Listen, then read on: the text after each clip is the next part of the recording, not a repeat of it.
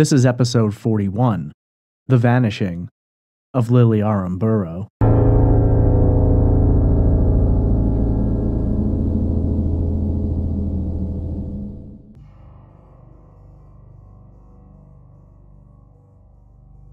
Lucely Aramburo was born on November 16, 1983, in San Francisco, California.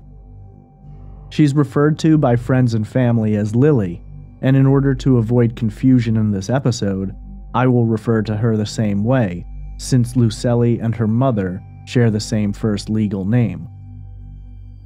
Shortly after her birth, Lily's parents made the cross-country move from California to Florida, settling near Miami.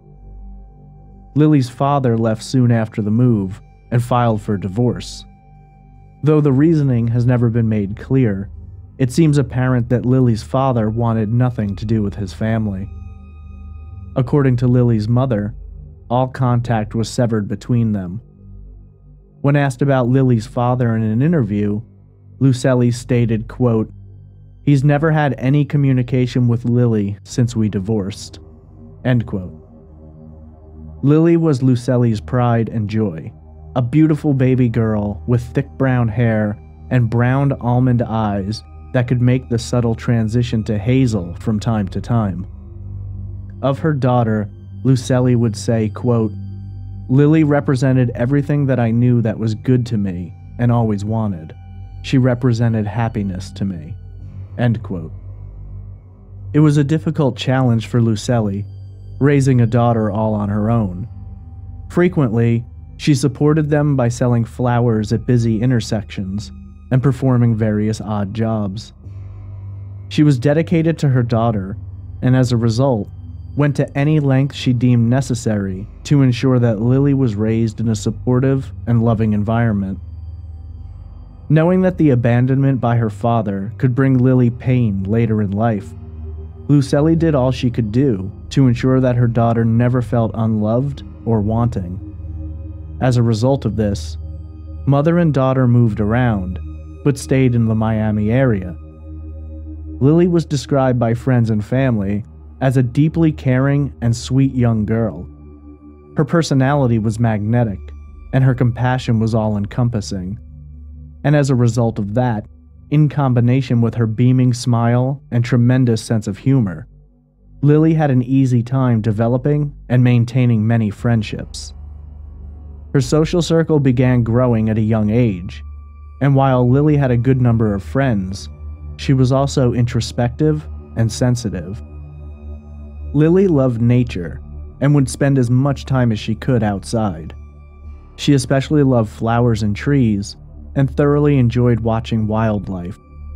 Lily's love of flowers, perhaps inherited from her mother, would stay throughout her life. She felt a special kinship with them, and one of her favorite activities was picking flowers. When life got to be too much, or Lily simply needed some time to herself, she would often wander off and find a field or meadow where she could spend hours just admiring the scenery, gathering flowers, and feeling at one with the beauty of the environment she so adored. Lucely wrote a few words about her daughter for this episode, and her statement reads as follows, quote, "She would play with ants, making their work easy, and helping them by cleaning their path. She developed an interest in nature very young, plants and especially flowers. She would stop and see how pretty they were, and acknowledge the difference between them, just like a butterfly would admire every detail on them. She was always playful, and she took life simple, but also in a deep way. Growing up, she also expressed herself in an artistic way by wearing unique outfits, put together in a unique way, and she started to make jewelry. She cooked tacos and would take them to her friends, wearing her version of her Mexican heritage proud. In a hippie way, she always had a lot of appreciation for me and my work, which is hard at times. I'm a florist.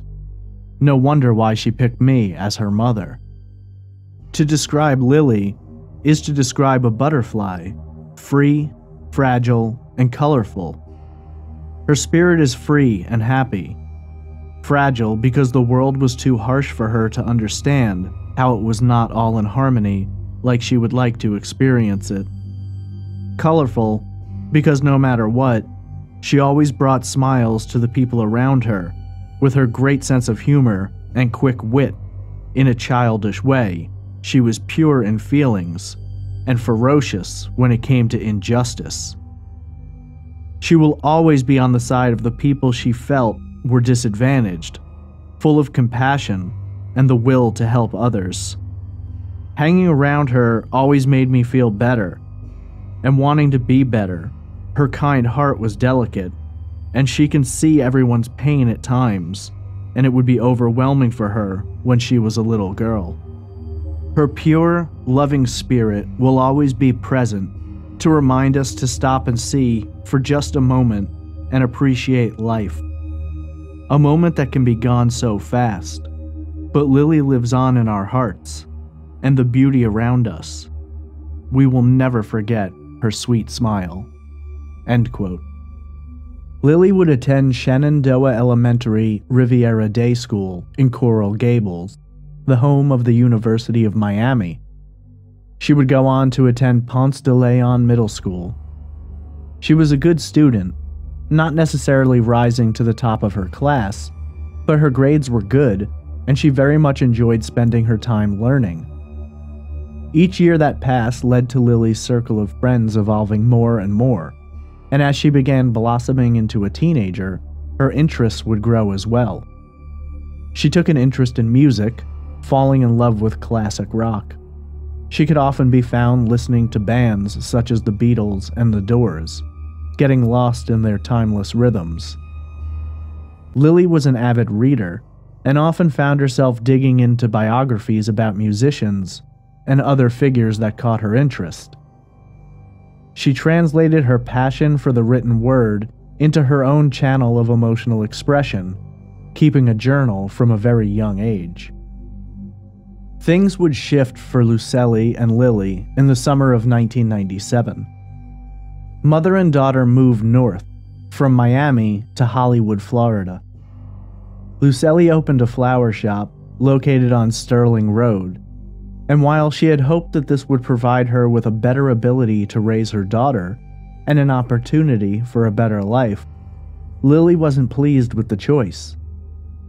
Lily was 14, and it was a difficult transition for her, as any major move is for a teenager.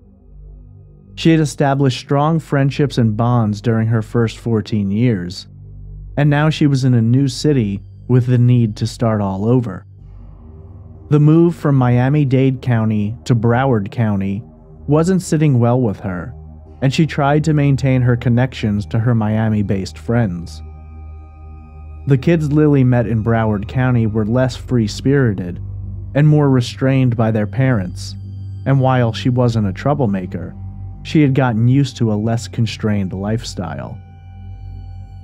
Lily began attending Hollywood Hills High School, and for the first time, began being difficult and stepping outside the rules. Lucely has suggested that the absence of a strong father figure in the home may have contributed to Lily's tendency to push the limits, and her disinterest in making friends in her new home wasn't making things any easier. In a later interview, Lucely stated, quote, "She didn't have her father around. She didn't want to be in Broward because all of her friends were in Miami, and those kids didn't really have any parental supervision, so it was easy for them to start using drugs." End quote. While it wasn't necessarily out of the ordinary for a teenager in high school to experiment with alcohol, Lily began earlier than most, and wasn't simply limited to drinking. Lucely, when asked about Lily at this time, responded, quote, "The crowd she was hanging out with were having a lot of fun, but also there started to be a little too much fun, so they were a little bit out of control. I'm sure there was a lot of alcohol involved, a lot of partying, possibly pot, at that time." End quote. Indeed, Lily had begun smoking marijuana with her friends, and around this same time, she was diagnosed with depression. Lucelli recalled the school psychologist calling her and telling her that Lily had a chemical imbalance. By the time Lily was 16, the combination of her depression and drug use was having a dramatic impact on not only her grades and school attendance, but also her personality. She started bucking the system, breaking the rules, and staying out past her curfew. When Lucelli tried to rein in her daughter, hoping that it was just a rebellious phase that teenagers often go through, Lily began taking things to a larger extreme. Her experimentation with drugs had also grown to a dangerous level, where she had begun trying harder substances, such as ecstasy, ketamine, and cocaine. Lucelli was struggling to keep her in control, trying to protect her from the dangerous situations she was entering. But Lily's independence was too strong, and before long, she stopped coming home at all. Lucelli would later say, quote, "She'd go hang out with her friends from Coconut Grove. She would sleep in the streets, in a park, at the beach. I'd go looking for her in all these places until I would find her." End quote. Frustrated with the rules and with the behavior expected of her, and more driven to have fun and spend her days partying with friends, Lily dropped out of high school. For the next several years of her life, Lily lived a transient existence, sometimes home with her mother, sometimes out on the streets. Kelly Starling, a friend of Lily's who had known her since middle school, explained, quote, "We enjoyed just being out on the streets, doing whatever we wanted to do. Lily was the closest girlfriend I ever had. At one point, me and her were living in a Toyota." End quote. During this time in her life, Lily stayed away from home and kept herself high on whatever was available, only returning home for those brief periods during which she didn't mind being sober. While it was a partying lifestyle, it was clear that Lily was struggling. Drugs had taken a hold of her, and though she willingly submitted to their influence and indulged frequently, friends could also see a desire in her to break from the wild lifestyle. In a tragic twist of irony, the girl who had wanted so desperately to be a free spirit, unshackled by the rules of any system, was now bound to one of addiction. The impact on Lucelli was painful and difficult, which she explained by saying, quote, "It was very tough for me. I was a nervous wreck. I couldn't concentrate on my business." End quote. The relationship between the two became strained, but Lucelli loved her daughter desperately and wanted more than anything to bring her home and keep her safe. But Lily at that time was beyond her reach. Lily and Kelly continued their hard partying ways, finding friends' houses to crash at when they were worn out. One of these friends was a former Marine named Christian Pacheco, who developed a friendship with both. Though he had been drug-free previously, he began using with his new friends. He will transition in and out of Lily's life for the next few years, but will become important later. On those nights when a friend wasn't available, or Lily and Kelly had worn out their welcome, the two would often squat in abandoned buildings and vacant houses, and if none were available, they'd walk down to the beach and sleep on the sand.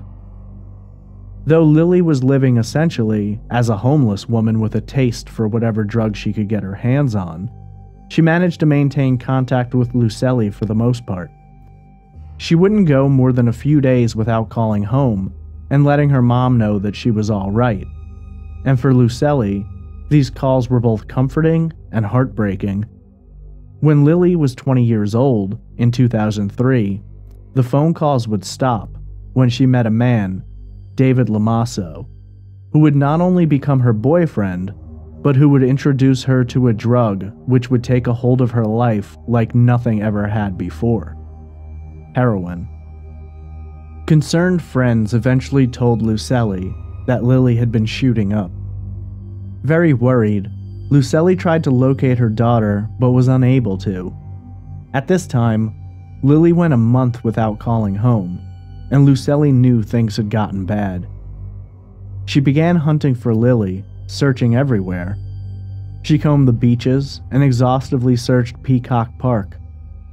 For 2 days she had been looking and could find no sign of her daughter, until one morning when she was driving past a bus stop and saw something that stood out to her. According to Lucelli, quote, "I saw some rocks, and I saw a little head, and I just recognized my daughter's hair, and I stopped, and sure enough, that was her. She didn't look good. She looked very, very weak, and I just went to her, and it broke my heart, and I'd never seen her so skinny and so bad in all my life." End quote. At the time Lily was found, she was propped up against David Lamasso, who was also strung out and in no condition to help. Desperate to help save her daughter's life and break her free of her addictions, Lucelli funded a stint in rehab. However, Lily quickly decided that it wasn't for her, and after only a week, she broke out and went running back to her boyfriend and her heroin. Their relationship had become more about their mutual addictions and the ready supply of drugs, and they spent most of their time strung out or looking for their next fix. The struggle inside Lily was still raging, though. While she was physically drawn to the high, her mind knew that this wasn't the life she wanted to live, and she was desperate to straighten out and sober up, but she couldn't resist her urges.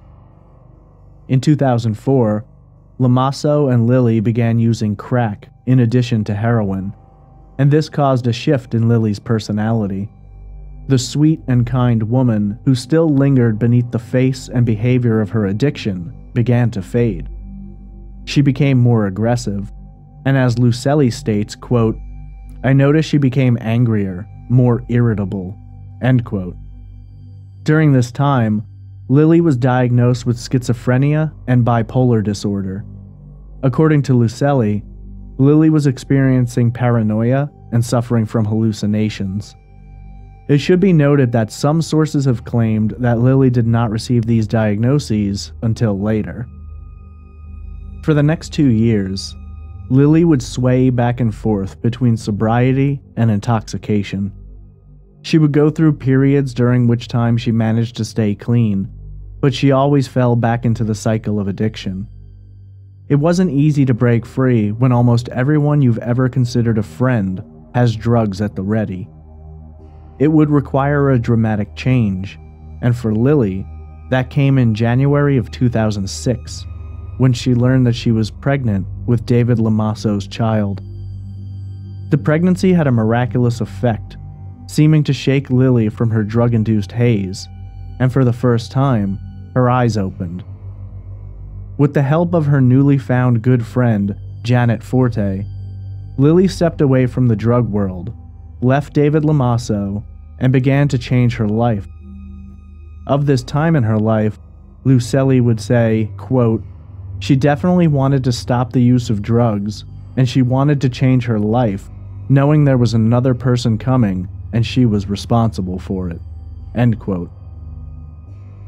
Janet described this time as an awakening for Lily, saying, quote, "She was surprised. She wasn't expecting that.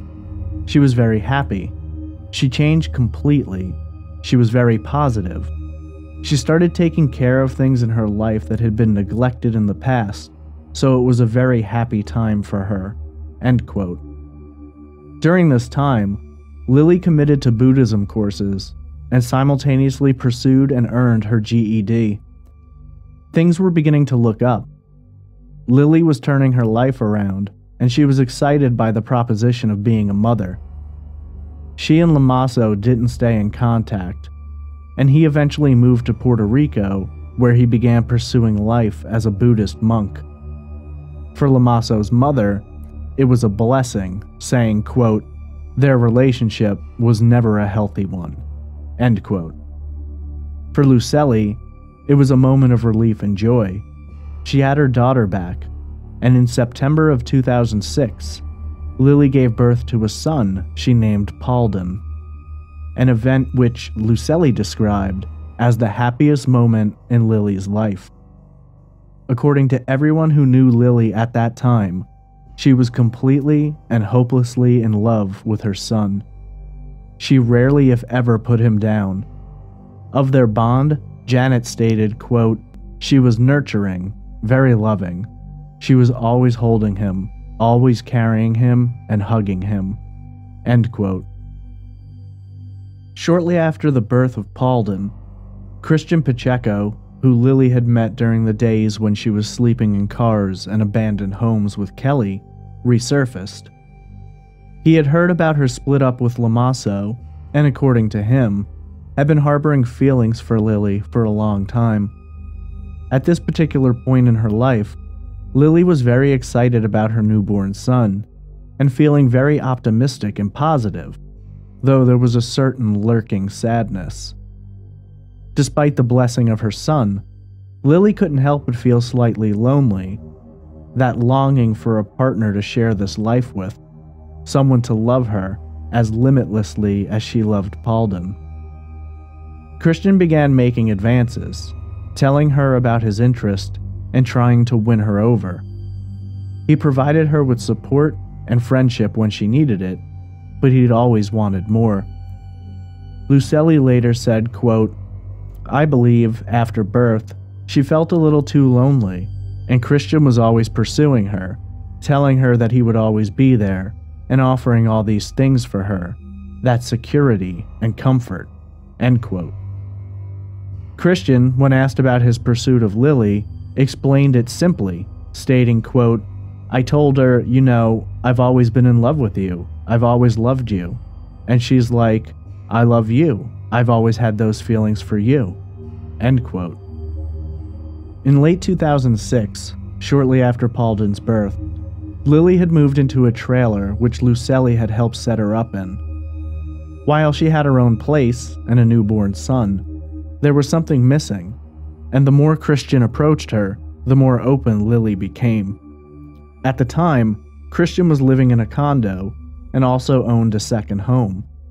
He was doing well in business and reportedly drove a Cadillac Escalade as well as a motorcycle. While business was rising, personally things weren't as put together. Christian was still struggling with drug addiction. Despite his struggle, he was kind to Lily and seemed financially secure, and so when he propositioned her with the idea of moving in, she was hesitant at first, but eventually agreed. Christian has explained that he very much cared for Lily and Paulden, and felt that they made for a loving unit. He was excited by the proposition, and 4 months after Paulden's birth, in January of 2007, Lily moved in with Christian, and the two became engaged. The romance was developing quickly, but there were also issues between the two that were beginning to rise to the surface. The two had discussed the possibility of moving to Arizona after getting married, and in early February, Lucelli watched Paulden while the couple took a trip out west to look at the area and see how they felt about a possible move. This was also around the time that Lucelli began to notice their problems, and she witnessed a few separate arguments. Lucelli didn't necessarily think the problems were major, and attributed them to the typical issues that can arise when two people move in together. In a later interview, she stated, quote, "I could just tell she wasn't all that happy. It was just she wasn't open. She wouldn't tell me what was going on. I thought they were probably having a little bit of adjusting problems and stuff." End quote. Friends of Lily's who were close to the situation have alleged that Christian was not only using drugs at the time, but was using them as a way to coax Lily into staying with him. They have speculated that Christian at that time was trying to get Lily back on crack and heroin, whether it was so that she would party with him or so that she'd feel dependent on him was never directly stated. Though an exact date can't be known for sure, sometime between February and March of 2007, Lily began using crack again. Lucelli described her daughter as vulnerable at this time, and felt that that vulnerability was preyed upon. Lucelli became aware that something was wrong, and she began to suspect that Lily was using again. According to her, Lily and Christian were partying late into the night and constantly having people over. Lily would frequently ask her mother to watch Paulden in order for them to party without having to be concerned. Kelly Starling, Lily's old friend, was crashing with the couple and became witness to several disputes that continued to escalate in terms of violence. About their confrontations, Kelly said, quote, "Lily is one of those people who can sit there and poke you until you just snap. Christian didn't know how to control his temper. After he did drugs, he would just blow." End quote. She later recalled a situation in which Lily made a comment about the possibility of leaving Christian for another man. And according to Kelly, Christian lunged at her and shook her, and Kelly had to remind him that there was no reason to do that, and essentially had to pull Christian off of Lily. On February 19th, police responded to a 911 call from Christian in regard to an argument that was occurring. According to their report, at the time police arrived, both individuals were calm. Police spoke to them separately, but neither was interested in having the other removed from the home or in pressing any charges. The situation appeared to be diffused, and Christian told the officers that he would sleep on the couch that night, and he apologized for the inconvenience. Things were worse the next time police came, which was on March 23rd. Two officers arrived after a call about a dispute and found the condo in disarray.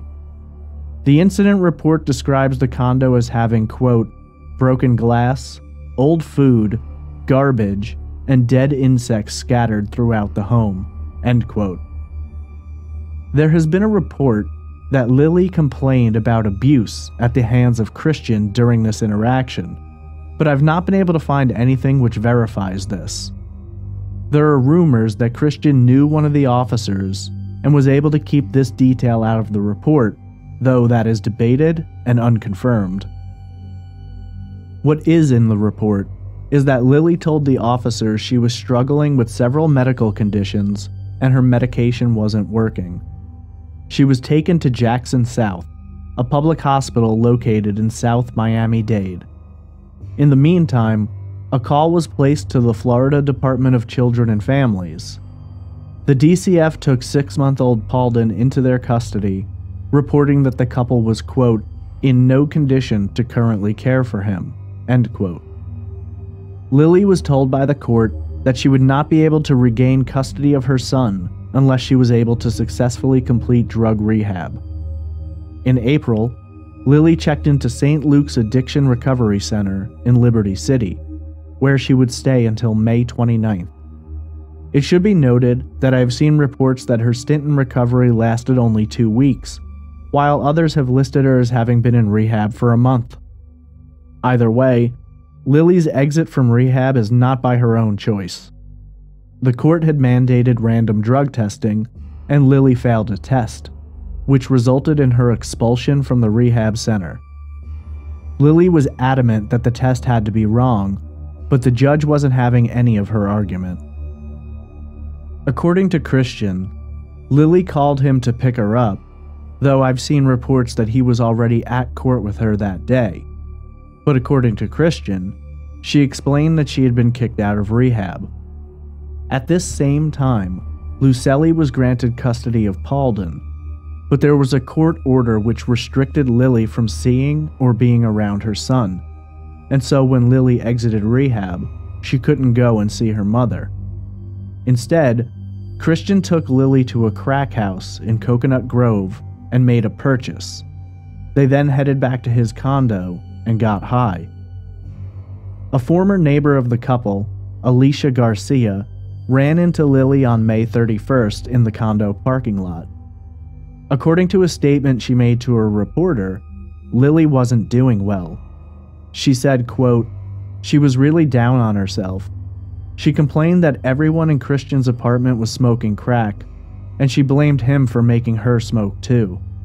That was the last time I saw her." End quote. Lily will vanish just over 24 hours after this interaction. There has been an unconfirmed report that on or around the day Lily left rehab, she made a phone call to a friend. According to this report, Lily was allegedly crying hysterically and begging her friend to pick her up because she claimed to be in fear for her life. Allegedly, Lily makes the statement that Christian told her that he could make her disappear and no one would ever find her body. This story is supposedly also told to Lily's mother by Lily herself, and she goes on to say that she had woken up in the morning, finding bloody needle marks on her arm, and she's worried that she was either getting dosed while asleep or was dosed after passing out, and that someone may have been trying to give her an overdose. While this is a very compelling account, it has never been officially confirmed. Whereas many believe this is a high possibility, others have argued that both Christian and Lily were experiencing paranoia due to their drug use, and Lily was suffering from schizophrenia, among other mental health issues, which may have contributed to this. Lily and Christian were home at the condo. Later in the day, Kelly arrived along with a man referred to as EJ, later identified by Kelly as Emmanuel de Jesus. The foursome begins smoking crack and using various other substances in the living room. According to Christian, at some point, Kelly got up and went into his and Lily's bedroom, and this caused an argument between the two. Christian stated, quote, "I guess it was too noisy out in the living room for her, so she went into the bedroom to lay down. Lily and I were talking, and she got upset that Kelly went into the bedroom, and she was like, 'You want to be with Kelly now,'" end quote. Christian says at this point, he went to the bedroom and asked Kelly to come out, telling her that he and Lily were going to need their bed alone that night, and they didn't want her in the room. According to Christian, when he returns to the living room, Lily is walking out the front door. She's wearing only a nightgown, nothing else, not even shoes. She takes none of her personal effects with her, though, according to Christian, she's carrying 2 bungee cords. Lily, now 23 years old, exits the condo at approximately 2 a.m. on the morning of June 1st, and is never seen again. It should be noted that reports vary, whereas sometimes it is stated that Christian saw Lily walk out of the house. Other times it is said that when he returned from the bedroom, she was already gone, and EJ told him she had left. According to the latter account, Christian notices the bungee cords are missing and assumes Lily has taken them with her. The bungee cords were supposedly from a bike rack that Christian had. At the time, he didn't think much of her exit. He later said that he thought she was just taking a walk, or possibly going to pick flowers, which she often did when she was upset. He has said he assumed she would return, stating, quote, "She left her phone there, she left her purse there, she left everything at my house, and I'm like, that doesn't make any sense. Why would she leave everything? If she was gonna leave, why wouldn't she at least take her phone with her, or something?" End quote. At this point, Christian doesn't pursue Lily. He allegedly falls asleep and awakens in the morning to find that Lily still isn't home. According to him, he isn't greatly concerned until the day begins turning into night.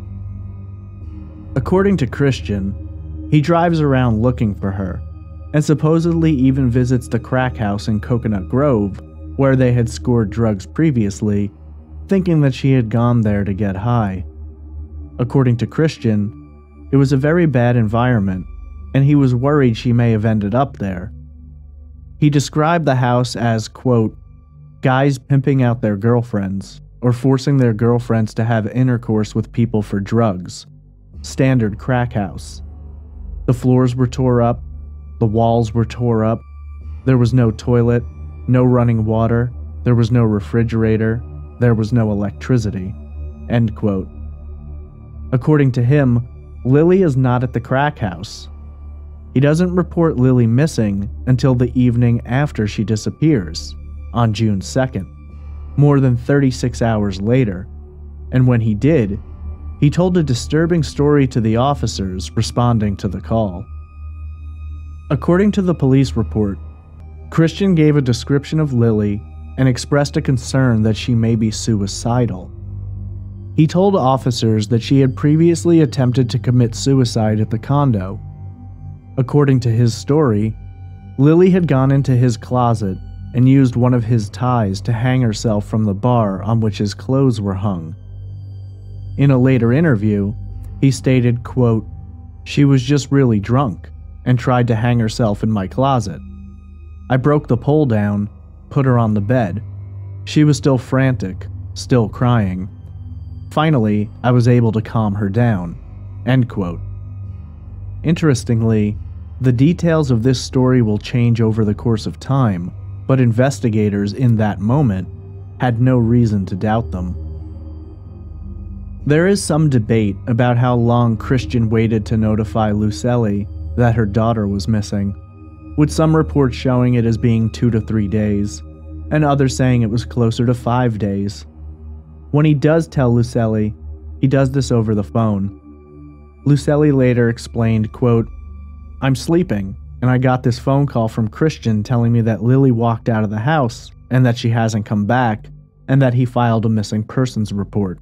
End quote. She in turn called Janet Forte, explaining that Lily was missing and that Christian had filed a missing persons report.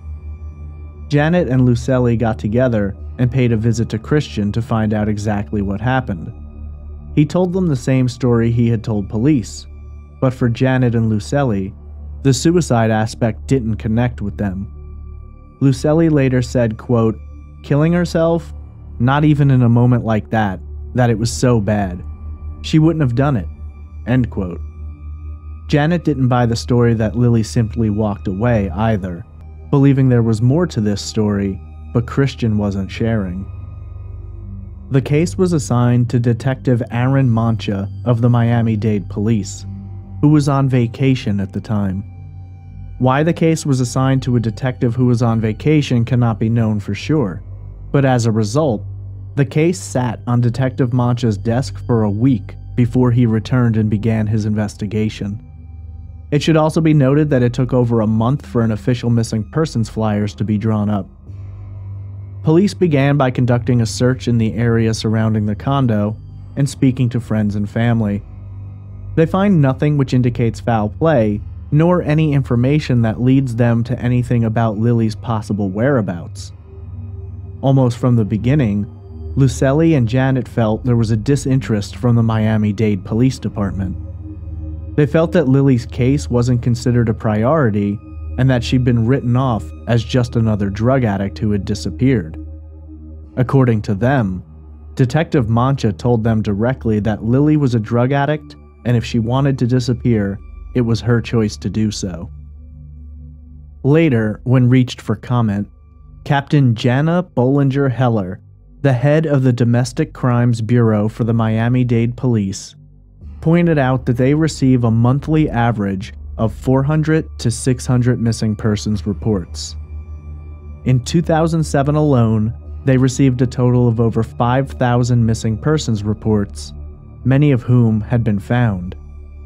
According to Bollinger Heller, 90% of the cases are closed within the first year, and she further stated, quote, "We are talking about runaways to elderly folks who walk away from a nursing home, and with adults, they can go missing on purpose too."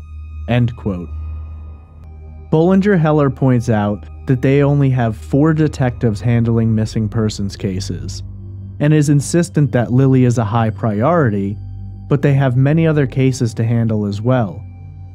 Whether or not the police had a lack of interest, a shortage of manpower, or too many other cases to investigate can't be known for sure, but regardless, the bulk of the searching for Lily is conducted by her mother and Janet. A few weeks after Lily went missing, with no new information and no sightings, Lucely takes to driving around every day, looking in various places she believes Lily could possibly be.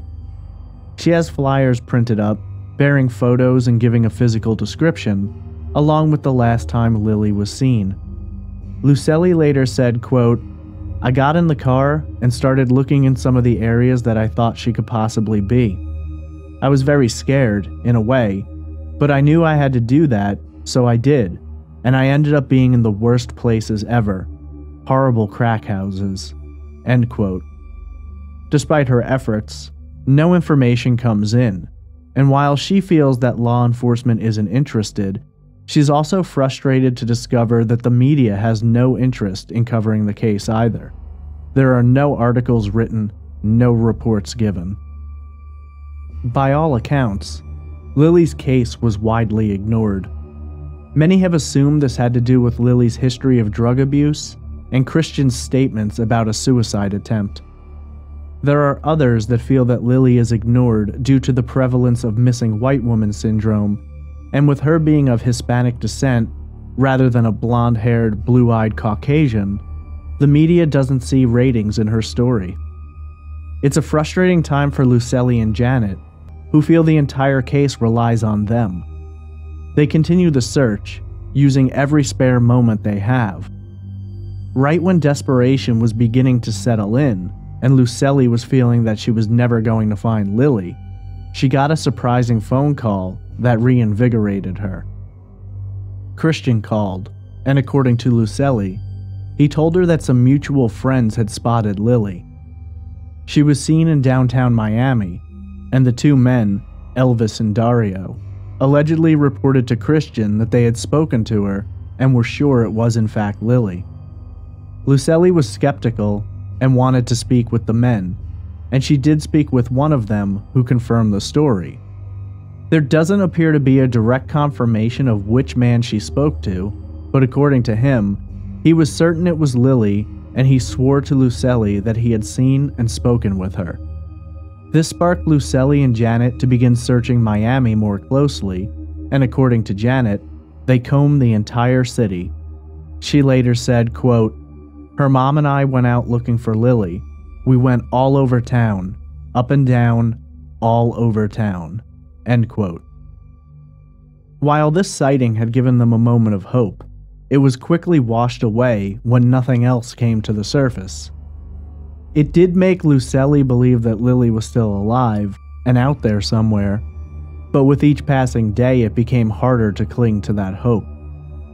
From the beginning, Lucelli and Janet found it nearly impossible to believe that Lily would just run off. Yes, she had disappeared in the past for periods of time, and she was using once again, but things were different now. She had a son who meant the world to her, and in no way could they comprehend her willfully choosing to walk out on him. After 2 months of fruitless searching, they couldn't help but feel that something was wrong with the situation, and their suspicion of Christian began to grow. They had several questions which they felt Christian had never answered to their satisfaction. Firstly, they wanted to know why he'd waited so long to file the missing persons report, or to contact Lucelli. Christian's response about the report was concise, saying, quote, "I called the police earlier, but they said you couldn't file a missing persons report until 24 to 48 hours, unless it's a minor. Should I have filed the report Sunday morning? Maybe. I don't know. I wasn't thinking about that. I was worried about where she was. I wanted to find her." End quote. In reference to not calling Lucelli, he simply said, quote, "At one point, I thought Kelly talked to Lily's mom, or somebody talked to Lily's mom." End quote. It should be noted at this point that while Kelly has spoken positively of Lily in the very few conversations that members of the media have had about this case, in her personal life, she doesn't always appear to be so kind. Janet described their relationship as somewhat back and forth. While it was stated by Christian that Lily accused him of wanting Kelly, which he denied, a photo did appear on Kelly's MySpace page after Lily's disappearance, which depicted herself and Christian in somewhat of an embrace. Perhaps it was just innocent. Prior to Lily's disappearance, Kelly made an angry post about her on her MySpace page. It does contain some harsh language, but for the sake of accuracy, I will quote directly. The post reads, in part, quote, "She only thinks about herself, dude. She's seriously a shell of a person. A fucking crackhead. A manipulative, psychotic little monster. And she's so fucking paranoid about losing her drug supply that she's turned on me for fear that I'll steal Chris from her because he and I were such close friends before she even started really hanging out with him." End quote. For many, comments such as this have made them speculate as to whether or not there was in fact something going on between Christian and Kelly, which shines a suspicious light on that final night at the condo. Lucely and Janet decided to pay an unannounced visit to Christian's condo. They wanted further clarification. They wanted to find out exactly what happened the night Lily disappeared, and they wanted him to answer some questions. According to Janet, Christian didn't behave like someone who was upset or hurting over the disappearance. She stated, quote, "His behavior was very strange, and he wouldn't look at us. He would be talking, but he was cleaning his house at the time. It sticks out a lot because he didn't act like a concerned boyfriend or fiancé." End quote. Christian has argued that, at the time, he was absolutely devastated by Lily's disappearance, and his behavior could be chalked up to the fact that he had dramatically increased his drug use in some form of self-medication. He said, quote, "I just wanted to dull the pain of her being gone. I was feeling abandoned." End quote. Shortly after their visit, Lucely and Janet went to see the Miami-Dade police and told them of their suspicions. Nothing came of this, and the two continued their search. By September of 2008, a little over a year after Lily had vanished, the case had grown cold, and little to nothing had been discovered. Lily remained missing, and there were no new leads, no new information, and no one seemed to really care. At least that's how Lucely felt about it. Janet decided that their best option was to reach out through the internet, and so she created a Facebook page entitled "Help Find Lily Aramburu." She also made a blog and began using Twitter to spread the word. The push on social media finally yielded some results.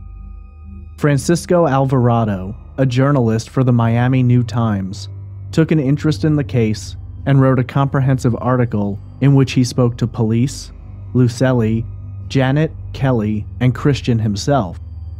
The article happened to come across the desks of two private investigators, Joe Carrillo and Anna Lanuza.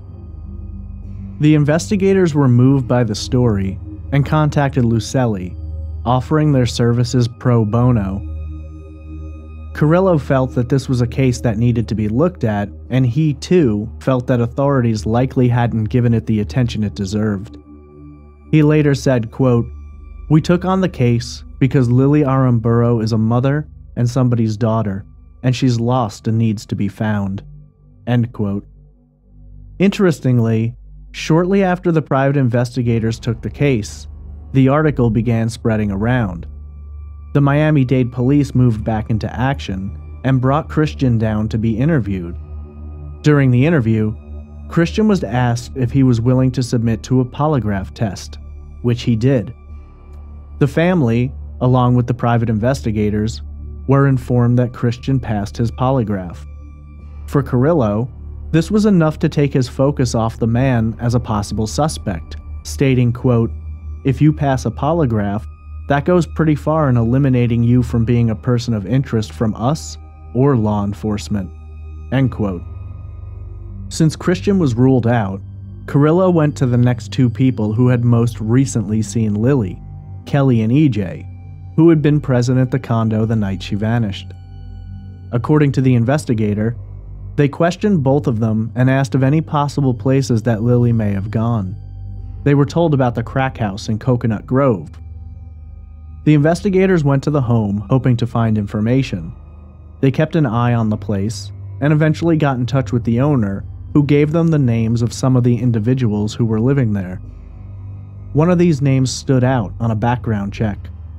It was revealed that he had a prior conviction for second-degree murder.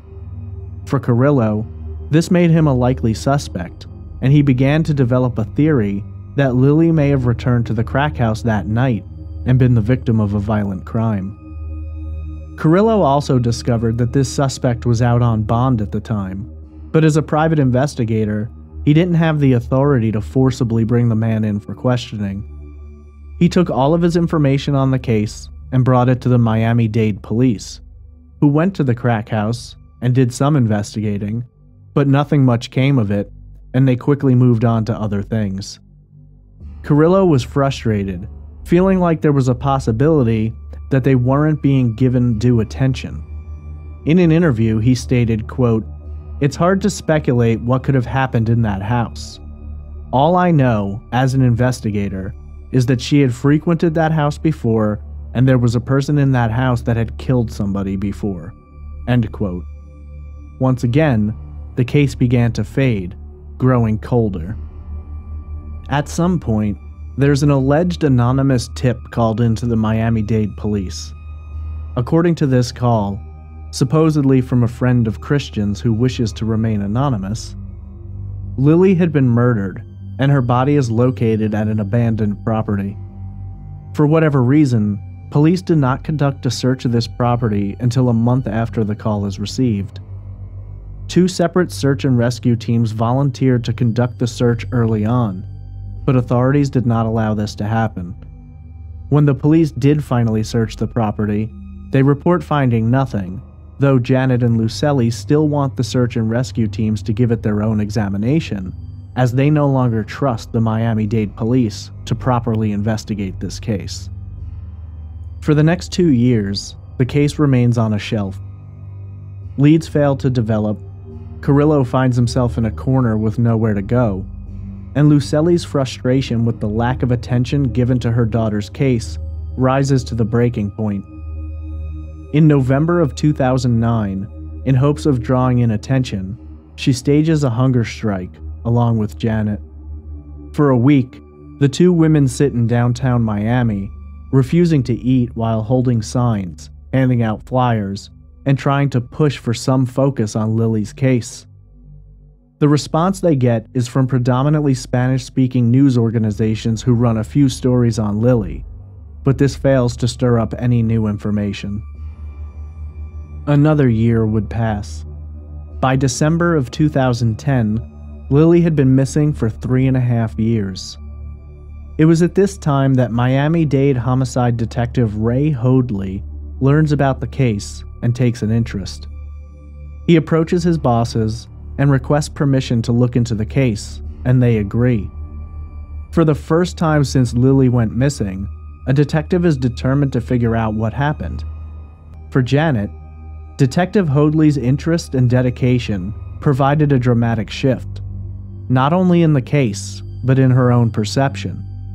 She stated, quote, "From the moment I met him, I knew things were going to get better for the investigation, and it was the first time in 3 years that I felt positive, and he changed my whole view of the police department, this man." End quote. Detective Hoadley's first step was to examine the case file. He takes extensive notes on all the information present, but during his examination, he begins to question multiple things. First and foremost, almost all of the statements present in the file are unverified.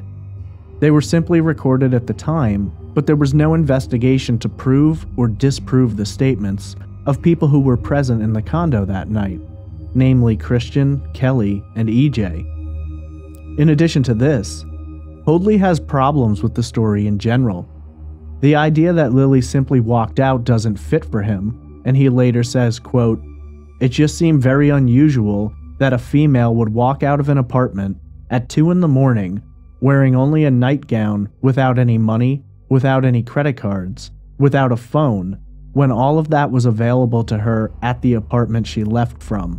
End quote. Then, Hoadley makes a shocking discovery.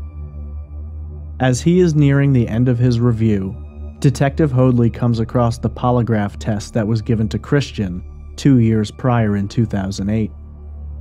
While the Miami-Dade police had informed Lucelli, Janet, and private investigator Joe Carrillo that Christian had passed, the test results contradict that.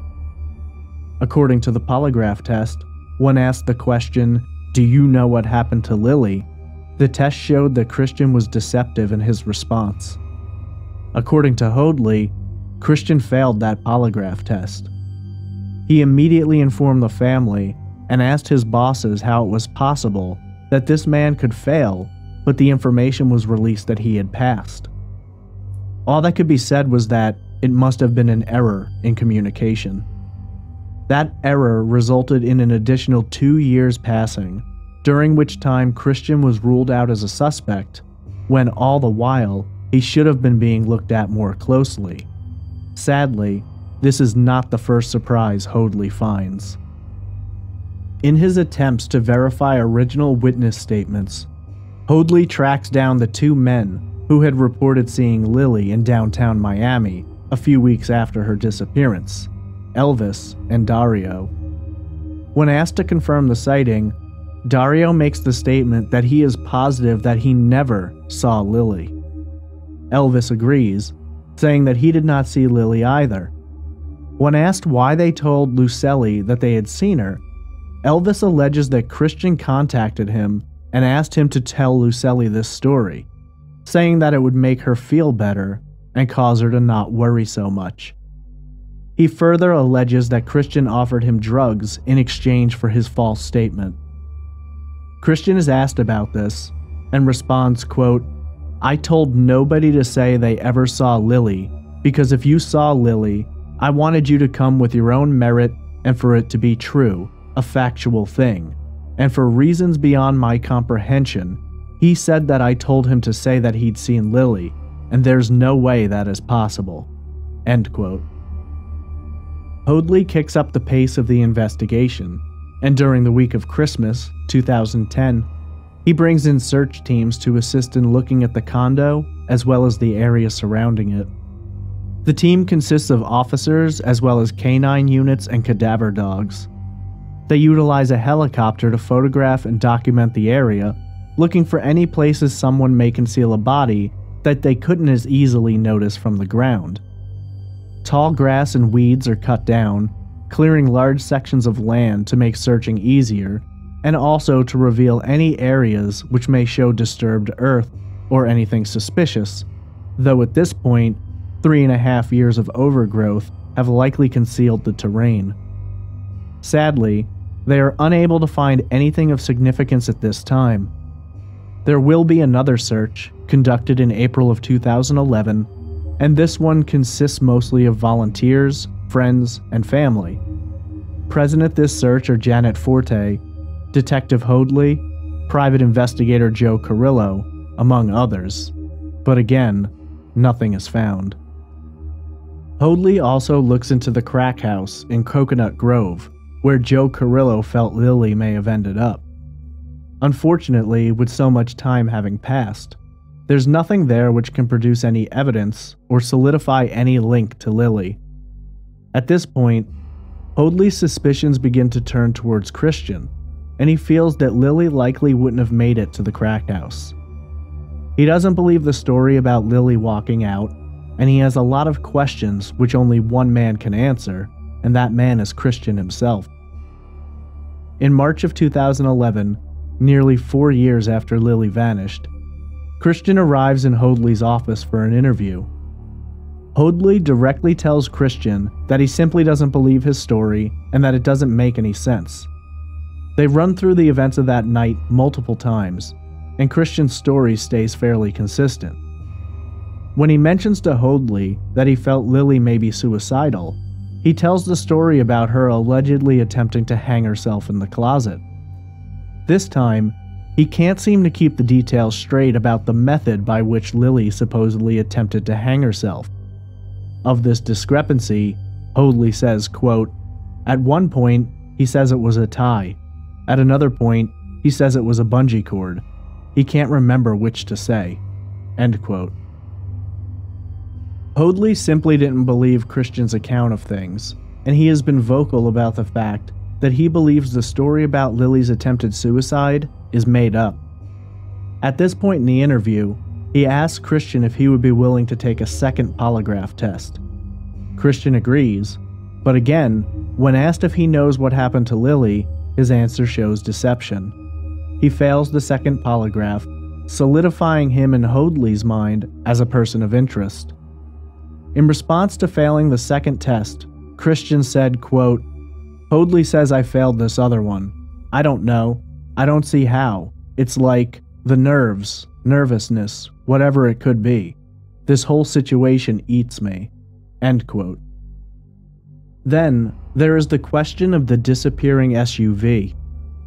At the time of Lily's disappearance, among other vehicles, Christian was driving a 2005 black Cadillac Escalade. According to Christian, shortly after Lily's disappearance, he totaled the SUV when he fell asleep behind the wheel on a long drive home from a family funeral. However, in a memo which has been publicly released, it has been pointed out that Christian never filed an insurance claim in regard to the SUV. There is no official accident report, and the whereabouts of the SUV itself remain unknown. Unfortunately, despite these glaring details, there's nothing solid to connect Christian to a crime being committed. By this point in time, for both Janet and Lucely, the hope that Lily will be recovered alive has completely faded. They believe firmly that Christian knows more about the situation than he has shared, and they speculate that he may have been involved in a crime which led to her disappearance. In an interview, Janet stated, quote, "We need to find her. Her family needs some sort of resolution. I can't imagine her son growing up, not knowing what happened to his mother, and thinking that she abandoned him or something like that." End quote. Christian is adamant that he had nothing to do with Lily's disappearance. He would later say, quote, "If I had something to do with her disappearance, why would I force the police to take a missing persons report when I could have let that go? I had nothing to do with Lily's disappearance. There is nothing that I knew more than her leaving my apartment, and there is nothing I know. There is nobody I have spoken with. There is nobody I've talked to that has any idea, along with myself, about what happened to Lily that night after she left." End quote. Sadly, the information about the investigation, about Lily's disappearance, about everything, begins to taper off. There was another sighting reported. The manager of Camilla's house claimed to have seen Lily in a homeless shelter in downtown Miami. Police were dispatched, but unable to locate Lily. Lucely put up flyers at the shelter, though she feels it was a false sighting, having received no calls after putting up the flyers. Miami-Dade Captain Bollinger Heller, when asked about the possibility of foul play, responded, quote, "We haven't ruled out anything, but at this point, we have no proof of criminal wrongdoing in this case, so we can't just pick someone up and arrest them." End quote. Detective Hoadley retired, and the case moved on to Sergeant Gallagher. Gallagher later retired, and in 2016, the case fell into the hands of Detective Juan Segovia. As far as is known, the case is still active, and Segovia is pursuing all leads. Sadly, Lily's case has been fairly absent in the media, getting only minor coverage in a few newspaper articles and across a few online blogs, though the television series Disappeared did do an episode on her case.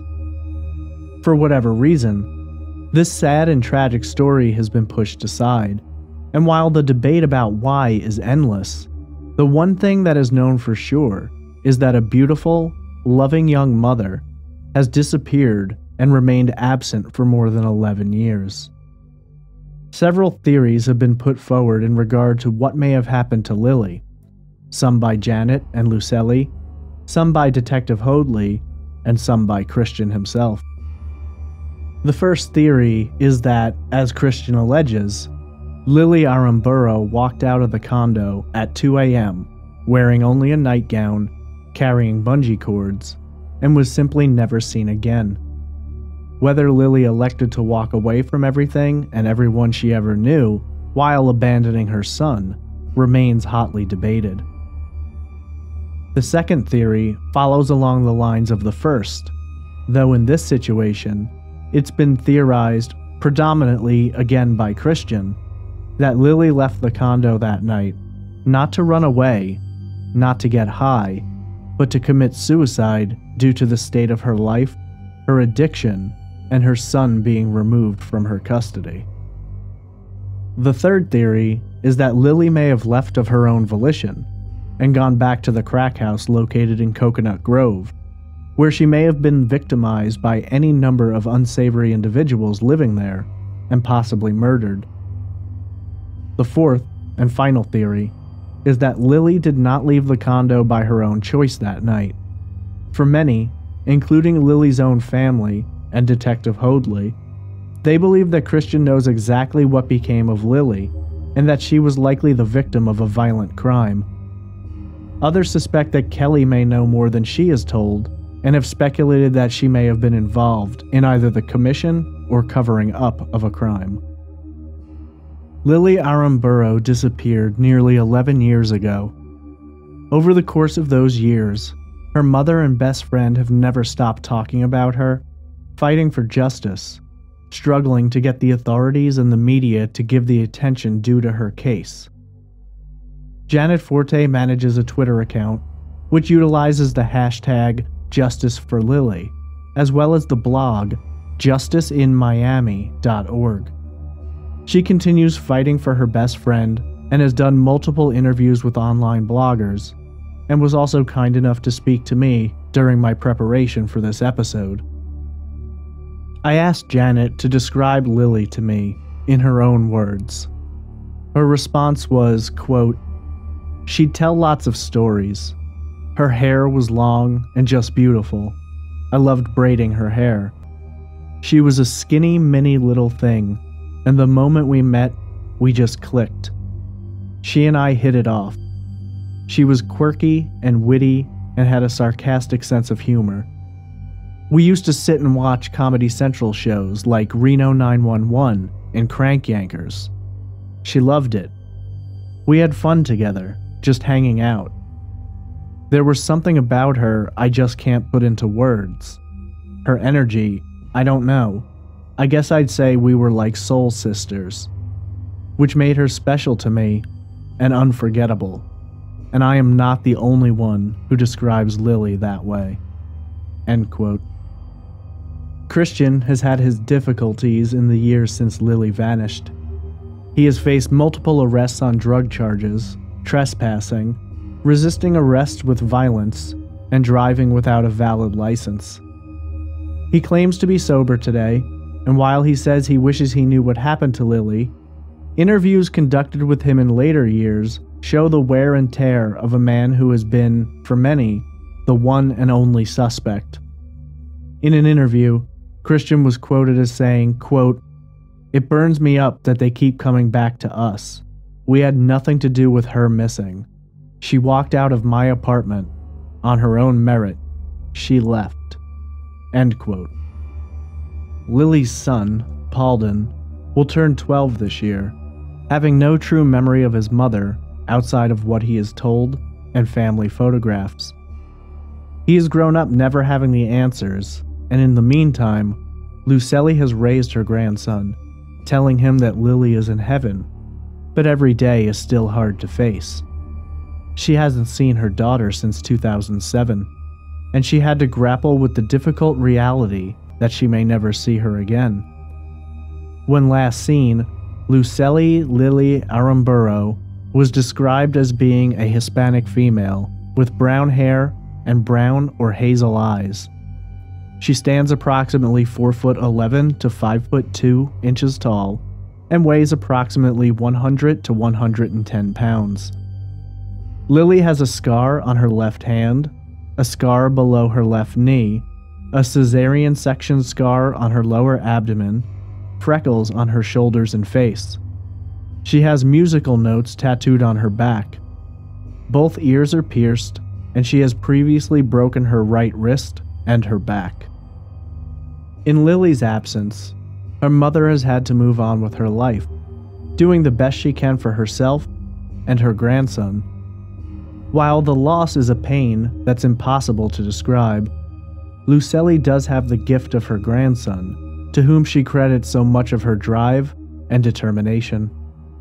When asked how she does it, Lucely answered, quote, "I kept moving forward because I have a tremendous gift, a tremendous blessing, which is Lily's son, which he happens to look identical and is just another chance for me to give my love to my daughter, to him, to learn from all these things. I still believe something is going to happen. I have to. I have to believe I'm going to find out what happened to my daughter."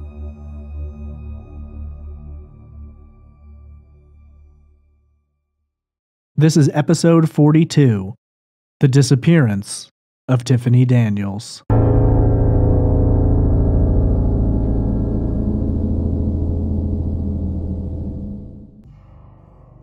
Tiffany Heaven Daniels was born on March 11, 1988, in Dallas, Texas, to parents Cindy and Rodney. Despite the Texas location of birth, Tiffany and her family settled in the Pensacola area of Florida, where she would live for the rest of her life. I should note at this point that in an interview, Cindy listed Tiffany and her daughter Angela as her only children, though in subsequent media, Candace McAdams has also been listed as Tiffany's sister, and Cindy did at times refer to Tiffany's sisters.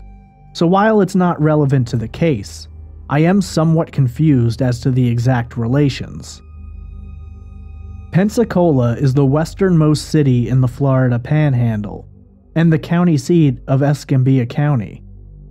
The city boasts a population of nearly 52,000 residents, and while these are locals, during the summertime, Pensacola becomes a hotspot for vacationers looking to take advantage of its beaches and nightlife. Pensacola is a seaport on Pensacola Bay, protected by the barrier island of Santa Rosa, and feeds out into the Gulf of Mexico. Tiffany was a loving young woman with an undeniable charisma that tended to draw in those around her. Making friends was not a challenge for the young woman, who seemed to possess an innate magnetism that others simply couldn't resist. Perhaps it was the deep compassion of her heart, or the way she could take any situation and find a way to make you laugh, that was the secret to her charm and personality. Those who knew her often described Tiffany as a fun-loving, free-spirited young woman who did her own thing and didn't give much attention to the mainstream, let alone the opinions of those who might try to rein her in. In an interview, Tiffany's mother Cindy stated, quote, "Tiffany marched to the beat of a different drummer. Artists are like that. They get perspective out of things that you and I would not see when we look at them." End quote. From an early age, Tiffany's love for art was apparent, and she possessed a talent when it came to putting the paintbrush to the canvas. Tiffany's involvement in the artistic side of her life would become a lifelong passion, and would feed into all aspects of her world. Her mind would also be shaped by this affection, and she often found herself drawn to picturesque locations and individuals who were also invested in expressing their creativity. Almost everyone who came across Tiffany described her as the kind of beautiful soul you wanted to have around you. She was bubbly, full of energy, and always looking to share an adventure. Tiffany's sister, Candace, said of her, quote, "Everybody loved Tiffany. Tiffany is a light. That's the best way I could describe her. When you're around her, you just feel light. Everything gets brighter, more colorful, more beautiful." End quote. Tiffany's adventurous interests fed well into her love of nature. She could often be found outdoors being active, and was an avid cycler, riding her bike frequently. She would eventually get tattoos on the tops of her feet, showing seeds, growing into vines, and blooming. On top of riding her bike, Tiffany enjoyed hiking and camping. Whatever the activity, if she could be enjoying the beauty of the world around her, she was into it. Tiffany's father, Rodney, described her as a butterfly girl, saying, quote, "She would be talking or doing something, and if a butterfly came by, she'd take off and follow it." End quote. Her family had grown used to her spontaneous nature over the years, knowing that at the drop of a hat, she could completely change her plans for the day and drive down to the beach for a swim, or hop on her bike, where she'd ride for hours, just enjoying the freedom of being out of the everyday rat race of traffic and city congestion. Tiffany's artistic talents were apparent to her instructors when she was in high school, and the young woman excelled when it came to the arts. It was during this time that she truly began to hone her craft, specifically her painting. She began to consider a career where she might be able to pursue painting, though later, throughout her college life, her thoughts on a potential career would vastly change. As she continued through school, Tiffany distinguished herself as not only an artist, but a bright and reliable young woman who had a strong independent streak and wasn't afraid to strike out on her own if necessary. She eventually graduated from high school, having taken a large curriculum of advanced placement classes, and received multiple scholarship offers. Interestingly, while she was surrounded by a strong group of friends, some noted that she also had a loner aspect to her personality. She enjoyed going off on her own, communing with nature in a way, and if she was having any difficulties or needed some space, she could often be found sitting on the beach at night or hiking by herself. Something else that Tiffany loved deeply was dance. She could often be found twirling on the dance floor with her friends, and it was through her love of swing dancing that as she grew older, she expanded her circle to encompass many of a similar mind, who would often accompany her out for the night.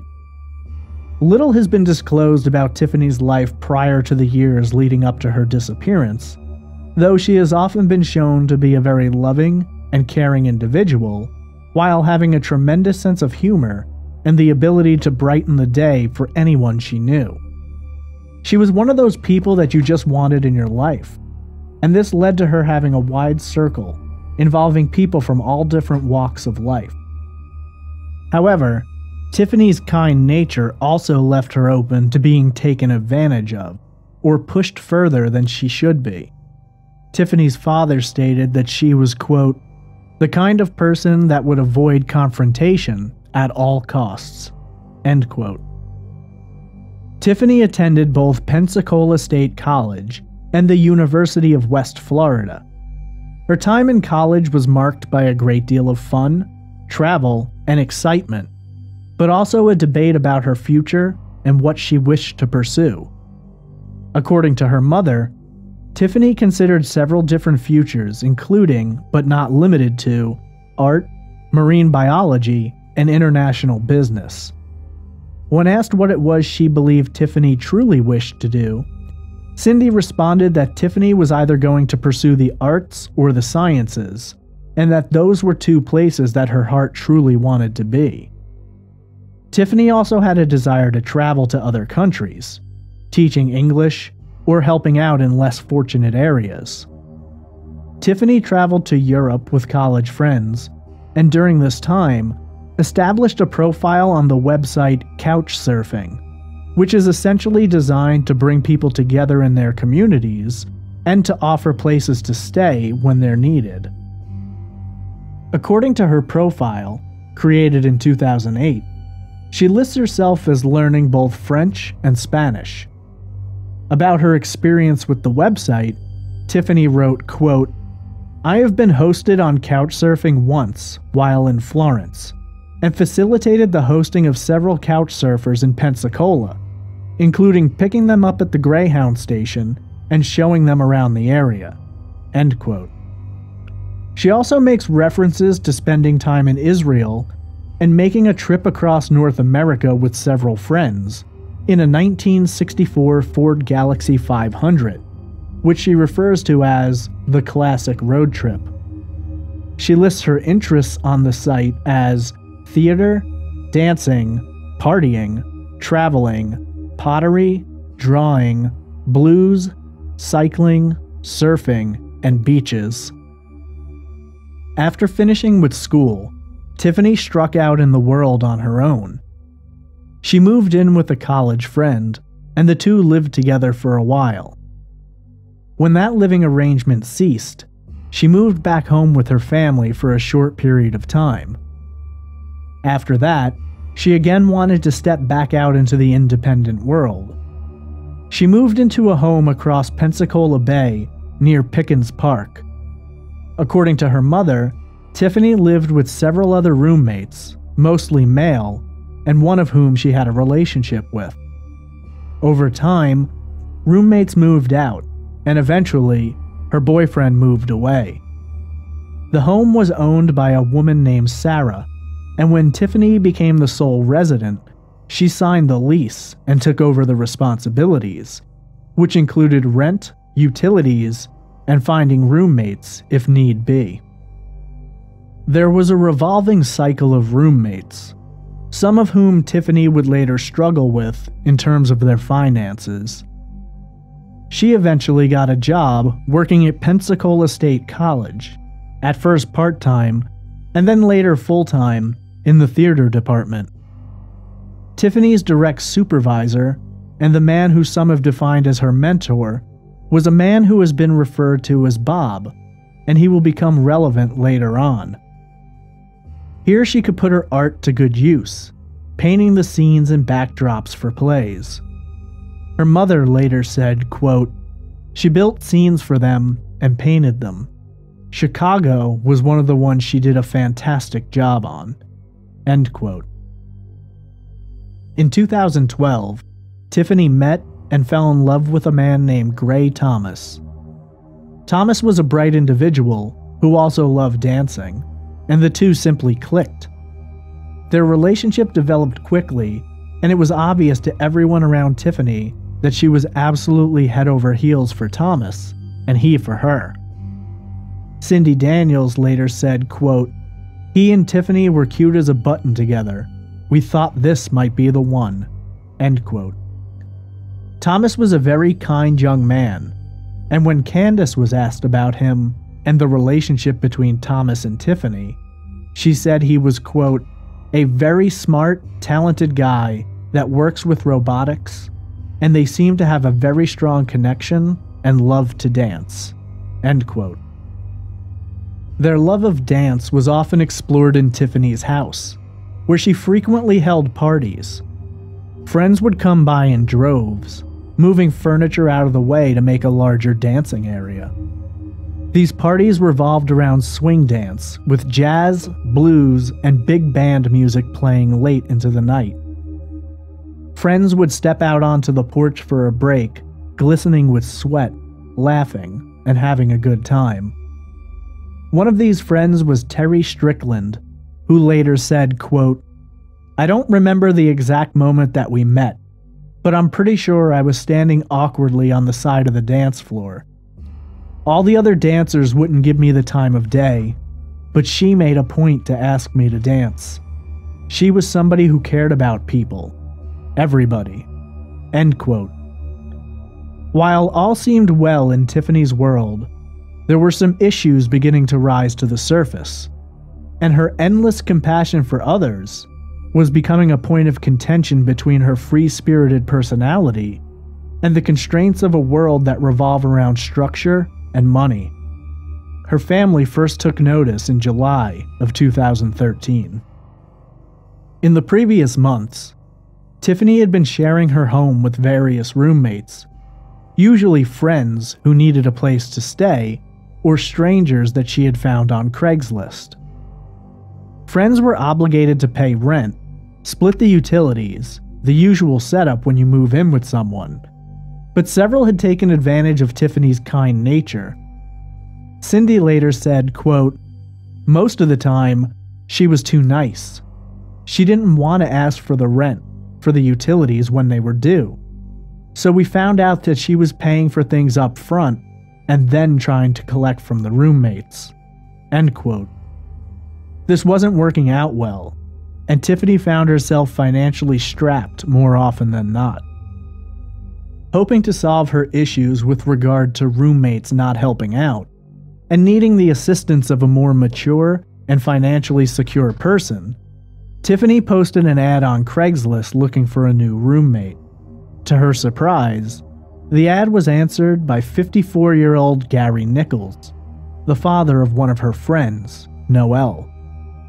Nichols had recently separated from his wife and was looking for a place to stay. And while Tiffany was excited by the proposition of having a more mature and reliable roommate, her family felt strange about the older man living with their then 25-year-old daughter.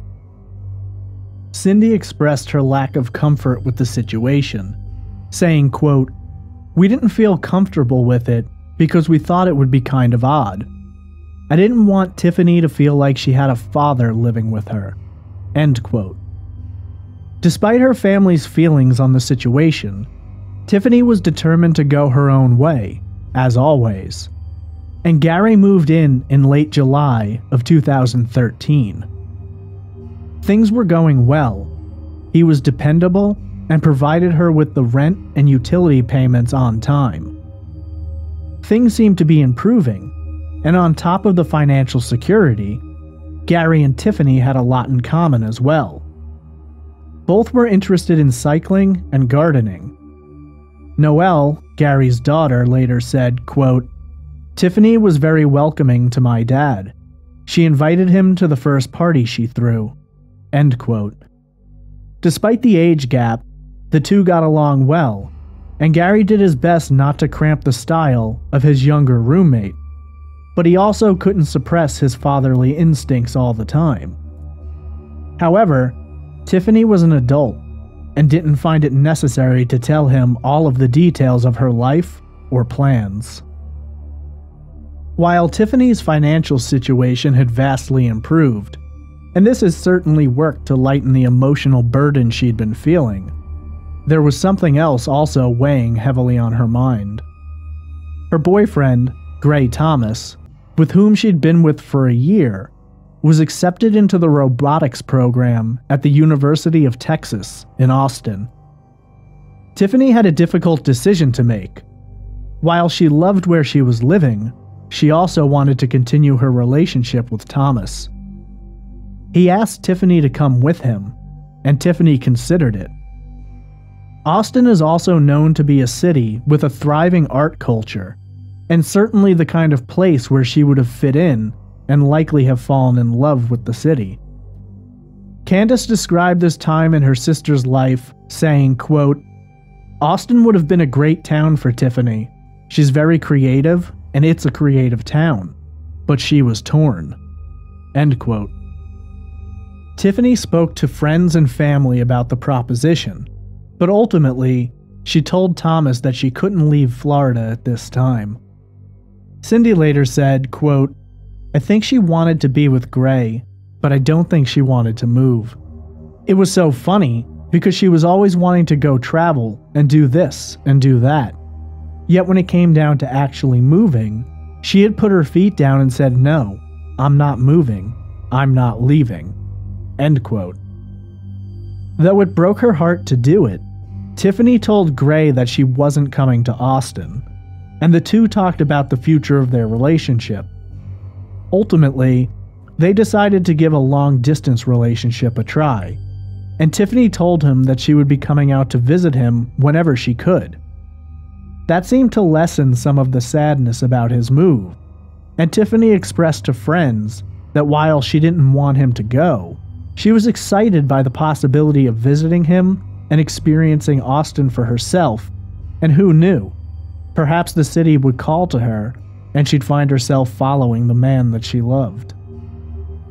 Thomas was set to leave on the morning of Sunday, August 11th, 2013. Tiffany, not wanting to miss the opportunity to say goodbye and to spend more time with him, invited him over for breakfast, and the two talked about their possible future together. Thomas wanted Tiffany to come with him, and it's been suggested that, during breakfast, he made at least one last bid for her to come to Austin. Tiffany is said to have stood fast to her determination to stay in Pensacola, but assured him that she would be visiting as soon as he was settled in.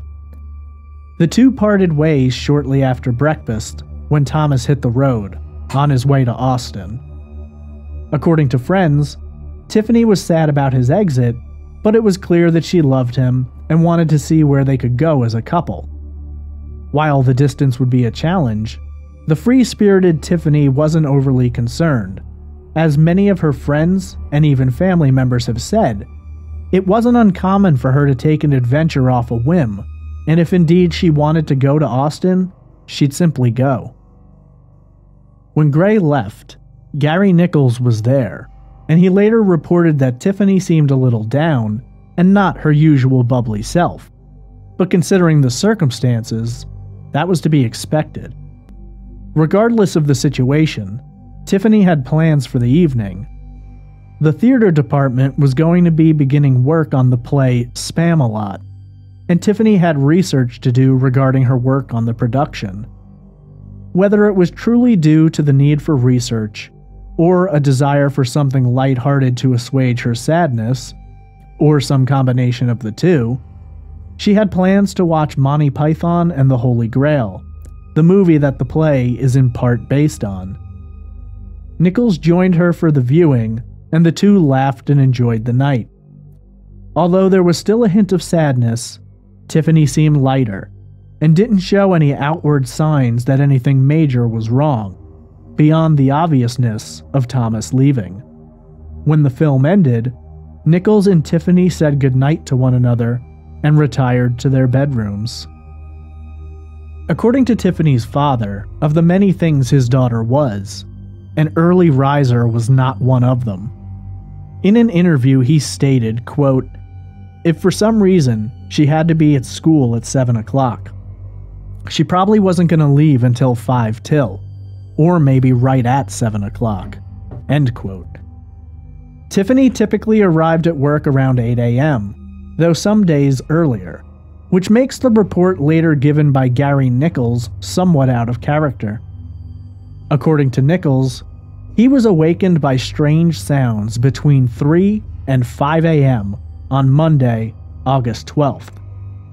He described the sounds as what he believed to be the front door opening and closing multiple times. Not thinking too much of it, Nichols fell back asleep. When he woke up to begin his day, Nichols went about his usual morning procedure, which had him leaving for work at approximately 7 a.m. When he stepped outside, he noticed that Tiffany's gray 1999 Toyota 4Runner was gone. This was out of the ordinary, but the two hadn't discussed their plans for the next day, and while it was odd, Nichols didn't think too much of it and went to work. Tiffany arrived at work for her normal shift that day, and nothing seemed to be different about her behavior, but a few hours into her shift, according to her supervisor Bob, Tiffany requested to leave work early and further explained that she had some things going on, though she didn't specify what they were. She allegedly mentioned the possibility of running out of gas. In addition to leaving work early, she explained that she may be needing some time off, possibly the rest of the week. But again, she didn't divulge any information which might have suggested what she needed the time off for. An interesting detail to note is that while Tiffany was telling her boss she needed time off, she had no conversations with friends or family members about taking time off, plans to travel, or anything which may have required her to need these days off. Being that this was the first her supervisor had heard of the time off, it seems safe to say that whatever had come up wasn't planned. Some have speculated that Tiffany simply wanted some time off to clear her mind and deal with Thomas's leaving, while others think it was possible she may have decided, on a whim, as was her prerogative, to travel or spend a few days hiking, biking, or simply relaxing. The details about Tiffany requesting time off, as well as asking to leave early, have come under suspicion from the family. According to Cindy, Tiffany's supervisor Bob was the only person who claimed to have knowledge that Tiffany was planning to need time off. She feels suspicious about the fact that Bob was later uncooperative with police and supposedly didn't give much in terms of answers. If you'll notice, when looking at the information listed about Tiffany's disappearance, the clothing she was wearing the day she vanished are listed nowhere. That's because no one knows for sure, outside of Bob, who apparently was never thoroughly questioned or chose not to share this information. Cindy was also asked about Bob and Tiffany's relationship, at which point she revealed that Bob had allegedly played a large role in Tiffany's choice to not move to Austin. According to Cindy, Bob had told Tiffany that Austin was no place for an artist and that she should stay in Pensacola, where he would help her sell her art. What's interesting to note about this is that Austin has a thriving art community and would have been a great place for Tiffany to have gone to pursue her career in that field. Another detail which is fascinating to note is that according to Cindy, years later when the television show Disappeared came to film, one of the audio technicians who arrived at her home was a young woman who had attended Pensacola State College. Allegedly, this woman told Cindy that Bob had a reputation for fraternizing with female students, and that most students on campus, and possibly even members of faculty, were aware of this. When Cindy was asked directly, during an interview on the podcast Unfound, whether or not she was aware of any possible relationship between Tiffany and Bob, she alluded to the fact that Tiffany may have stated to one of her sisters that she had, in the past, engaged in romantic situations with her supervisor and mentor, though when this began or ended is unknown. Bob's role in this situation will become much more important later. It should also be noted that in addition to this, Pensacola State College would not allow the television show Disappeared to film on campus, allegedly suggesting that the case brought negative publicity to the university. The afternoon that she disappeared, Tiffany clocked out of work at 4:43 p.m., walked out of Pensacola State College, and was never seen again.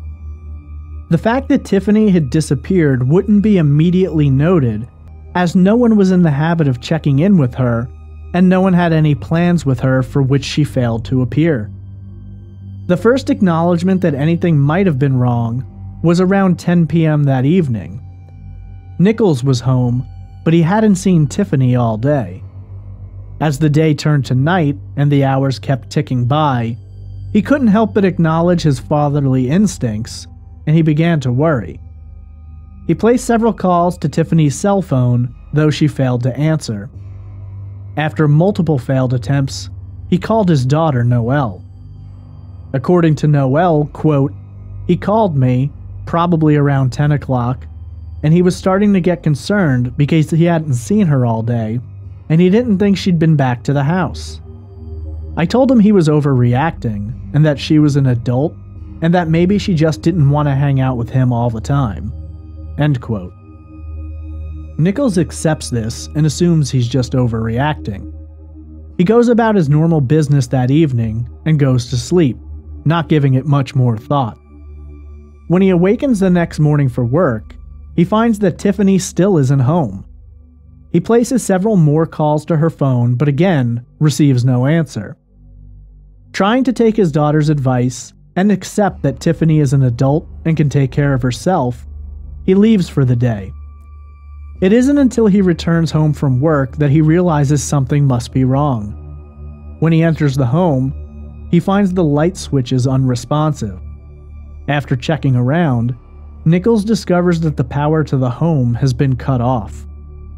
Assuming that Tiffany failed to pay the bill, something that is completely unlike her, he calls his daughter and is clearly very concerned. This call is made on Wednesday, 2 days after Tiffany was last seen. At this point, Nichols requests that Noelle get in touch with Tiffany's family and let them know what's going on. hoping that they're aware of her location and that she simply didn't tell him. But with the power turned off and no signs of Tiffany having come home at any point, he can't shake his suspicions. Several days pass between the time that Nichols suspects something strange is going on and the time that Noelle finally makes contact with Tiffany's mother. According to Cindy, she's first notified on Saturday, August 17th. The reason for the gap in time between Nichols telling Noelle to reach out and her actually doing so is never made clear. In a statement, Cindy later said, quote, "I was here in the house and I got a Facebook private message from a young lady named Noelle Nichols, and she told me that her father was Tiffany's roommate and he had not seen Tiffany since Sunday. I thought, okay, she's gone with someone and she's just having a good time and she's failed to tell anyone. And I'm going to call her voicemail and say, 'This is your mom, I need to hear from you,' and I'll hear from her. At that point in time, it never crossed my thoughts that she could possibly be missing, as in missing. End quote. Cindy and Noelle make plans to try and find Tiffany by reaching out to her extensive list of friends. They make phone calls, send Facebook messages, and leave voicemails. They discover rather quickly that almost everyone they speak to hasn't seen nor spoken to Tiffany for days, and most, if not all, assume that Tiffany is spending time with someone else. As they near the bottom of their list, it becomes apparent that Tiffany is not with any of her other friends, and no one has any clue where she could possibly be. Calls are placed to work, which is when they discover for the first time that Tiffany had told her supervisor she may be needing time off.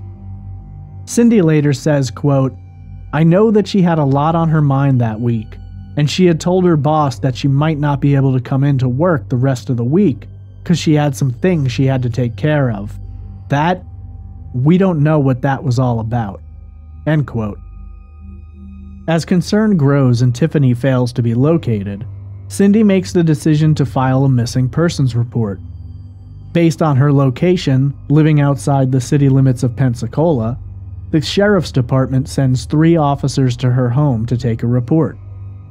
Cindy is adamant that Tiffany is known to travel and do things spur of the moment, but she never fails to maintain contact or tell someone where she is going and what she is doing. But the sheriff's department doesn't appear to be overly concerned, nor taking the report as a significant sign that anything serious is going on. They run through a list of her friends, places she may have gone, people who might be able to provide information, but ultimately, Cindy is told that Tiffany is a 25-year-old woman, she's an adult. If she elected to leave, if she chose to run off without telling anyone, there isn't a whole lot the sheriff's department can do. Angry with the way they are treating her report, and feeling that she isn't being taken seriously, Cindy instructs the deputy to file the report and find her daughter. While Cindy lives outside the city limits, making her home the jurisdiction of the sheriff's department, Tiffany lives within the city, and so the sheriff's department passes the case file and notes along to the Pensacola Police Department. The case finds its way into the hands of Detective Daniel Harnett. Harnett takes things more seriously than the sheriff's department, and while he isn't immediately certain what he's dealing with, he plans to investigate it as more than a simple missing persons case. Of missing persons cases in general, Harnett later says, quote, "As law enforcement, we're going to investigate missing persons cases as if they're a crime. The way we worked this case was as if it was a worse case, and we hoped for the best." End quote.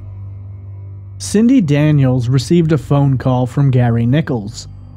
According to Cindy, Nichols is concerned about Tiffany, but also the state of the home, mentioning that the power has been cut off. He asked to meet Cindy, who agreed, and she requested he bring the bills for her. Cindy and Gary met on Sunday at a Starbucks at 8 p.m. Cindy feels apprehensive about meeting Gary and feels that his behavior is a little odd. He's alleged to have asked her if they've caught anyone yet, But Cindy doesn't understand because, at this point, it's a missing persons case with no probable suspect. She takes the bills from Gary and informs him that she will pay to have the electricity put on. Apparently, Tiffany may have been in more financial trouble than she'd originally expressed, as she appears to be approximately 2 months behind on her utility bills. Gary explains that he's already moved out and gives Cindy the key to the home. Previously, Cindy didn't possess a key to the home, as she and her husband had swapped out the locks for Tiffany and had forgotten to make themselves a copy.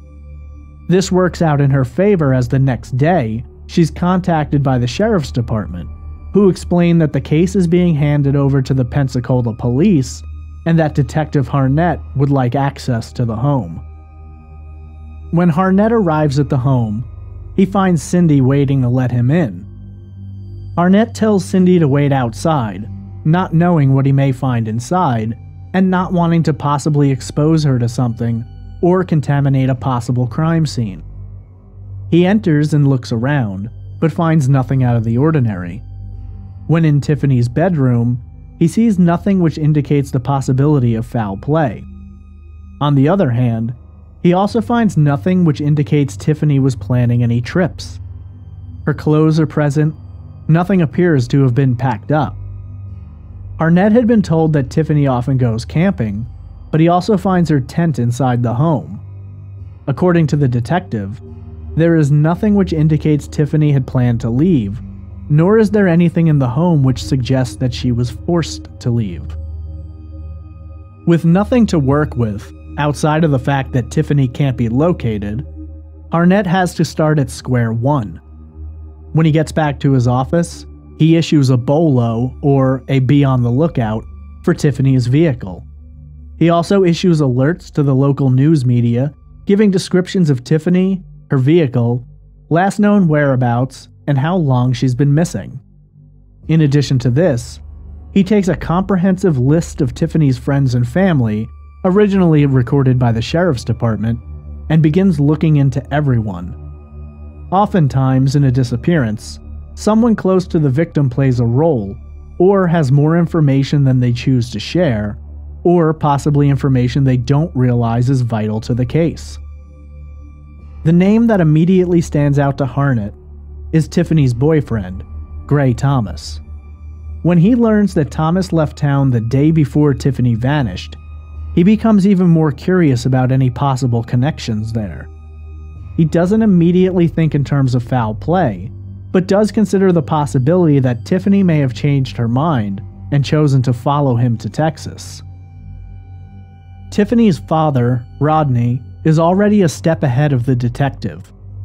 Rodney's out of town when he learns of Tiffany's disappearance, and is working to find a flight home. When he's informed that his daughter's missing, his first call was placed to Gray Thomas. Thomas assured Rodney that he left on Sunday morning and that the last time he'd seen Tiffany was outside of her home. He has no idea where she could possibly be, but he wants to help if that's possible. When he later speaks to Detective Harnett, he's asked to go down to the local police in Austin and submit his fingerprints and DNA, and Thomas cooperates fully. According to Harnett, he asked Thomas when the last time was that he spoke with Tiffany, and Thomas claims that it was the day he arrived in Texas, the day before Tiffany went missing. Harnett pulls cell phone records and verifies that the last call between the two, and that, at the time Tiffany went missing, Thomas was in fact hundreds of miles away in Texas. Of course, for Harnett, this doesn't immediately dismiss other possibilities. Harnett later says, quote, "Is it possible that he came back to Pensacola and we just can't verify it? Sure. All kinds of things are possible. But as far as the evidence that we found in regards to Gray, everything indicates that he was in Texas." End quote. With Gray Thomas mostly ruled out, Harnett begins to look at other possibilities. The next name on his list is Tiffany's roommate, Gary Nichols. He was one of the last people to have seen Tiffany, with only her supervisor, Bob, having seen her after. They lived together, and like many, Arnett found the circumstances a little out of the ordinary, that such an older man would be living with the younger friend of his daughter. Through their investigation, they came across information which, to them, suggested that Tiffany may have arrived home sometime the day she disappeared. According to notes about the case, authorities checked Tiffany's laptop and found evidence of internet browsing which took place between the hours of 5 p.m. and 7 p.m. When questioned, Nichols' story varies. In one case, he says that he had left work at 4 p.m. the day Tiffany disappeared. Arnett believes this places him in the home by 4:20. Nichols explains that he was on the phone with his then-girlfriend, who lived out of state, and that if Tiffany did come home, he didn't hear her due to the call. Cindy finds this hard to believe, and points out that there is a section of the wall missing in Tiffany's closet, which adjoins Nichols' room. She says you can throw an item through the hole, and it will land in the next bedroom, meaning that it's hard to imagine Nichols could be in his room on the phone and not hear Tiffany in her room. In another conversation, Nichols contradicts this and says that he was not home during the period that Tiffany was believed to have been there. Arnett isn't initially sure what to think about the situation, but every question he asks, Nichols answers. When he's asked to submit fingerprints and DNA, he agrees to do so and is very cooperative. While there is a discrepancy about whether or not he was home when and if Tiffany stopped there, nothing else jumps out during the investigation. Nichols doesn't seem suspicious, nor does he act out of the ordinary. If nothing else, he's very direct with officers and gives his full support to the investigation. Arnett also feels that, had Nichols played a role in the disappearance, he wouldn't have been pushing so hard to get the family notified that Tiffany hadn't come home. Arnett later says, quote, "He seemed appropriate, and there's nothing clear in anything that he told us that would cause us alarm." End quote. With both Thomas and Nichols moved into the column of people they felt didn't play a role, Arnett has to examine other possibilities. At the time, there were a handful for him to sort through. In his estimations, either Tiffany had taken a trip and not told anyone, though it seemed unlikely she wouldn't have been checking her voicemail.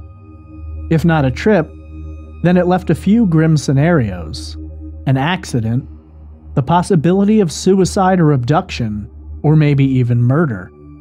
For Arnett, suicide was the first angle he began to dig deeper into. He had reports from her family about her recent financial struggles, coupled with Thomas leaving town, and reports that, as of lately, Tiffany hadn't seemed to be her bubbly and happy self. Several friends reported that she seemed as though something was bothering her, but never shared what it was. According to Terry Strickland, Tiffany was used to having friends around her, but things had changed recently. In an interview, Terry said, quote, "All of the friends who were closest to Tiff, for different reasons, we had kind of drifted away from each other, at least temporarily, and so I feel like maybe she didn't have the support structure that she normally would have." End quote. Arnett had to consider the possibility that everything had simply added up and Tiffany found herself in a corner from which she couldn't escape. It's impossible to try and grasp the mentality of someone who has reached the point where she's willing to take her own life. But in Tiffany's case, there wasn't anyone who thought suicide was a possibility. Cindy was adamant that Tiffany would never do that. She was a fighter, and even if she found herself down, she'd fight her way out. Terry Strickland felt that Tiffany cared far too much for those around her to ever consider doing something like that. In an interview, he stated, quote, "She's not that selfish. She cared too much about the people in her life." End quote. Outside of the opinions of those who knew and loved Tiffany, there were other factors which seemed to play against the possibility of suicide. She'd made plans, including a dance party at her home within the next 2 weeks. While a possibility, Tiffany just didn't seem to be in a suicidal place, and in the opinion of her family, she had too much to live for. As the days began passing and information was coming up short, Tiffany's family and friends were growing frustrated. Wanting to do something to help out, and wanting to find Tiffany as fast as they could, they turned to social media. The Facebook page Help Find Tiffany was created, and requires multiple moderators to handle all the comments that come flooding in. Flyers were made displaying Tiffany's photo, her tattoos, as well as her Toyota 4Runner and license plate. They used Twitter as well, and began spreading the word about her disappearance. While they are desperately looking for Tiffany, they are also looking for her vehicle, which is missing as well. The absence of the vehicle contributes to some theories regarding the possibility that Tiffany could have been carjacked, or possibly have gotten into an accident and gone into the ocean. Initially, not much comes from the flyers or social media, but over time, the online influence will bring in tips and information. The flyers, though, plant the images in people's minds, and soon, a discovery is made. On the morning of Tuesday, August 20th, 8 days after Tiffany was last seen, the police receive a call that her vehicle has been located. A woman riding her bike, who also happened to be friends with Tiffany's sister Angela, recognized the Toyota 4Runner during her morning ride. It was found parked in the parking area just outside of Fort Pickens, on Pensacola Beach, located not very far from Tiffany's home. Angela later said, quote, "A friend of mine was out for a bike ride yesterday and found the car parked at the very last public parking lot at Pensacola Beach." End quote. The friend, after notifying police, also notifies the Daniels family, and Cindy rushes down to the scene, despite investigators requesting for her to stay home. Upon arrival, she approaches the vehicle but is instructed not to touch it. They don't want to contaminate the scene before detectives can have a look. Cindy doesn't touch, but she does lean forward to look inside the windows. According to her report, she could immediately see a jug of water, a jar of peanut butter, various clothes, as well as Tiffany's purse, tablet, and wallet. Her bike was in the back of the SUV. According to Angela, Tiffany's phone was also located in the SUV. It should be noted that Tiffany does not have a regular cell phone contract, and instead uses a phone purchased from a store onto which she's required to add minutes. When calls were made to her phone, if she had no minutes, they simply went straight to voicemail, which would not indicate that the phone was not in service. Investigators later said that, when they examined her phone, it had been out of minutes for days prior to her disappearance, making their ability to track her movements during that time impossible. After investigators sweep the vehicle, they have it towed back to the impound lot at the Pensacola Police Department, where forensic technicians will begin examining in finer detail. While this is happening, officers are sent to question anyone they see about whether or not they had seen anything going on near the vehicle.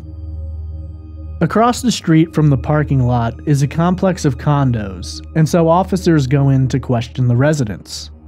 Unfortunately, for the most part, there isn't much information gained. Harnett later says, quote, "There's a very transient vacationing population that's here, especially Pensacola Beach during the summers. I couldn't tell you the cars that I passed on the way to work today, so how can they remember a vehicle that they may have casually passed a week before? Unless there's something traumatic about it, or special about it, or unique." End quote. They received several contradictory statements, with some saying that the vehicle hadn't been there days prior, and others saying that they had seen it there for a week or more.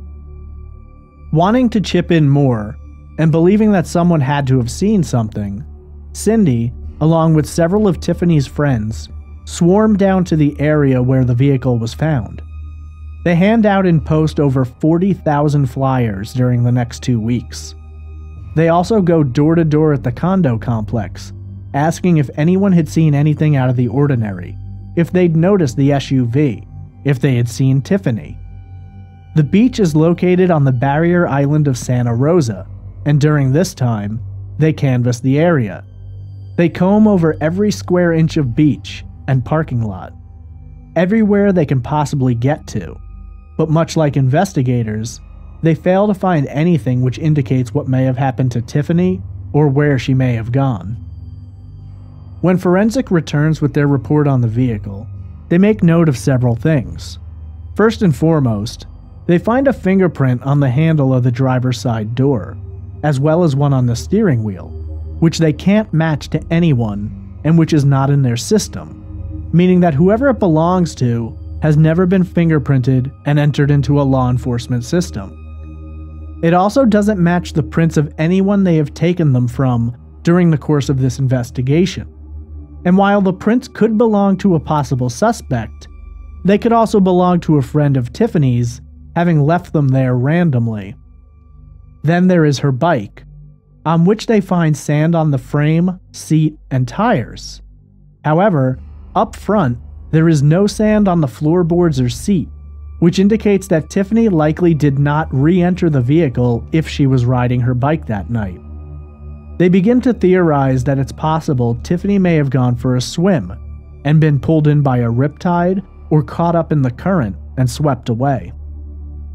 Detective Harnett begins to investigate the camera systems of the Bob Sykes Bridge, which leads to the location where Tiffany's vehicle was found. There's a system in place which captures the license plate of all vehicles entering the beach area, and so he goes through the video looking to try and lock down an exact timeline. According to the tag reader, Tiffany's vehicle entered the park area at 7:51 p.m. on Monday, August 12th, the day she disappeared. Unfortunately, the system is only set up for scanning license plates, and while they have proof of when it entered, they cannot confirm whether or not it was being driven by Tiffany or possibly someone else. What it does confirm is that the vehicle has been sitting there ever since she vanished, which seems to rule out the possibility that Tiffany simply chose to leave, being that she wouldn't have left behind all of her belongings as well as her vehicle. The family wants there to be a comprehensive search of all of Santa Rosa Island, but the island is 50 miles long, and the Pensacola Police Department has limited resources to cover every square inch of it. Cindy Daniels is put in contact with the Class Kids Foundation, which was started in 1994 and named after Polly Hannah Class, a 12-year-old girl who was kidnapped and murdered. The organization performs many activities, including search operations for missing persons. On August 25th, Class Kids comes to Santa Rosa to conduct a massive land and water search for Tiffany. 2 other professional search and rescue teams join in, and along with them are 250 community volunteers, park rangers, firefighters, and search dogs. The island is divided into nearly 80 sections, and a massive grid search is conducted. They're looking for anything that may tie to Tiffany, including but not limited to clothing, jewelry, or possibly even body parts. Nothing is found, and while this is heartbreaking to the family, it keeps alive the hope that Tiffany may still be alive.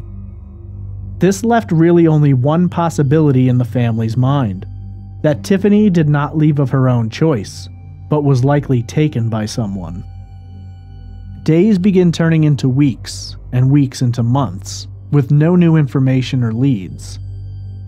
Investigators and the family become frustrated, and in hopes of garnering more attention, the Daniels family sets up an anonymous tip line and push their social media agenda harder. Suddenly, through the Facebook group, they receive a tip from a convenience store clerk who claims to have seen Tiffany. He describes Tiffany accurately, even addressing her tattoos. Investigators from the Pensacola Police Department arrive at the store, speak to the witness, and take copies of the surveillance footage.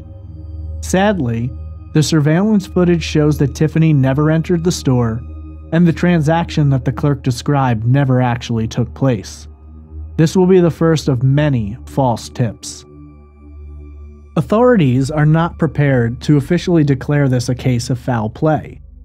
Pensacola Police Chief Chip Simmons states to reporters, quote, "We've checked her home, we've checked her vehicle, some other checks, and there's nothing at this point that leads us to believe foul play is suspected. Quite frankly, we don't know what happened to her." End quote. Shortly after the search fails to turn up anything, rumors begin to spin that Tiffany may have been the victim of a human trafficking operation. Cindy states, quote, "When we first started this, we knew there were many avenues Tiffany's disappearance could have taken, all the way from her accidentally drowning, to purposefully drowning, to walking away, to someone taking her. We set up an anonymous tip line a few months back, and we did receive a tip that steered us in the human trafficking direction." End quote. The tip, received in January of 2014, 5 months after Tiffany vanished, came from a waitress in a restaurant known as Mr. Ed's, located in Metairie, Louisiana. According to the tip, not long after Tiffany's disappearance, the waitress was working a shift when 3 women entered. There were 2 younger women and 1 older Hispanic woman.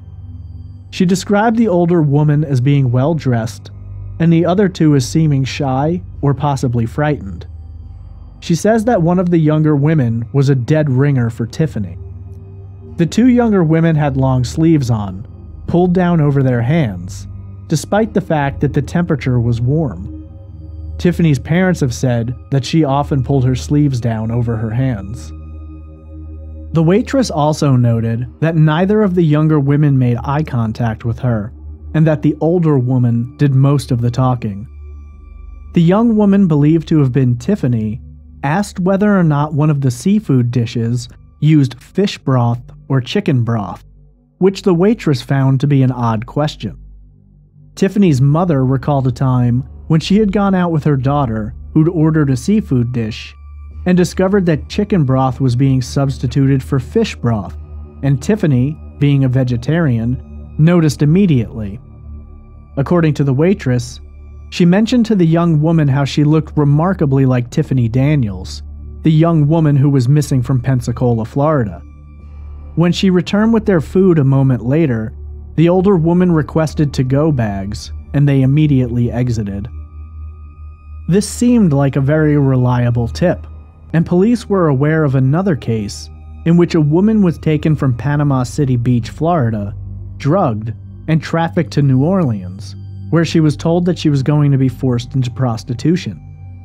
They immediately traveled to the restaurant to speak with the waitress and to get the security camera footage, but sadly, the waitress had waited too long to report the tip, and by the time authorities checked, the footage had been taped over.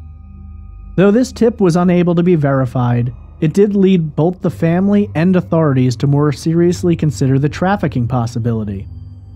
An important detail about this tip is that the waitress was actually the daughter of a close friend of Cindy Daniels, which for many gives more credence to the claim. According to her, the incident occurred on December 7, 2013, though she did not report it until January 14, 2014. According to Brad Dennis, the National Search Director for the Class Foundation, Florida is ranked 3rd in the number of reports of human trafficking in the United States. Dennis stated that the human trafficking possibility is, quote, just as valid as any of the other scenarios. There's just no trace of her outside of the last contact of her coming across that bridge. Since that point, no one can claim where she was. We've got no video of her. We don't know what took place. We don't even know if she's the one that literally parked the car out there. End quote.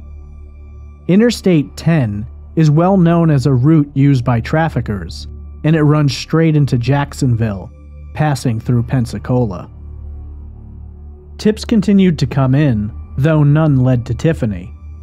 A woman in Alabama reported seeing her hitchhiking, but when police arrived, it was a different woman who had a similar appearance. In August of 2015, a year and 5 months after Tiffany vanished, Cindy received a disturbing message online. A woman named Tammy Shull claimed that her boyfriend admitted that he had murdered Tiffany, and for $3,000 she would give the audio recording of his confession to Cindy, as well as leading her to the body. Cindy requested a snippet of the audio, which she was given. The audio was found to have been recorded off of YouTube and was the confession of a police officer who had killed his girlfriend.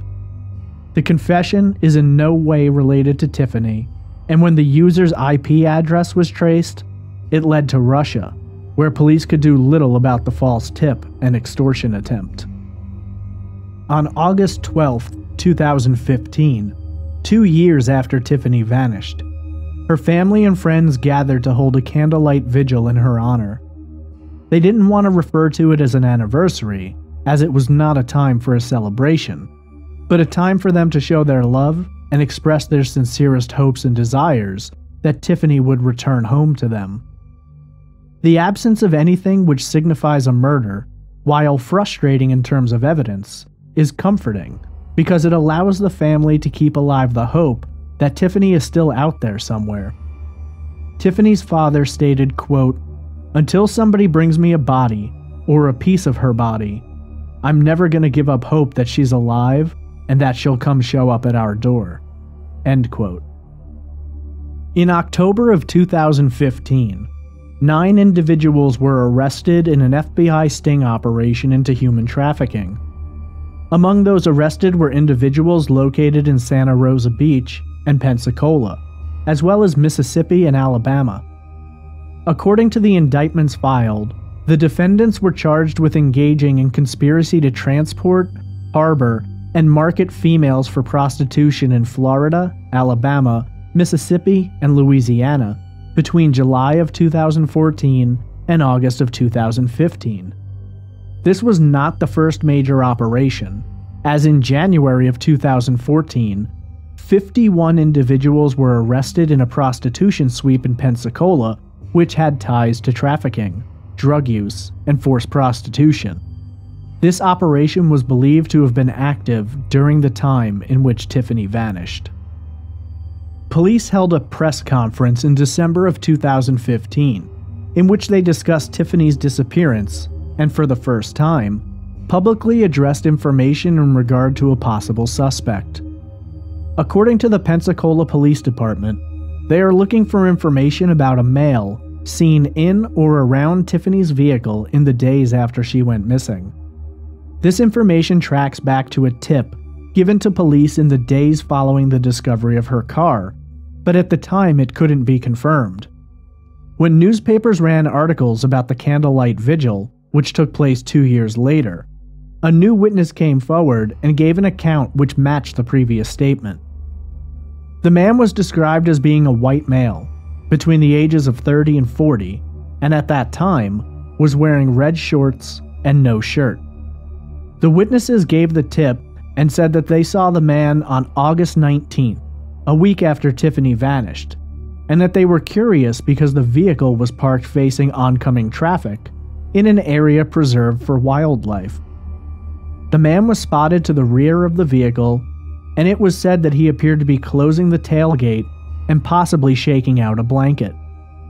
Tiffany's father, when asked about the tip, stated, quote, "We feel encouraged by it. It's something new that's being pursued. We're hoping someone will come forward with additional information." End quote.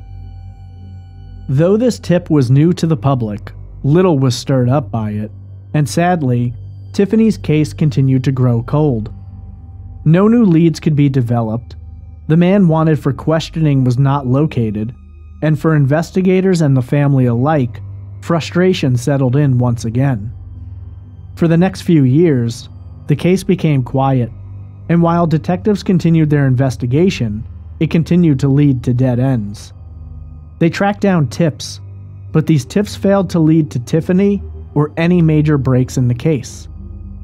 In an article written in August of 2017, some 4 years after Tiffany's disappearance, investigator Chad Willite was asked about whether or not he believed Tiffany was still alive.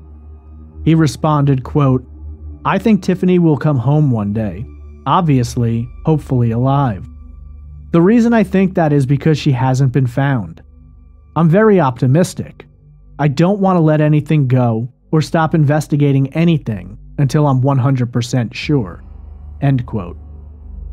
On the day which marked 4 years, the Daniels family was asked about Tiffany's disappearance and how they were handling it 4 years later. The family responded with a statement, which in part reads, quote, "We will definitely be gazing to the heavens tonight for Tiffany, and adding another yellow ribbon around the tree, and another candle in the window." End quote. In 2017, for the first time, Cindy Daniels was granted access to Tiffany's SUV, as it still sits in the impound lot at the Pensacola Police Department. While she had seen the vehicle on the beach the day it was found, this was the first time she was able to go inside and look around. She noted several details which she found out of the ordinary. Firstly, that Tiffany's bike in the rear of the vehicle was in several pieces, though this may have been due to her taking the wheels off to fit it into the vehicle, as many cyclists do. In addition to this, there were several paintings inside, which Cindy notes as being unlike Tiffany. According to her statement, Tiffany rarely traveled with artwork unless she were transporting it to and from work. But these were clearly not pieces done for her job, and in fact, more likely personal pieces which she may or may not have been transporting for sale. In the nearly 5 years since Tiffany Daniels vanished, little information has been discovered to offer a probable insight into what may have happened to the 25-year-old artist. Her case has passed through the hands of multiple investigators over the years, with Detective Harnett being the first of an almost revolving door. While there are small fragments of evidence which are publicly known, questions loom for both family and investigators. It's a bizarre set of circumstances where a young woman can simply vanish, and the truth remains concealed so deeply. In the absence of verifiable proof, several theories have been purported, some by family members, some by law enforcement, and others from tipsters and internet investigators. In a case which took place in a city like Pensacola, involving a beautiful, talented woman, coverage has not been nearly as prolific as we've seen in other cases, and this leads to a great deal of speculation and rumor. The first theory in the disappearance of Tiffany Daniels is that Tiffany, the free-spirited young woman known to change her plans on a whim, simply elected to hit the road. We know from her past that she had a penchant for travel, and both friends and family said it was very much in her style to just take on a new adventure and not realize how far she'd gone before it was too late to turn back. The second theory is that Tiffany, overwhelmed by financial woes, the sadness over another boyfriend leaving town, and a slowly degrading system of friends, may have turned her pain inward and elected to take her own life, either by swimming out into the ocean or by some other means which has yet to be discovered. The third theory suggests that Tiffany may have lost her life, or been lost, in some form of an accident. Investigators have speculated that she may have gone for a late-night swim and been caught up in riptides or strong currents, which could have easily washed her out into the Gulf of Mexico. The fourth theory brings forward the possibility that Tiffany may have been abducted, be it by a total stranger in a random act, or by someone working in the underbelly of human trafficking who had either stumbled across her or possibly been watching her for some time and planning out a time to execute the kidnapping. The fifth and final theory is that Tiffany Daniels may have been the victim of a homicide, conducted either by a stranger at random, or perhaps even someone she knew and trusted. Names which have been speculated are Gary Nichols, her supervisor Bob, and even Gray Thomas. Her circle of friends was wide, and while almost all have had glowing things to say about the young woman, there were those who had difficulties with her, including former roommates. Others have speculated about the possibility of a jealous would-be suitor who took Thomas's exit as a chance to approach her, and when rebuffed, may have struck back violently. Tiffany Daniels vanished on August 12, 2013. It's been nearly 5 years since she was last seen, and in that time, while theories have abounded, little truth has been uncovered. For the investigators working the case, it's a startlingly frustrating story about the dangers the world can harbor for a strong, independent woman who dares to be free while opening her compassionate heart to those she meets. For her family, it has been a devastating twist of reality, which has left them haunted by the possibilities, yet hopefully clinging to memories. For those who love Tiffany, she is very much alive in their hearts and minds, and not a day goes by without wondering where she is and when she will be able to come home. The way in which someone can simply vanish without a trace is undeniably disturbing. But when it's someone who was always so capable and strong, someone who had been out on her own and wasn't afraid to follow her own unique path, it can be even more haunting. For Tiffany's family, the search is far from over. Each time human remains are discovered in the area, their breath catches in their throats as they hope for the best. And so far, each time the victim has been identified as someone other than Tiffany. They refuse to give up, and they refuse to let go of the possibility that they will someday have their daughter back. For Cindy Daniels, she speaks to her daughter every day, both out loud and in the written word. In an interview, Cindy stated, quote, "I write on her Facebook page. I write to her every month and tell her things.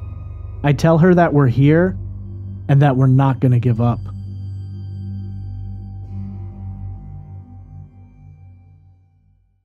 This is episode 49, The Disappearance of Kayla Berg.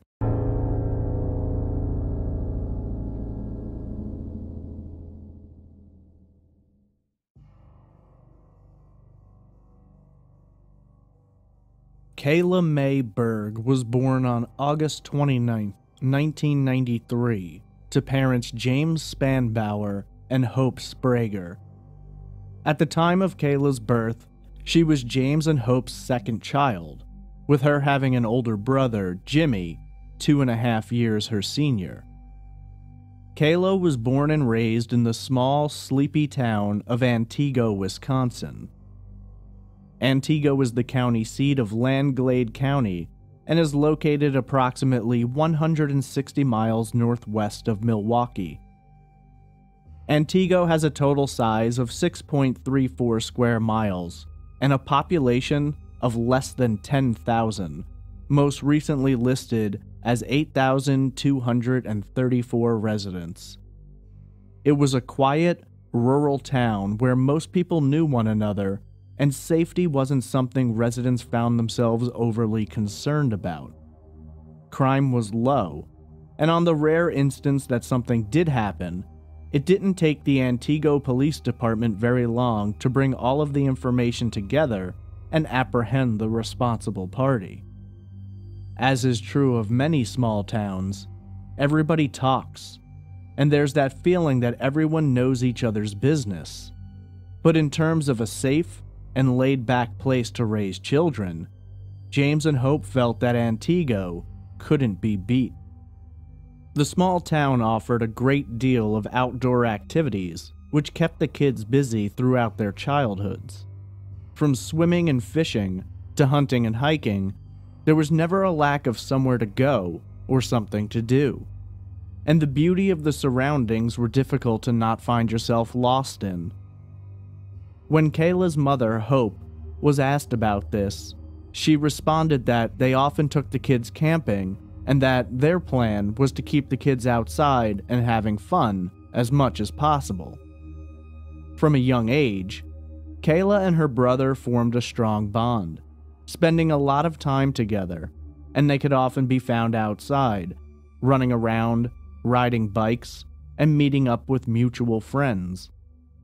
Jimmy, being older than Kayla, from an early point, took on the responsibility of being his sister's protector, and it was a position he took very seriously. The love between brother and sister was incredibly powerful, and while they occasionally had their disputes, their relationship was almost out of the ordinary in how well they tended to get along for siblings. When Kayla was still a toddler, Hope and James separated, though they were never married. It was a challenging situation for the kids, as it is for all children when their parents go their separate ways. But Hope and James made the transition as easy as they could. There weren't squabbles and bitter disputes about their former relationship and the custody of the children. Jimmy and Kayla lived with Hope, but she was more than open to the kids seeing their father whenever they wanted. Hope later said, quote, "We had the every other weekend schedule, but if they wanted to go by Dad's, I was more than willing to let them go. The more time they could spend with him, I felt, was the best thing." End quote. Sadly, James was diagnosed with cancer around this time, and his health began to deteriorate. As a result of the cancer treatments, James required dialysis, and so he moved in with his parents, who would assist in taking care of him, which left Kayla and Jimmy the option to see their father at their grandparents' place whenever they wanted. Jimmy and Kayla had free choice in regard to which parent they wanted to spend time with on a particular day, and it wasn't uncommon for them to head over to their dad's one night and then back to their mother's the next. Hope stated, quote, "We left it pretty open. They could ride bikes, or we would take them back and forth." End quote. Despite this freedom, the situation was made difficult by James' illness, and for many, it was clear to see that this had a dramatic impact on Kayla's life and behavior. Kayla's good friend Megan later said, quote, "I think that her dad's health affected how she was, and I think that maybe she was concentrating on helping others, knowing she couldn't fix her dad." End quote. Kayla was known as a sweet, kind, and energetic young woman, often described by friends and family as bubbly and optimistic. She was driven and loved life, and especially loved to laugh and make others feel good. Hope described how Kayla would go out of her way to make her feel better, saying, quote, "If I was sad or in a bad mood, she'd do something goofy, make mom laugh. That was the goal, make mom happy." End quote. When Kayla was young, she began focusing her energy into physical activity. According to friends and family, she was always jumping around, rolling, playing on trampolines, and it was clear early on that she had a talent for controlling and contorting her body. While friends were struggling to perform rudimentary physical activities, she was cartwheeling and tumbling with ease. She became fascinated by gymnastics, and soon her mother noticed and enrolled her in gymnastics classes. Kayla surged with talent and quickly fell in love with it, sticking with gymnastics throughout her life. This opened the door for Kayla to meet new people, make new friends, and gave her a sense of belonging. It was as if she'd found out what she was meant to do, and her love and passion for gymnastics seemed to drive and energize her soul. It was clear to her teammates as well that Kayla was a bright light at their core. Megan would later say, quote, "She was a gymnastics fanatic. She literally lit up the team. She gave it her all the time." End quote. Throughout her youth, Kayla was a good student, achieving high grades, and her dedication to gymnastics was clearly evident. Hope and James were extremely proud of her achievements and supported her as she pushed herself harder and harder to reach greater heights. As Kayla entered her teen years, though, things began to change. In the spring of 2009, when Kayla was a sophomore in high school, Hope began to notice shifts in her behavior. Her grades started to drop, and she was around a lot less, spending weekends with friends at their houses. Then, She discovers that while Kayla has been telling her that she's spending her weekends with friends, that isn't the whole story.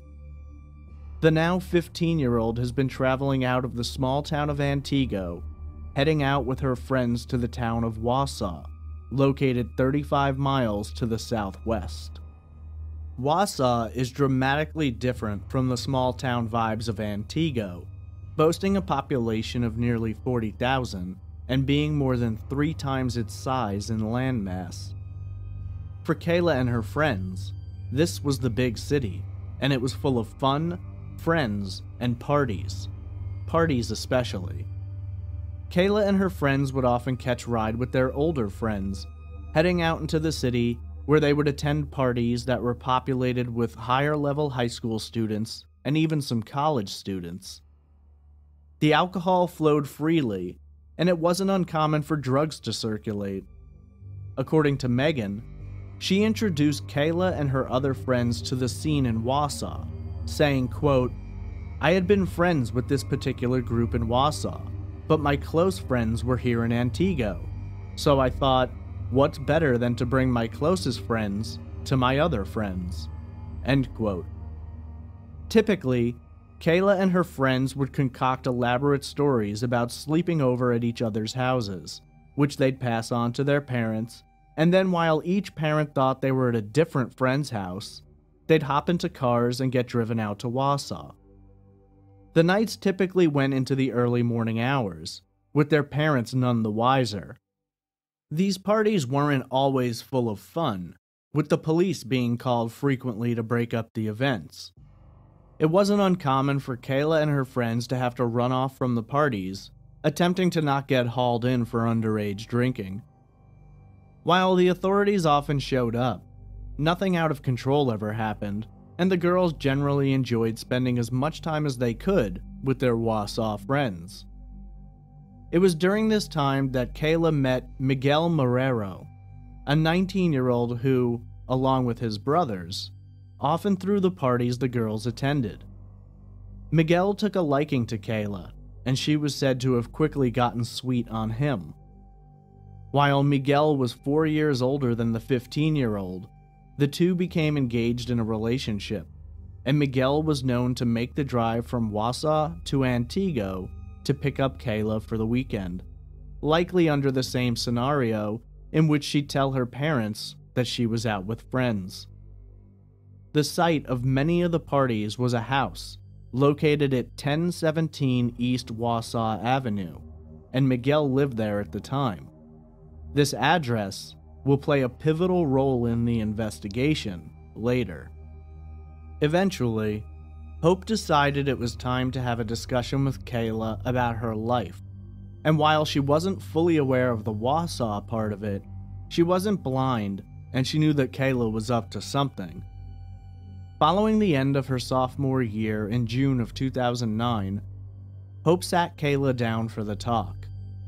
It was at this time that she told her daughter that she needed to get things back on track, and that while she understood her teenage desires to experiment with drugs and alcohol, it obviously wasn't conducive to her scholastic achievements nor her love for gymnastics. Kayla is said to have been remorseful and told Hope that she would work harder. It was at this time that Hope dropped another bombshell on her daughter. She was moving.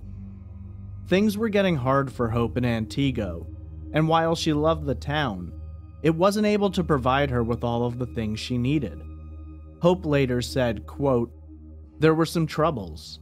Jobs were really hard to come by up here, and I got my family down in Texas saying, 'Hope, come down here. Let's try to make a fresh start.'"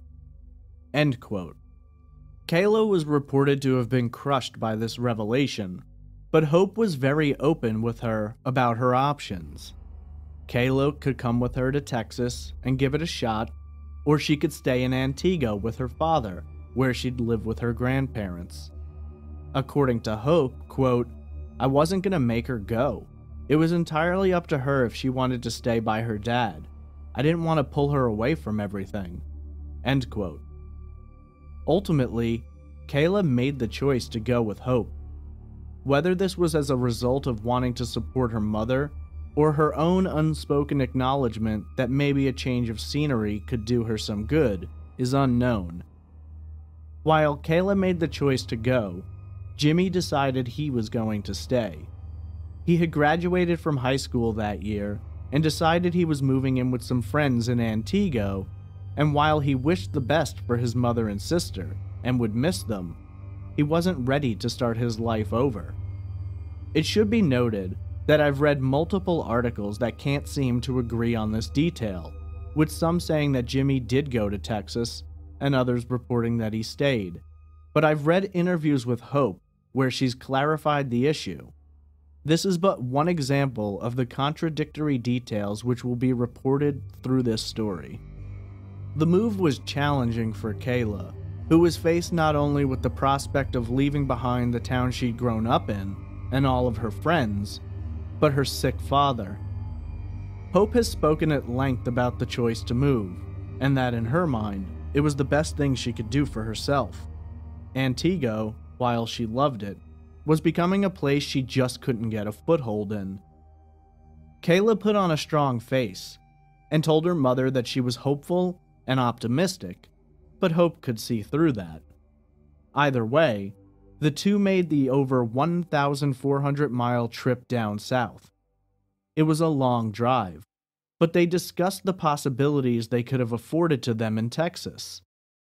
Things would be more comfortable, at least financially, and Hope's family was there to provide them with support.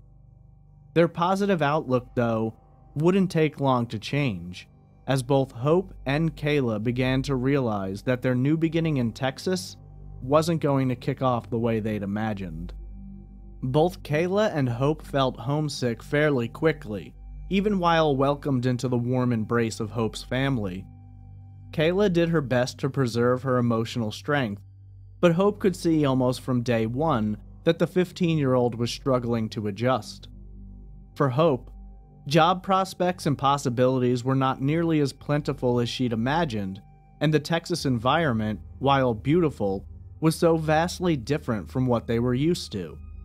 Then, in July, while working to enroll Kayla in high school, the two discovered that the local school didn't offer a gymnastics program. This was a crushing blow for Kayla, and just days later, the two would be notified that her father, James, had taken a turn for the worst. After being in Texas for just shy of 2 months, Hope made the decision that they should return to Antigua. Kayla called her friends and notified them that she'd be coming home, and her excitement was undeniable. Hope later said, quote, "She was so happy, just so happy. She couldn't wait. I mean, there was a list of friends and family. I mean, everybody. She just couldn't wait to get back." End quote. The duo returned to Antigua on Sunday, August 2nd, 2009. The transition back would be difficult now that they were returning without fixed living arrangements. In the interlude, Hope moved in with a few friends, and Kayla moved in with her grandparents. It wasn't a comfortable living arrangement for either, and especially for Kayla, who was relegated to sleeping on a cot in the upstairs hallway of her grandparents' home. While she got to spend more time with her father, it was far from a perfect situation. Despite the living situation, Kayla was extremely happy to be back home, and almost immediately began making plans to spend time with her friends. They still had a month of summer to spend together, and they planned to take advantage of every opportunity. But it didn't take long for Kayla to fall back into certain patterns that had previously concerned her mother. On August 9th, a week after returning, Kayla told her father that she was going to spend the night at her friend Natasha's house. She left and headed out for the night, but unbeknownst to James, Kayla's plans, while involving Natasha, also included going to an outdoor party. According to Natasha, it was a typical night out, and they hung out with some guys. The next day, as the hours progressed, James began to get concerned that Kayla hadn't returned yet, and he hadn't heard from her. It's important at this point to note that Kayla did not have a cell phone. James placed a call to Hope who was blindsided, having assumed, like her ex, that Kayla was at Natasha's. When Hope called Natasha's house, she found out that the girls didn't come home that night. In a panic, she began calling around to all of Kayla's friends, but none of them have seen her or Natasha. It's at this point that one of Kayla's friends informs Hope that Kayla was known to travel out of town to Wausau for parties, and Hope is extremely unhappy when she learns this detail. After discussion with Natasha's mother, the two decided to go down to the Antigo Police Department and file missing persons report. As they are filing the paperwork, they received a call that Natasha and Kayla had been located. Apparently, the two had spent the night at the outdoor party in Antigo, having not gone out to Wausau. But being that neither had cell phones, they'd been unable to notify anyone of their location. At this point, Hope sat her daughter down again for another stern conversation, and this time she was less lenient than she had previously been. Hope told Kayla in no uncertain terms that she was not to go back to Wausau again. She doesn't feel like it's a safe place for a 15-year-old girl to be running around without an adult present, or at least someone who could look out for her. According to Hope, Kayla apologized for lying to her about all of the trips and for keeping it hidden for so long. Kayla, at this time, is reported to have promised Hope that she wouldn't return to Wausau and that this year was going to be different than the last.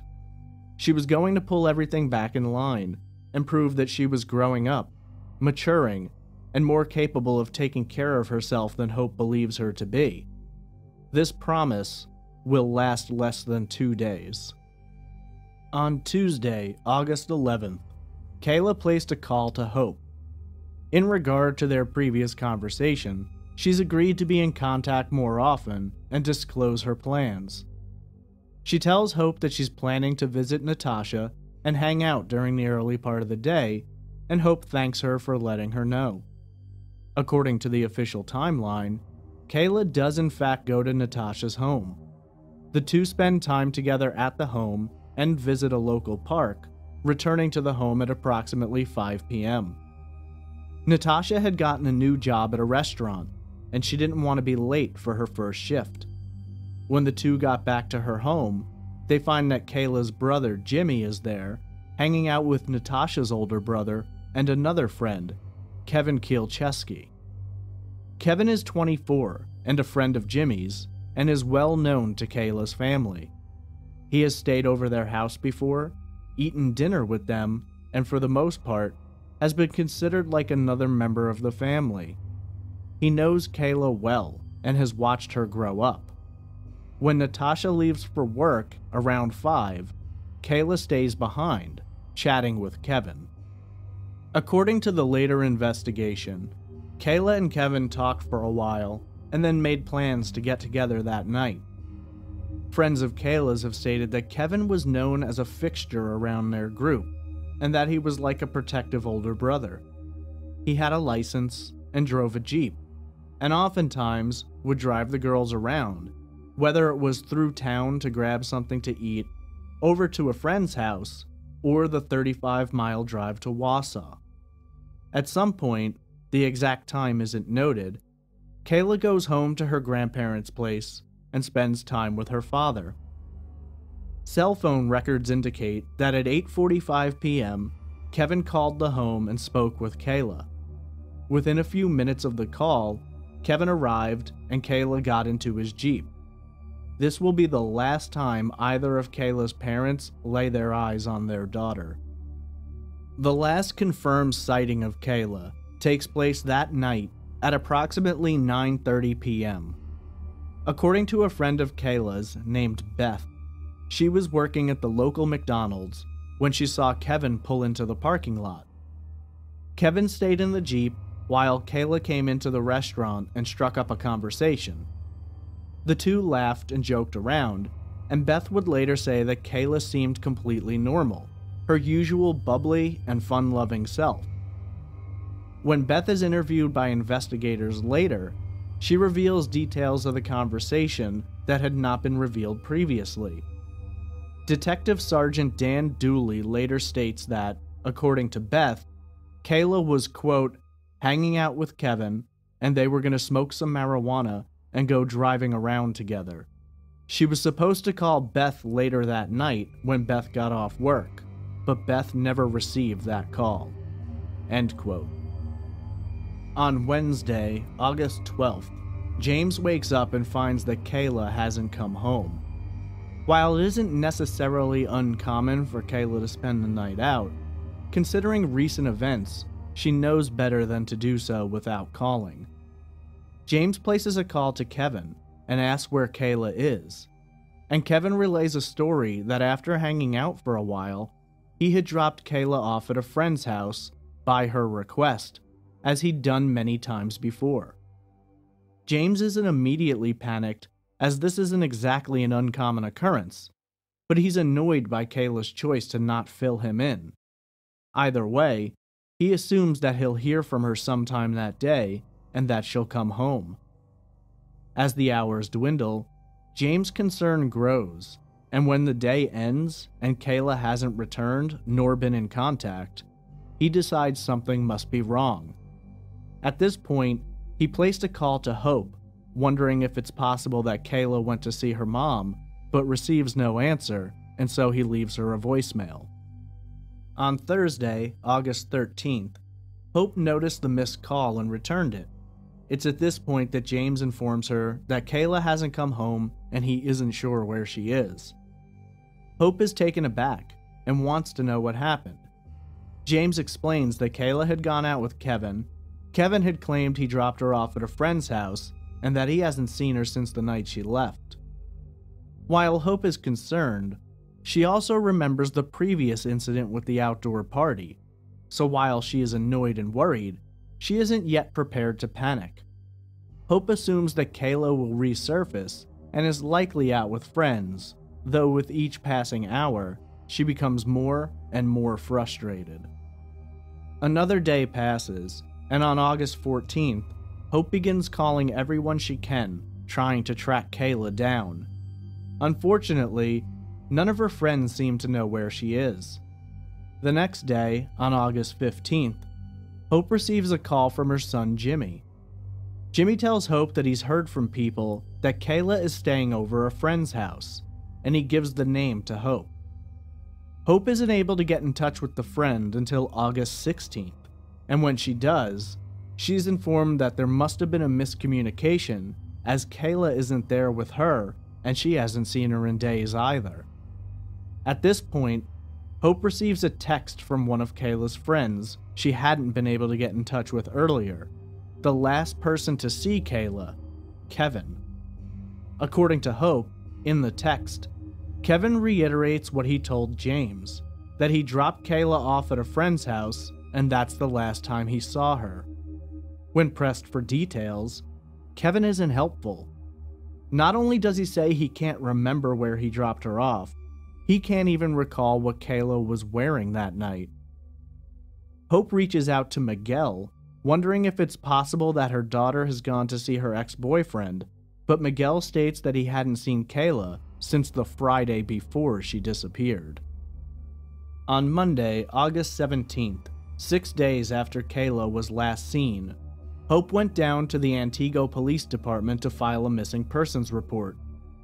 Being that Kayla has a history of going out a lot, and in the past, has failed to contact friends and family while being out of touch, authorities don't immediately consider this a dangerous situation.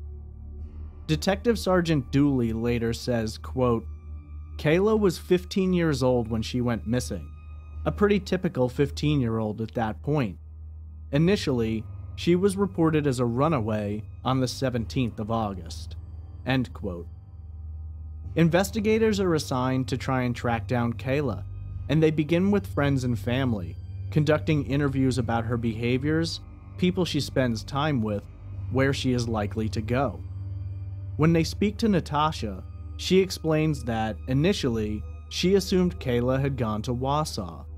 The problem is, it was highly unlike Kayla to maintain radio silence and Natasha later said, quote, "Even if she was in Wausau, she never went that long without calling someone." End quote. It should be noted that early on in the investigation, authorities felt that friends of Kayla's may have been withholding information from them. There was speculation at the time that one or more of Kayla's friends may have had additional knowledge about what may have happened to her or her whereabouts, which initially led investigators to feel that their theory about her running away may have been likely. Details about this have been slim at best, but it was made clear by detectives involved in the case that they were under the impression that information was being withheld from them. Whether or not this was done to protect someone or to preserve their own reputations and Kayla's as well has never been revealed. Investigators got in contact with Kevin and arranged to interview him about the events of that night. According to authorities, Kevin admitted to picking up Kayla, driving around, and smoking marijuana with her, and that he later dropped her off at a friend's house in Wausau at approximately 10:30 p.m. According to Kevin, when Kayla exited the vehicle, he backed out of the driveway and began heading home, never waiting to see if she got in or if she was safe. When asked for the location of the home, Kevin was evasive in his answers. He explained that there were a lot of one-way roads in Wausau and that he wasn't sure where he was going and that Kayla directed him. Eventually, it's revealed that the home he's alleged to have left Kayla at is 1017 East Wausau Avenue, Miguel's old house. The problem with this house is that Miguel doesn't live there anymore. He's moved a little more than a mile away. The previous home had been inspected by the county and deemed unlivable, and the home was condemned. Kayla had been out of town for a few months, so some believe it's possible that she wasn't aware of the move, but according to her friends, that's just not the case. Megan and Natasha, who frequently visited Wausau with Kayla, tell investigators that the weekend before she vanished, she had gone to Wausau with them, and they had gone to Miguel's new place. Kayla was very aware of the new location, and Natasha later explained that while the two had gone their separate ways when Kayla moved, since her return, they'd been talking again, and Kayla had even spent a few nights at Miguel's new home. According to Natasha, they hadn't gotten back together, but they were talking about the possibility. To both Megan and Natasha, it makes no sense that Kayla would have asked Kevin to drop her off at the old home, knowing that no one lived there. Megan later said, quote, "We all were well aware that he did not live there anymore, and come to find out later that she had supposedly been dropped off at this vacant house. It didn't make sense to me then, and it doesn't make sense to me now." End quote. Authorities found the story suspicious, and while they had initially been examining the case as a runaway situation, they elevated its status to that of an endangered missing child on August 20th, 3 days after Kayla had been reported missing. Detective Sergeant Dooley stated, quote, "We kept interviewing friends and family, looked to see if there was something more. Then, as this case progressed, things weren't looking quite right." End quote. Hope begins to get extremely worried, and she starts to feel that all of the stories she's being told aren't making sense, especially Kevin's accounting of that night. Hope later explains, quote, "My daughter was extremely afraid of the dark. She had nightmares about people taking her and doing bad things to her. So for her to get out at a vacant house that is completely dark, with no one around, that's not my Kayla." End quote. Another detail of this story which bothers investigators is that, while Kevin claims that Kayla wanted to go to this house, none of her friends were aware of her plans to go to Wausau that night, including Beth, who she had told she would call, and Natasha, who she also made plans to speak with that night. Even her brother, Jimmy, has expressed that he was not aware of any plans for Kayla to go to Wausau that night, and that if he had been, he wouldn't have allowed her to go alone. After speaking with Kevin, the Antigo Police Department next wanted to have a conversation with Miguel. They reached out to the Wausau Police Department to look into him. Detective Sergeant Dooley explained, quote, "We had made some requests to Wausau Police to go over and make contact with him, and check with him, and check his house to see if she was there. His response was that the last time he saw her was about the Friday before she went missing at a gathering at his house." End quote. Wausau police did search Miguel's home with his permission and found no indications that she had been staying there, nor did they detect any signs that a crime had been committed. After checking Miguel's home, the Wausau police went to his previous residence and found the condemned structure showed no signs that anyone had been inside.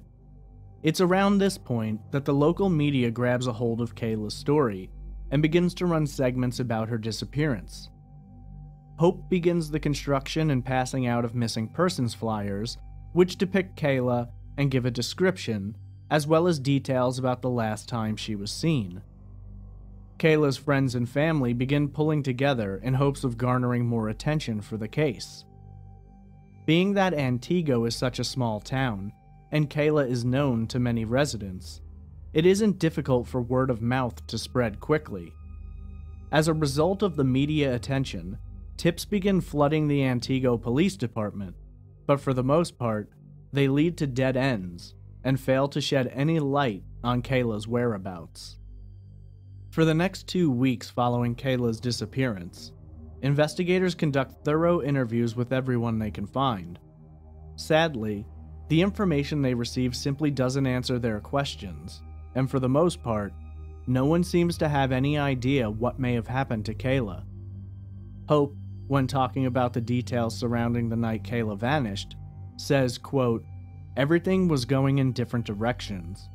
You get that feeling in your gut, and you know this is not going to be a good scenario." End quote.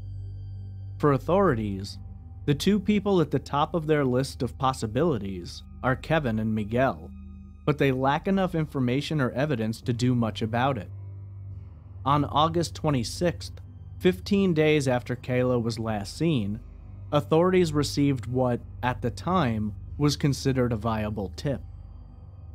A tipster called police and noted that he thought he'd seen a woman fitting Kayla's description at a local Walmart. In response, the Antigo police went to the store and were granted access to the security footage. Through the cameras, authorities witnessed a young woman exiting a Ford Taurus and entering the store. After a short period of time, the woman exits and this time gets into the passenger seat of a black pickup truck. Thinking it's possible that they've caught Kayla on camera and reinvigorating hope for the investigation, police showed the footage to Hope. At first, she felt the woman bore a striking resemblance to Kayla, but upon further examination, she felt the woman depicted in the security footage was not her daughter. She noted, particularly, that the woman had a very different walking style than her daughter, and her body language was all wrong. It's difficult to make out a face in the video, but based on Hope's statements, police dismissed the video evidence. While the sighting turned out to be false, it did work somewhat to the benefit of investigators. News stories once again covered Kayla's case, and this once more stirred up tips and information. Sadly, though, it also got the rumor mill going. School was getting back in session, and theories and speculation about Kayla began circulating. The gossip typically told stories of Kayla and her friends going to Wausau for long weekends of drugs and indiscriminate sex, though Megan and Natasha deny that anything like that was going on. Megan later said, quote, "Our fun on those weekends was turned to something dark and dirty, and the only ones that could stand up for what we knew wasn't true was us, our friends." End quote. With little to go on and no leads, authorities once again returned their attention to the two men they felt most likely possessed some knowledge about Kayla, or at least, the two men who were most likely to have played a role in possible foul play. Kevin and Miguel. Their first step was to visit the vacant house where Miguel had previously lived, the one that Kevin alleges he dropped Kayla off at that night. After a thorough inspection of the premises, they find nothing which indicates that anyone has been inside or that a crime occurred there. Directly across from the home was a wooded area, and there was also a lake, and so investigators brought in dog teams to try and track Kayla's scent. They also employed cadaver dogs. One cadaver dog in particular indicated something near the lake, so police brought in a dive team. The team searched the lake extensively, but were unable to come up with anything. For investigators, the one sticking point for them about the night Kayla vanished was that Kevin was the last person who had verified contact with Kayla.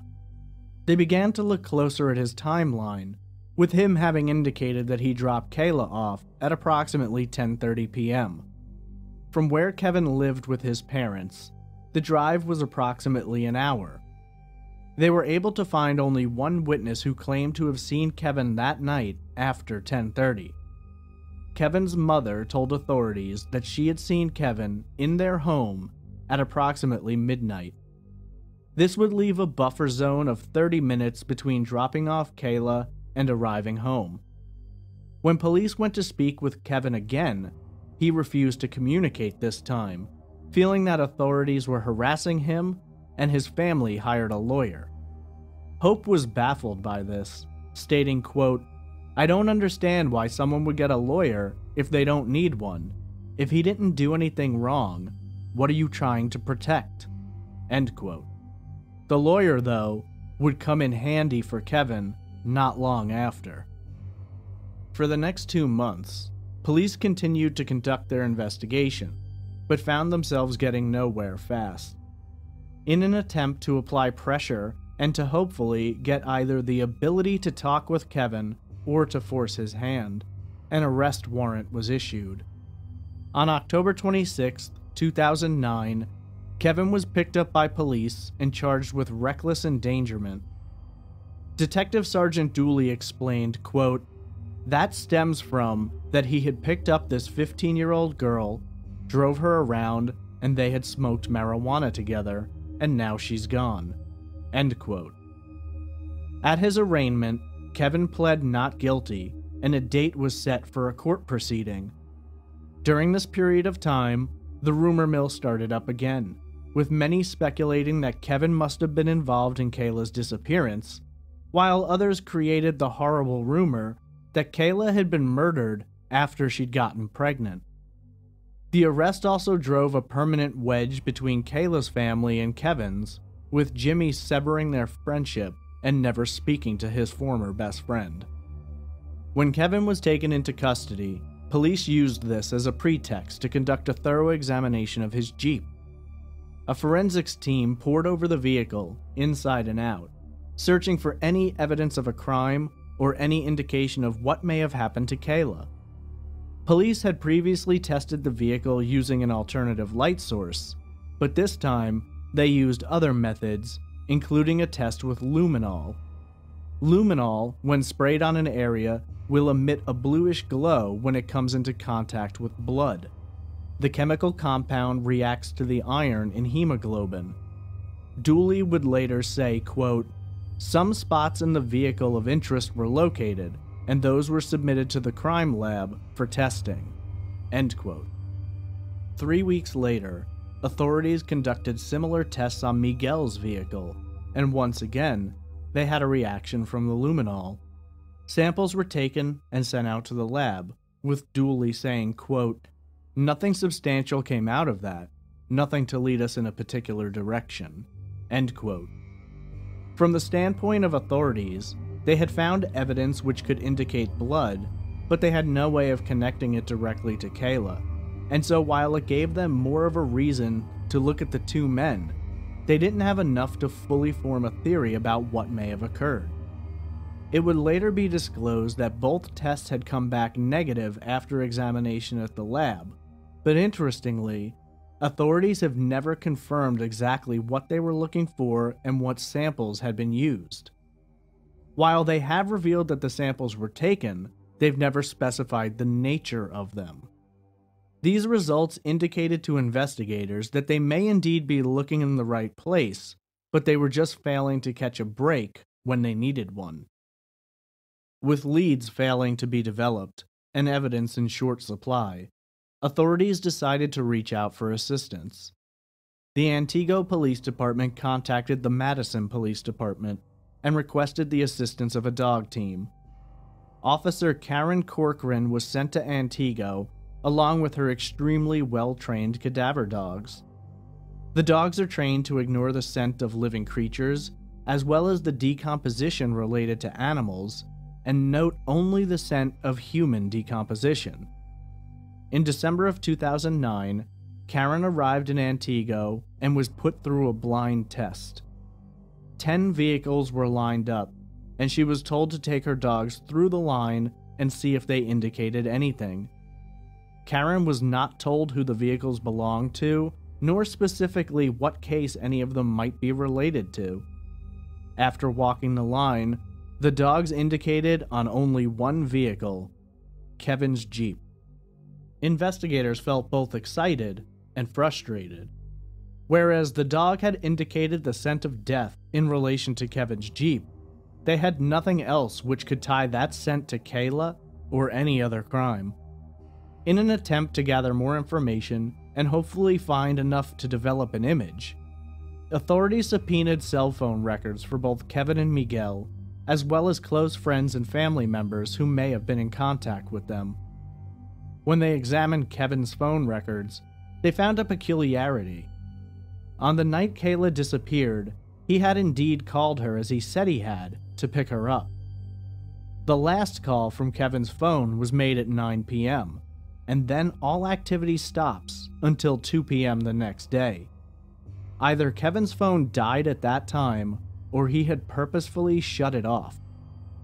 While they find it hard to note this as a coincidence, they also notice in Kevin's phone records that this is not the first nor the last time that Kevin's phone is untrackable in the days before and after, which makes it difficult to pin it down as specifically connected to Kayla's disappearance.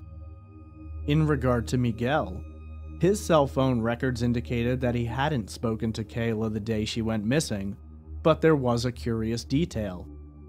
An older cell phone, registered to Miguel, did have a hit on a cell tower that night. 3 hours after Kayla was allegedly dropped off at the abandoned home, Miguel's old phone pinged in Lincoln County, 40 miles north of Wausau.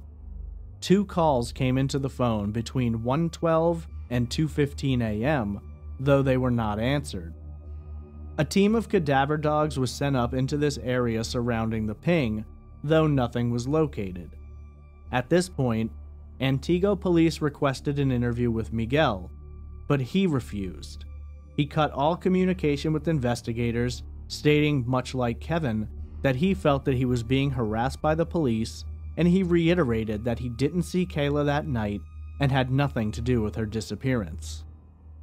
For the next few months, little develops on the case, and in desperation, the Antigo police once again reached out for assistance. This time, the National Guard was contacted, and in an attempt to supply some help, helicopters employing thermal imaging cameras were flown over suspected areas in Antigo. The cameras are designed to show disturbances in the ground and the possible location of burials. Unfortunately, nothing was found, and investigators were back to square one. Once again, they reached out to Officer Corcoran, who came down from Madison with her dogs. They began poring over wooded areas in Antigo, going inch by inch. Over the course of several months, they conducted over 12 different searches, and surprisingly, the dogs made several indications. There were a total of 2 indications, and curiously, both indications were connected to one of the persons of interest. The first indication from the dogs took place on a parcel of land owned by Kevin's parents. This immediately made investigators refocus their attention on him, as it was also his vehicle on which the dogs had previously indicated. The second hit during these searches was on a potato farm where Kevin just happened to work. While this evidence is circumstantial, it's difficult to dismiss 3 separate cadaver dog indications all tied to one person, and not just any person, but the last person to have seen Kayla alive. Unfortunately, again, this information is important, but lacks enough foundation to connect it to Kayla or a crime. When asked about her dogs, Officer Corcoran stated, quote, "To date, the only thing I can say is my dog continually says the odor of human remains is connected with one person of interest."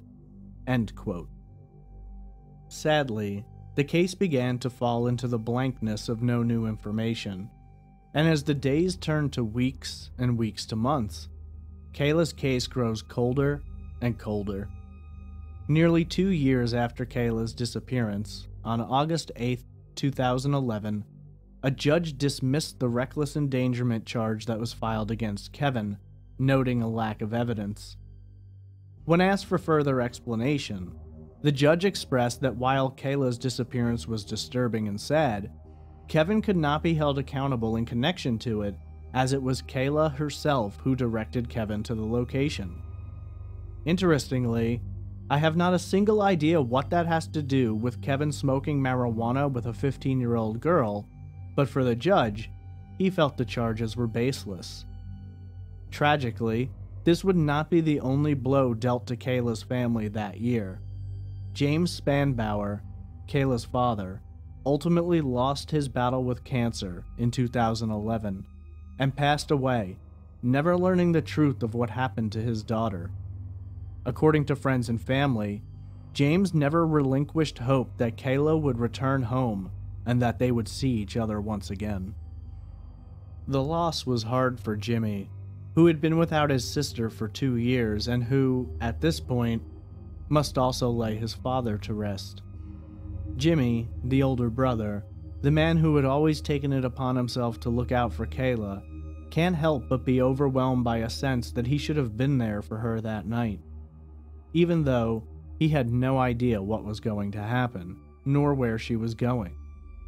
For Hope, as the years begin adding up, her belief that she may, at some point, see her daughter again is slowly fading. In an interview, Hope described the loss, saying, quote, "I miss seeing her smile and hearing her voice. The only things I have are photos and video clips." End quote.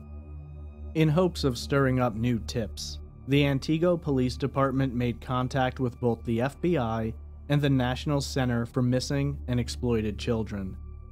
The FBI posted a $20,000 reward for information leading to an arrest and conviction, while the Center for Missing and Exploited Children began producing age-progressed photographs of Kayla, indicating how she may appear 2 years later. These images show the possible appearance of Kayla from 16 to 20 years old. Antigo police pored over the files of local sex offenders, and even those from neighboring states, as well as examining human trafficking operations, though no clues relating to Kayla were ever discovered. Unfortunately, Kayla's case grew even colder, and the years continued to flutter by with constant, painful reminders for her family and friends. The next action on the case came in October of 2016, 7 years after Kayla was last seen.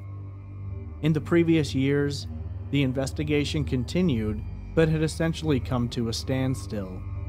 Then, on Saturday, October 8, 2016, a YouTube video was sent to the Antigo Police Department. The video had been posted anonymously in October of 2009, 2 months after Kayla's disappearance. In the video, a man with glasses is talking to a friend named Walter, who isn't present in the video. He goes into discussion about meeting a woman, shopping with her, and that this woman is now his girlfriend. Towards the end of the video, the man opens a door, which appears to be to a bathroom, and depicted in the footage is a young woman, bound and screaming. The man closes the door behind him, obstructing the camera's view, and the screaming gets louder. When this video was brought to the attention of the Antigo police, their interest was certainly piqued. The woman depicted in the video bore a resemblance to Kayla, and the proximity and time to her disappearance set off alarm bells. When the video was shown to Hope, she felt that the girl in the video closely resembled Kayla and was extremely shaken by it, though she couldn't say for sure if it was her daughter. Hope, as well as investigators, thought there may be a connection there, and so a full investigation into the video was launched. It took authorities only 3 days to track down the people shown in the video, and ultimately, it was proven to be a work of fiction.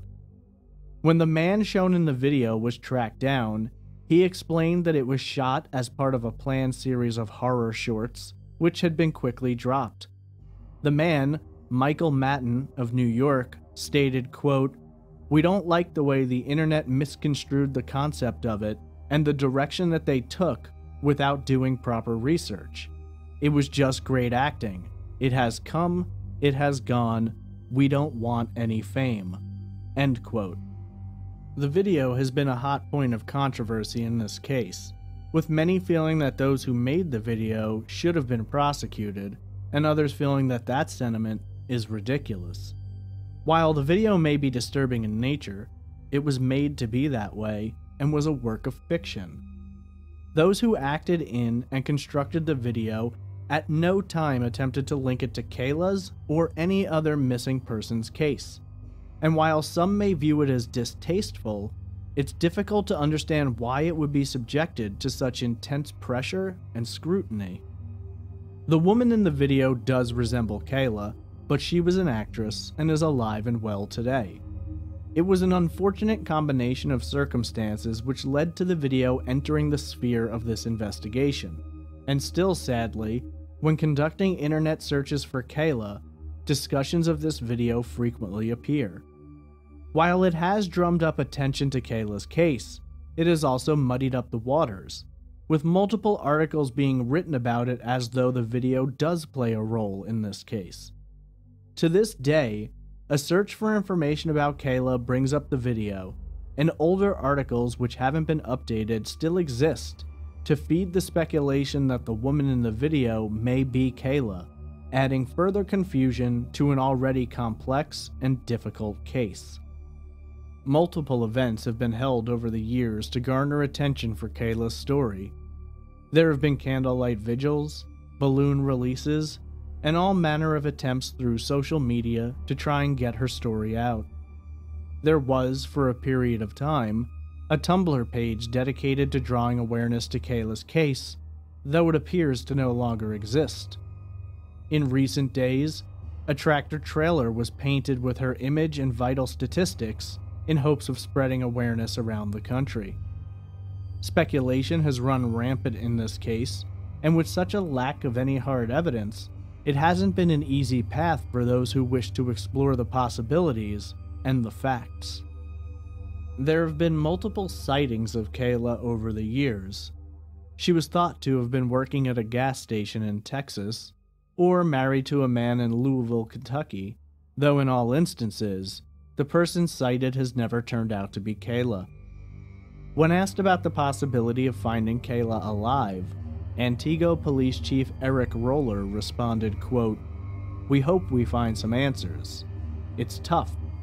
I think the chances of finding somebody after 7 years, well and okay, is probably slim. But there are cases out there where people have been found in captivity and held longer. I suppose it's all possible." End quote.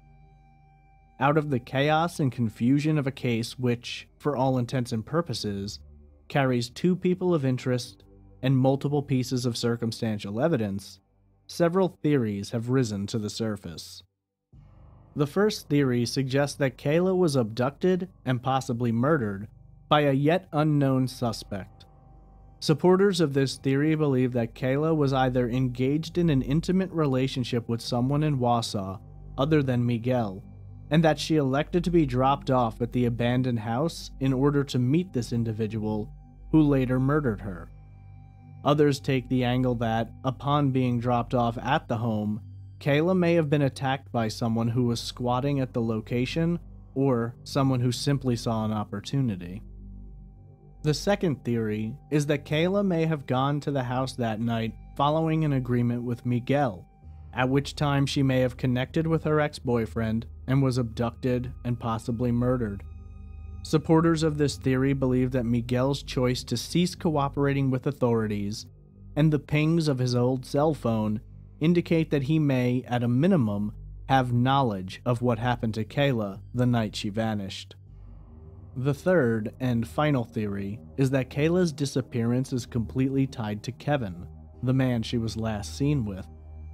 His evasion of questions in the days following Kayla's disappearance, as well as the cadaver dog hits and his choice to hire a lawyer, have been big sticking points for proponents of this theory, who feel that the then 24-year-old family friend likely possesses more knowledge of Kayla's whereabouts than he has shared with authorities.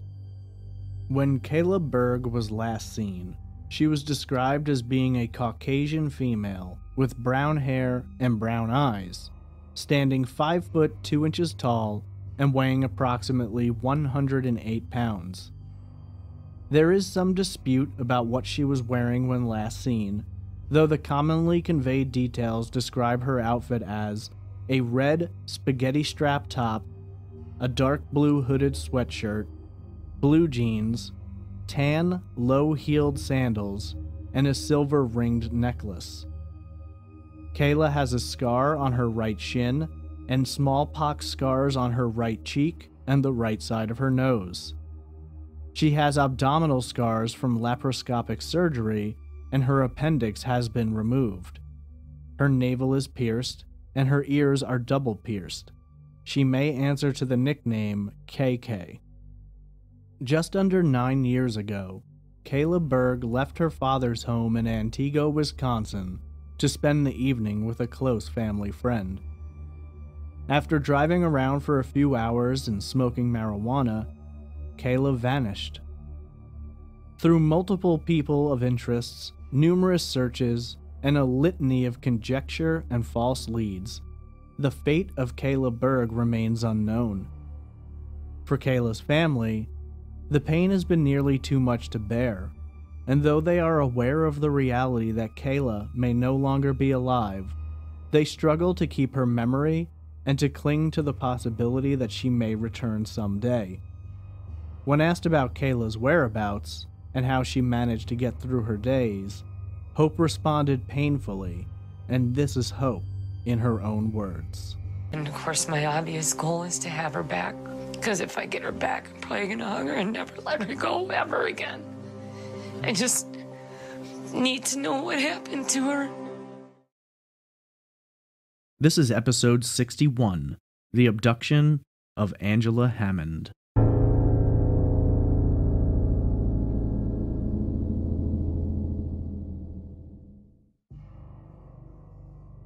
Angela Marie Hammond was born on February 9, 1971 in Kansas City, Kansas, to parents Marcia and Christopher Hammond. Angela was the Hammonds' first child, and their excitement and joy at her arrival was overwhelming. From an early age, the family affectionately referred to her as Angie, and that is how most people referred to her and how she chose to identify herself throughout the rest of her life. The two new parents doted on their beautiful young daughter, though the birth of a child for the young couple did come with its complications.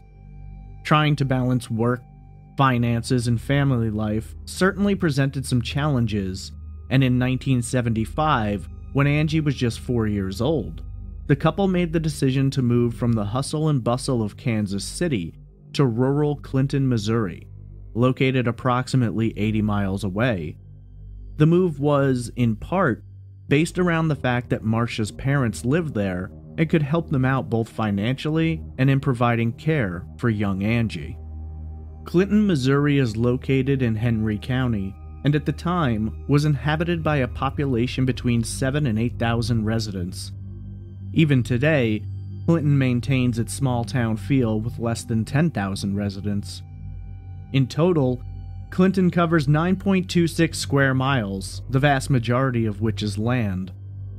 The city resides near Truman Lake, a popular location for fishing and boating, with the surrounding wilderness an attractive area for hunters. Nearby Katy Trail State Park offers a wide array of recreational activities, including a 240-mile trail, which follows the path of an old railroad and is frequently used by hikers, joggers, and cyclists. At the time of the Hammonds' arrival, the trail itself had not yet been opened, but it would be in 1989, when Angie was 18. The transition from the busy streets of Kansas City to the small, backwoods feel of Clinton certainly resulted in some culture shock. It was a quiet town, with very low crime and good schools, but at the same time, such small areas don't often provide the greatest options in terms of employment. Most employment in the area revolved around factory work and farming, and as is often the case in these towns, most of the people know one another. It felt like a safe place, the kind of town where people didn't have to worry about locking their doors, and while it may have been a major transition for her parents, Angie absolutely fell in love with it. Described by everyone who knew her as a dynamic ball of energy, her new environment offered up all sorts of places to run, play, and explore. A sweet and loving young child, Angie has always been described as happy and positive. Not long after their arrival in Clinton, the Hammond family welcomed another child, a younger brother. While Chris and Marcia worked hard to raise the family and provide for their children, issues began to develop, and it became clear that their marriage wasn't going to last. Despite their differences, the two separated amicably and did their best to continue to provide a loving and caring environment for both Angie and her brother. Following the separation, Chris moved back to Kansas, settling in Olathe, approximately 80 miles away. The distance, however, did not stop Chris from being involved in the lives of his children, who remained in Missouri with Marcia. Shortly after the separation, Marcia moved to a secluded farm in Montrose, approximately 20 miles southwest of Clinton. Angie considered Clinton home and grew very attached to the area. It was here that she would form solid bonds of friendship and later meet the man who would become her fiancé. Throughout her life, Angie was known as a fun-loving, free-spirited young woman who was always looking to have a good time. Chris Hammond later described his daughter by saying, quote, "She was just a fun-loving girl who loved to be around people," end quote. Popular and quick to make friends, Angie was the kind of woman everyone wanted to be around. To those lucky enough to have shared her friendship, Angie was full of energy and had a keen ability to make them laugh, be it through her strong sense of humor or her willingness to do silly things, all for the entertainment of it. She was not the type of person who was reserved or hesitant to live life, and in fact, she was so full of life that many around her found it difficult to keep up. She had a vibrant personality, was upbeat, and her optimism was rarely, if ever, in danger. She was a sharp young woman, performing well in school and with her sights focused on the future. She wanted to construct a life, she wanted to build something worthy of her efforts, and as she got older, she wanted someone to share it all with. In November of 1990, when Angie was 19, she met the man she believed could fill that space. 18-year-old Rob Schaefer was a smart, popular, focused star athlete. In Clinton, football dominated Friday nights in the fall, and Rob was on a team that was turning heads and grabbing attention. Known as a polite young man with a strong drive, Rob was known about town and certainly had his fair share of fans, both of his play and of his personality. Like Angie, he too had plans for his future. Rob was determined to join the military following his completion of high school, to test himself under the challenge and to give back to his country. Angie had graduated from high school and was now attending Central Missouri State University in Warrensburg, approximately 30 miles away. She was taking steps to establish a career path, but Rob caught her eye. The exact details of how things developed between the two has never been fully discussed, but everyone has described it as a whirlwind romance. Angie and Rob just clicked, and it was apparent early on that their relationship was going to be something special. The relationship developed rapidly, and before long, Angie and Rob were inseparable. They talked about the future and all the possibilities before them. Angie supported Rob's choice to join the military, which he planned to do in the summer of 1991, and she was focused on finishing up college. Together, they imagined that it would all work out. As long as they gave their best efforts, things would lock in as they dreamed. After the holidays, in January of 1991, Angie surprised Rob with an important announcement. She was pregnant. According to all accounts, Rob was not only excited by the prospect, but incredibly supportive of Angie at the time. Wanting to be honorable and to solidify their relationship, Rob purchased a ring and proposed to an elated Angie, who quickly said yes. They presented their engagement and the news about the baby to both sets of their parents. They did this together. They were united in their love, and they wanted their families to support them in their relationship. The next move for the young couple was to move in together. They quickly found a mobile home for rent, and for the time, that would be home. Financially, things weren't necessarily that easy for the couple. Angie had picked up a job working as a night processor at Union State Bank, and Rob picked up jobs where he could, but it didn't matter to either of them. They wanted to be together, and they knew they had the time to build up some cash and prepare for the arrival of their first child. Everything was going well, perhaps not according to the original plan, but neither Angie nor Rob was thrown off or disturbed by the change in events. They were ready for what life had to offer, and they believed that together they could accomplish anything. Unfortunately, their lives would be forever altered by a disturbing and haunting crime which, to this day, haunts the streets of Clinton, Missouri, and the lives of everyone who knew and loved Angie Hammond. On the evening of Thursday, April 4th, 1991, Angie and Rob had plans to attend a barbecue at Angie's mother's home, 20 miles outside of Clinton. The barbecue itself is said to have gone off well, with nothing out of the ordinary occurring. The young couple spent time with the family and had a few laughs. At approximately 9:30 p.m., Angie and Rob left Marcia's home. Rob had previously spoken with his parents and made arrangements to arrive at their home by 10 p.m. to babysit his younger brother, Justin, while his parents were out. Angie and Rob made plans to meet up later in the evening when his parents returned home, and in the meantime, Angie was going to pick up a close friend, and as young folks were apt to do in rural Clinton at the time, drive around downtown and have fun. Downtown Clinton was often referred to as the Square. The Square functioned as the community hub for the town, with a large parking area surrounded by local businesses, bars, and restaurants. It was fairly common for teenagers and younger individuals to spend evenings downtown, hanging out and driving up and down looking for a good time. Angie dropped Rob at his parents' home at approximately 10 p.m. The two kissed goodbye, and Angie told Rob she'd call him later to make arrangements for meeting up. She then drove away, heading toward the home of her close friend, Kyla Engerman. After picking up Kyla, the two young women laughed and joked as they drove around the square and spent some time walking around and having a good time.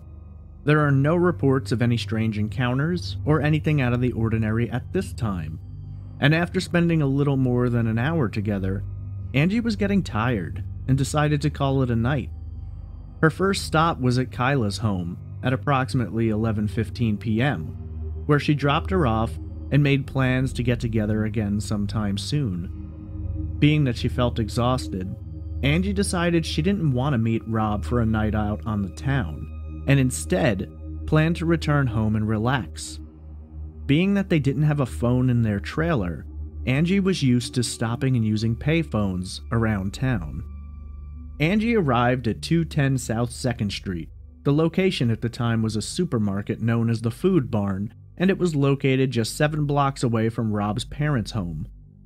There were two phone booths adjacent to one another at the far end of the parking lot near the intersection. Angie pulled up in front of the booths and parked her car. According to phone records later examined by police, Angie called Rob's parents' home at 11:23 p.m. The couple ended up chatting on the phone for a while, talking about the evening's events, plans for the weekend, and anything else that they had on their minds. While Angie was tired and planned to go home, the chemistry the couple shared was simply undeniable, and they ended up talking on the phone for at least 15 minutes. I should note there are some timeline discrepancies, with some arguing that the call lasted until 11:45 and others saying 11:37. Either way, the tone of the conversation shifted when Angie expressed some concern about a truck in the area. According to Rob, Angie explained that the truck had been driving by slowly and had circled the area several times. When asked if she recognized the vehicle or whether or not she could get a good look at the driver, Angie was sure she hadn't seen the truck before and she couldn't quite make out who was behind the wheel. When Rob asked Angie to describe the truck, she stated that it was a green Ford pickup, either late 1960s or early 1970s. After the truck drove off, the two went back to normal conversation, but shortly thereafter, the vehicle returned. Angie expressed concern again, this time because the truck was now pulling in, just a few spaces away from her car, parked next to the phone booths. A man exited the vehicle and entered the booth next to Angie. She whispered on the phone to Rob, giving him the play-by-play of everything that was happening. Rob assumed that it was likely someone who was lost and simply trying to call for directions. Shortly after entering the booth beside her, the man exited and returned to his truck. At this time, he produced a flashlight and appeared to be looking around for something inside the vehicle. Angie told Rob that she was scared, and he responded that it was possible the other phone was out of order, and maybe the man was waiting for her to finish up. He distinctly heard Angie, leaning out of the phone booth, call out to the man and ask if he needed to use the phone. The man responded that he didn't, an answer which bothered both of them. At this time, Rob asked Angie to describe the man. According to him, Angie stated that the man appeared to be dirty. He was Caucasian, had a mustache and beard, and was wearing overalls, a dark baseball-style hat, and black-rimmed glasses. The two words which have been frequently associated with Angie's description are filthy and bearded. After the man said he didn't need to use the phone, he went back to his truck and Angie turned away from him, once again facing the phone and continuing her conversation with Rob. Suddenly, in the middle of their conversation, Rob heard Angie scream sharply. At this point, Rob distinctly heard a man's voice say, "I didn't need to use the phone anyway." Rob shouted Angie's name into the phone, and after receiving no response, dropped his phone and immediately bolted out of the house, getting into his truck and racing towards the phone booth, which was only a 2-minute drive away. While racing through the streets of Clinton, Rob saw a set of headlights coming towards him, heading in the opposite direction. As the vehicle got closer, he realized it was a truck, very similar to the one Angie had previously described. Then, as the truck passed him, he saw a woman in the front seat struggling with the driver. According to Rob, it was Angie, and she leaned over the driver's lap and screamed out his partially rolled down window, "Robbie." Believing that Angie was being abducted and that her attacker had just passed him, Rob attempted to turn his truck around.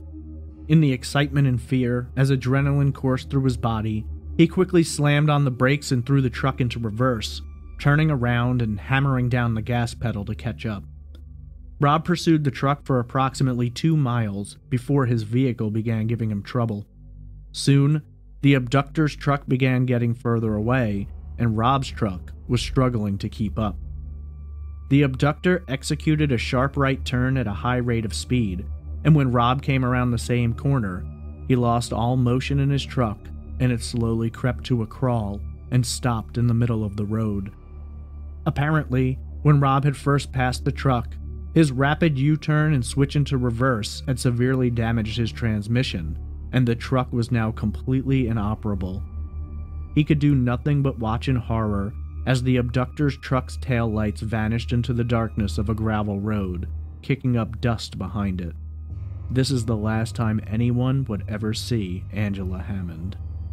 Rob attempted to chase the truck on foot, but he quickly realized there was no way he was going to catch up. Back at his disabled truck, he attempted to get it started but was unable to.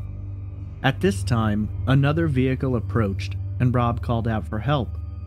He asked the driver to take him to the police station, and upon arriving, immediately relayed the story to officers. His arrival time at the station has been noted as being approximately 5 after midnight. While speaking to investigators, Rob was able to relay Angie's description of her abductor, while also providing further information about the truck itself. He described it as a two-tone Ford truck, green with a white top. He noticed that there appeared to be damage to the body of the truck, near the front fender on the driver's side.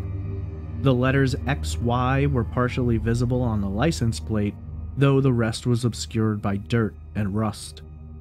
The most intricate detail, however, was the truck's back window. The window was covered over with a full-size decal of a fish jumping out of the water. The fish image was a distinct detail which police thought would make it easier for them to identify the vehicle, though this would prove to be far more complicated than they'd imagined. Based around Angie's description and the quick look Rob got of the driver, a composite sketch was drawn up. For reasons no one has ever been fully capable of explaining, though, the man depicted in the artist's sketch was shown clean-shaven, not matching the bearded description both Rob and Angie gave. Some have argued the possibility that it was believed at the time that the beard and mustache may have been false, something that the abductor wore to conceal his identity. This, though, has been highly debated over the years. Police moved on to the streets, driving in the direction Rob had designated as where he'd last seen the truck, but ultimately found nothing indicating which way it may have gone, and with the time that had passed, the truck had easily gained a 20 to 30 minute head start. While officers were out searching for Angie, others focused in on Rob. There was some concern that his story felt a little too dramatized, and that he may have been concealing information or trying to cover up his role in Angie's disappearance. Without anywhere else to turn, and as is often the case when something goes wrong, there was intense suspicion on the fiancé. Clinton is a small town, and as such had a small police force. While officers working the night Angie vanished did sweeps for her in the surrounding area and tried to track down the truck, it wouldn't be until 5 a.m. when the town's one and only detective arrived for duty. Detective Damon Parsons moved into action on Angie's disappearance, working with the department to get information out to the local media. He reached out to the Missouri State Police, hoping they might use their more sophisticated computer setup to search for any trucks in the area which might match the description they were given. It was also Parsons' responsibility to speak to the family, and it was he who broke the news to Marcia, who in turn called Chris. Chris came to town in hopes of contributing to search efforts and to, hopefully, find his daughter. Parsons did focus on Rob at the outset of the investigation. Rumor around town was that Angie had gotten pregnant and the two were going to get married, but there were of course whispers that perhaps Rob had chosen to get rid of Angie and his unborn child in hopes of moving into his future without the responsibility of being a young father. This was quickly dismissed by everyone who knew Rob and Rob himself, who authorities believed was clearly broken up over the situation. Rob was subjected to several interviews with police and asked to recount the events of that evening time and time again. Each time he was able to do so, without holes in his story nor details which contradicted themselves. In hopes of expanding their investigation and to utilize more robust investigative tools, the Clinton Police Department reached out to the FBI for assistance. Outside of Rob, there was another name which was being considered a possibility. Within the first few days of Angie's abduction, tips were pouring into the department. It was a struggle to track down all of the potential leads, though most of them led to nothing. One name, though, which had been offered up as a possible suspect numerous times, was that of Bill Barker.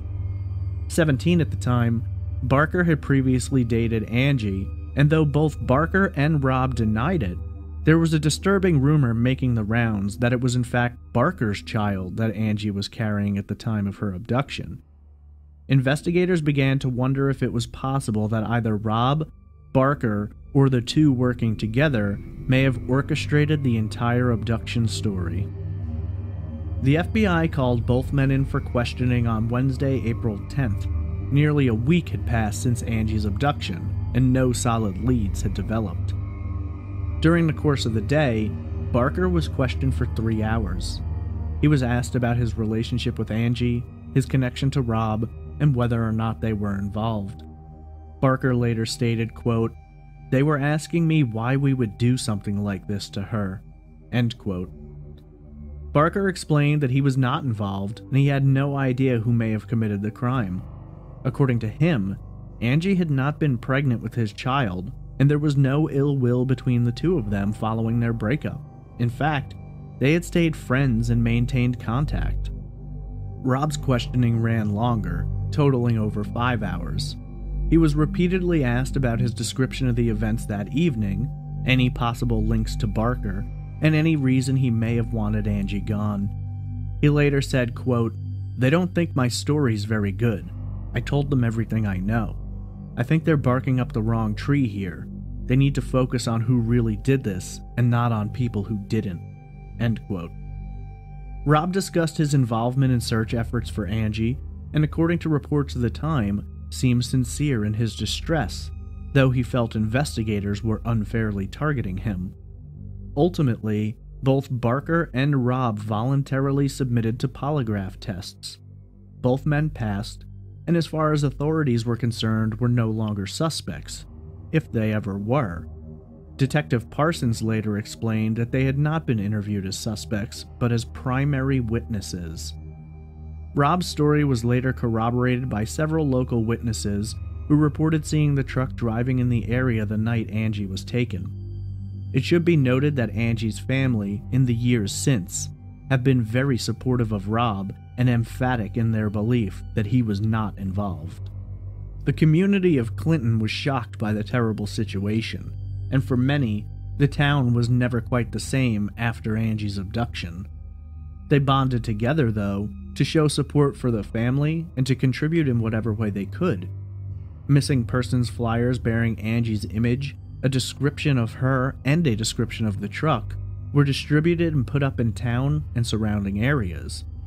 Authorities, hand in hand with more than 200 volunteers, conducted what has been described as a massive land and air search, covering all of Clinton and much of surrounding counties in hopes of finding something to give them a lead. Locals marched through the thick wilderness, overgrown fields, and climbed into old rundown buildings in desolate areas, but to no avail. There was no sign of Angie, nor the truck. Results from state police computer searches returned over 1,600 trucks matching the description given by Rob and corroborating witnesses.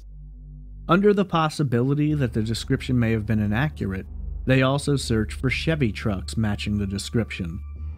The number was overwhelming, though police, in conjunction with the FBI, have stated that they found no vehicle which they believe was the one Angie was taken in that night. In hopes of spreading out awareness and getting more assistance, the FBI and Clinton police reached out to local law enforcement.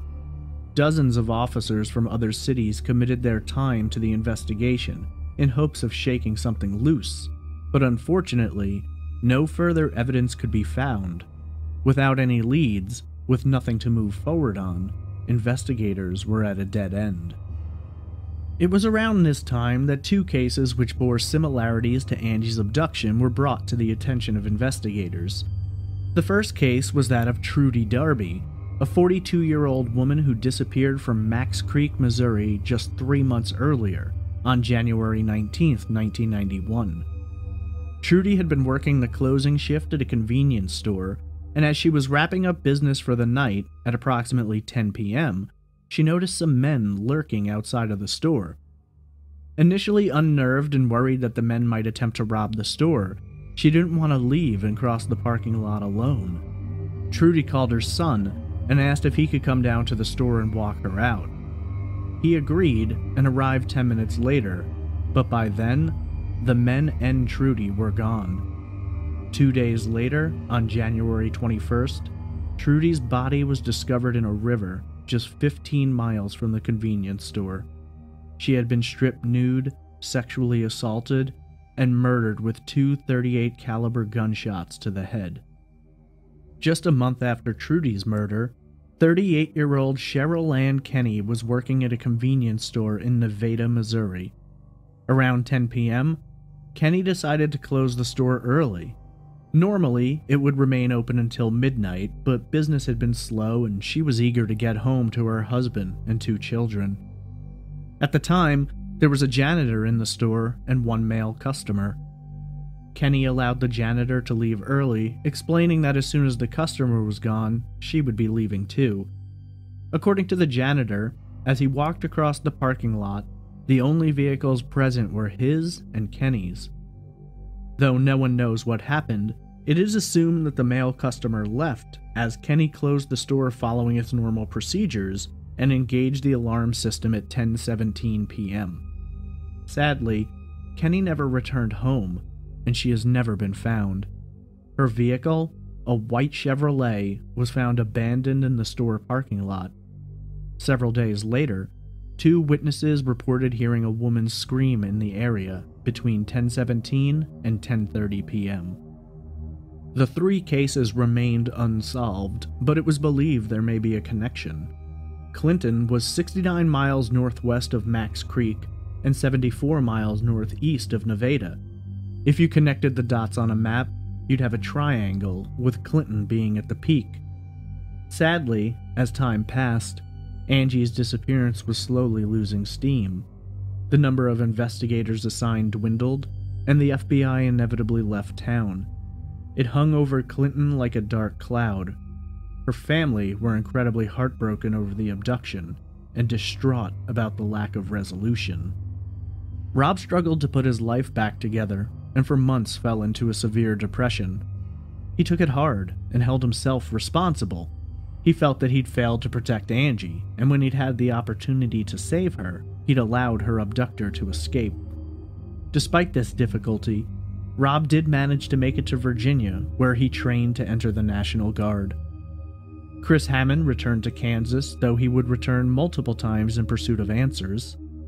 Marcia could barely function, other than to be determined to find Angie. As time rolled on, she found her way back to living as normal a life as she could, but it would never be the same without Angie. Soon, days turned to months, months to weeks, and weeks to years, and Angie's case grew cold.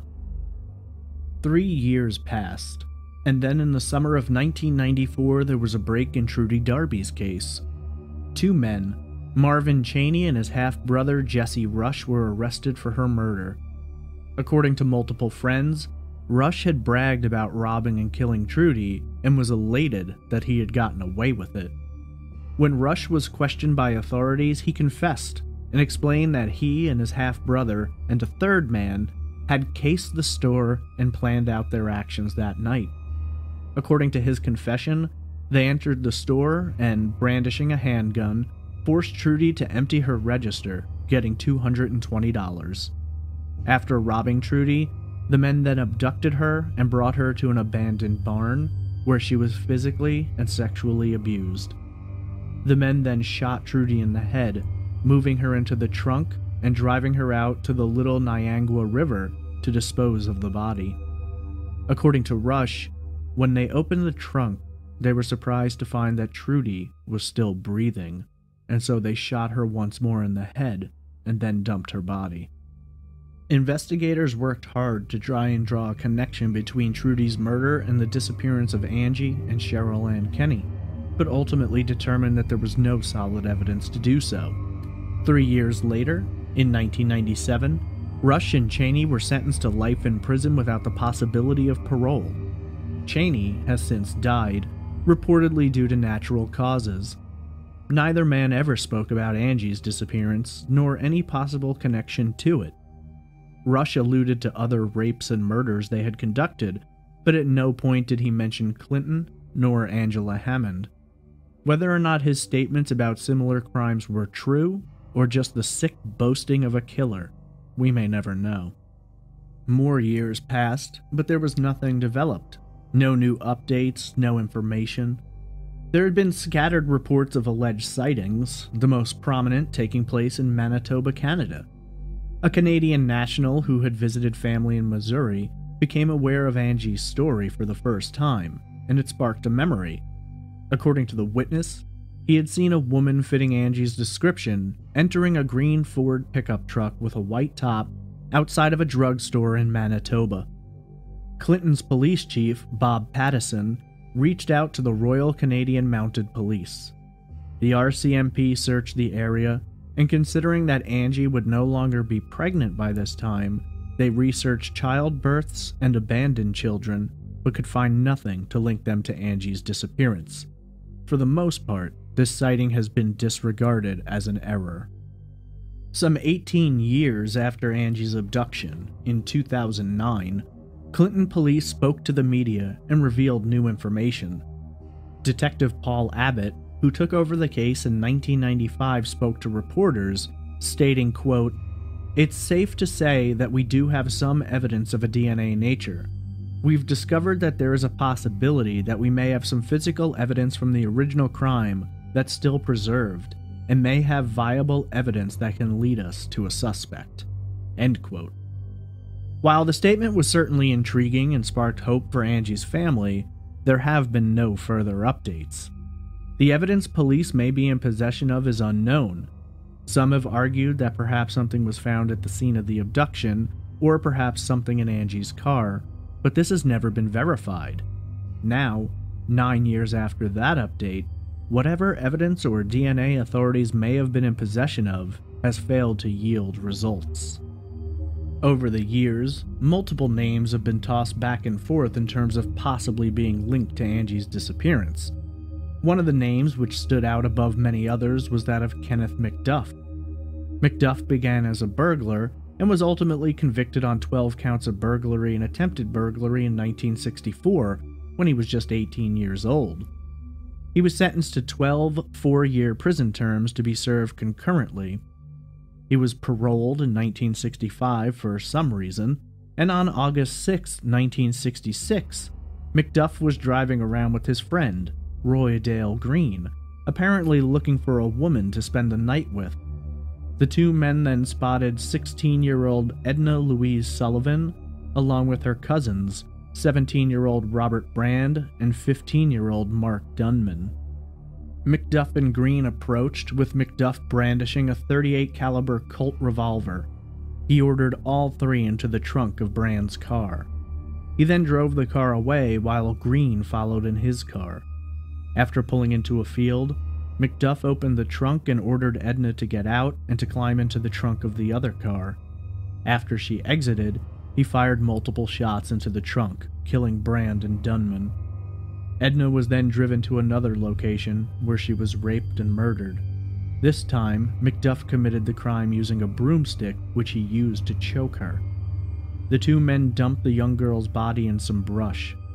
Several days later, Green confessed to authorities and McDuff was arrested. McDuff was given 3 death sentences and Green served 11 years. Eventually, McDuff's death sentences were commuted to life sentences, and with the assistance of a lawyer, he managed to convince the parole board that Green had been the aggressor and he had been forced into being his accomplice. McDuff was paroled in 1989, and many believe he went right back to killing. On October 10, 1991, McDuff picked up Brenda Thompson, a sex worker in Waco, Texas. After tying her up, he planned to drive her out to a desolate location, but came upon a police checkpoint. Thompson kicked at the windshield, cracking it and alerting officers to the situation. McDuff drove through the checkpoint and was pursued, but ultimately escaped. He tortured Thompson to death in a wooded area off U.S. Route 84. McDuff would go on to commit many more murders in vicious and brutal fashion. On May 4th, 1992, McDuff was finally arrested after fleeing from Texas. He was found living in Kansas City, Missouri, under an assumed name. McDuff was put to death on November 17, 1998. When asked if he had any involvement in the abduction of Angie Hammond, he denied it. He admitted to a lot of other murders and revealed the locations of the bodies in an attempt to extend the date of his execution, but eventually, law enforcement got tired of playing games with him and went forward with the execution.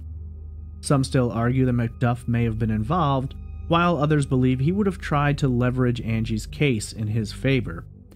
The one detail which makes many believe there could be a connection is that he was found in Missouri, just over a year after Angie's abduction, leading many to wonder whether or not this was his first trip to the state. Another name which has become a target for speculation has been that of Larry Dwayne Hall. Hall has been linked to multiple murders, was sentenced to serve a life sentence for kidnapping, and has claimed responsibility for many other murders.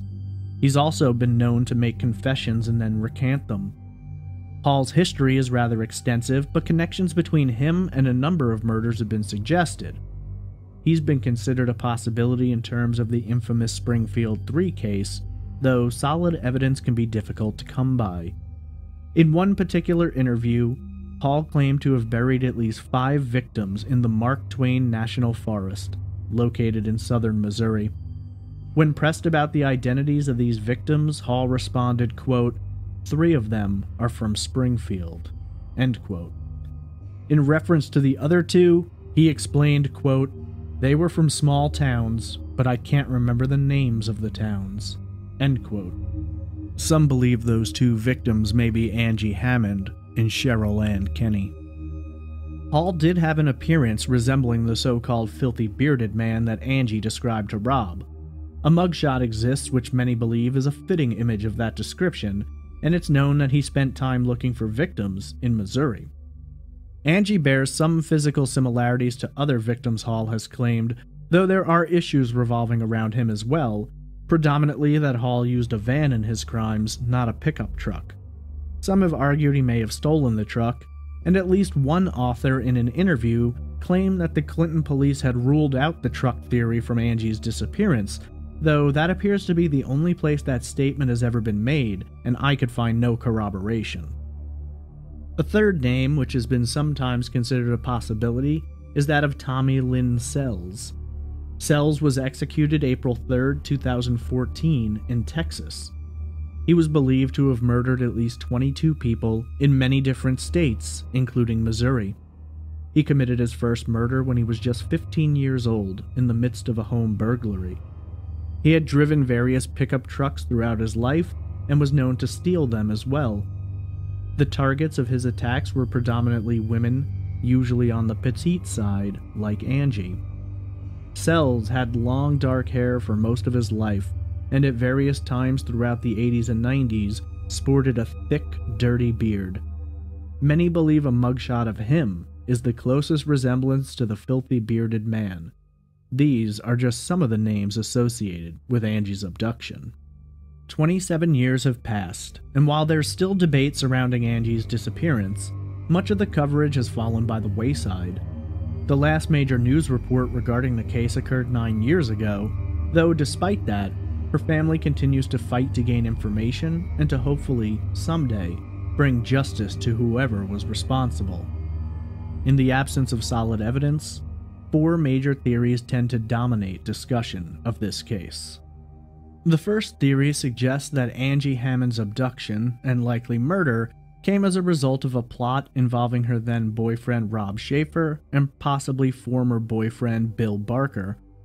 Despite Rob's consistent cooperation with investigators, Angie's family's agreement that he was in no way involved, there are still those who continue to argue this theory, regardless of the information available.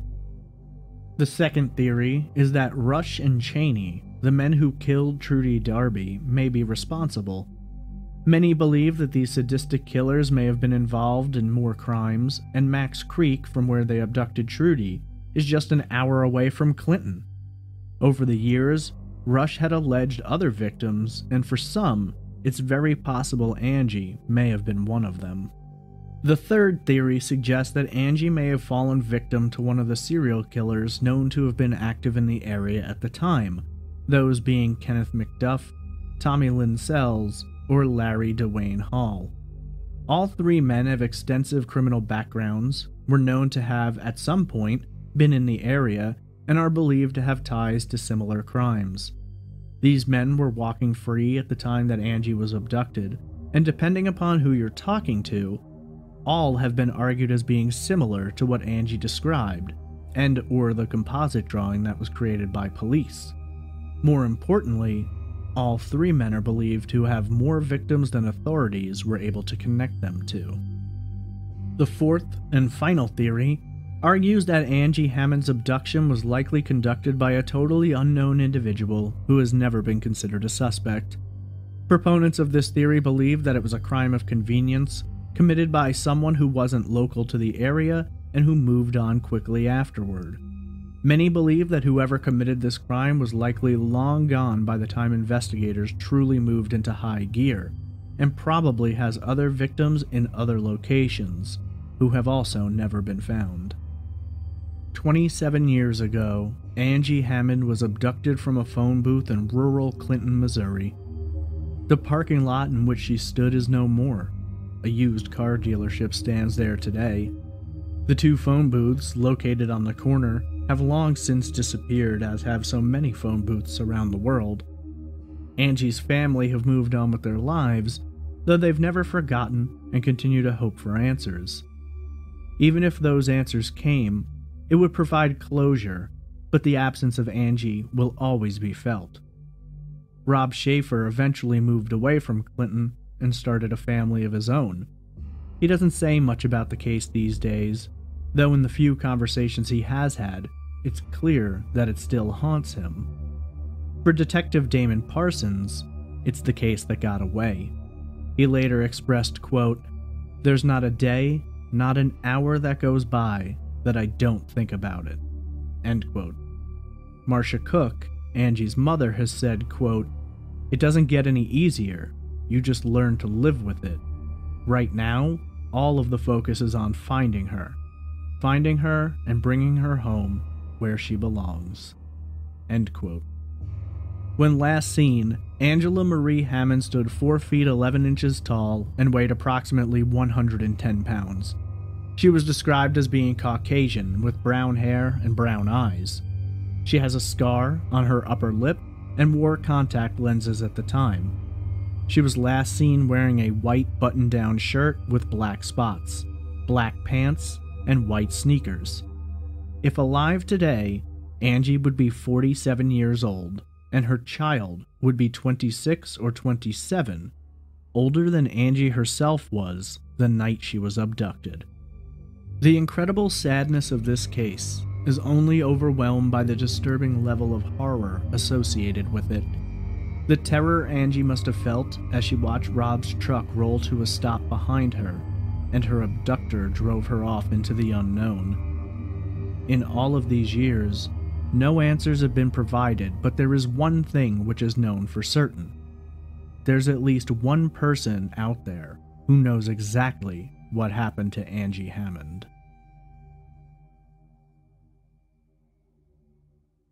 This is episode 72, The Disappearance of Ray Gricar.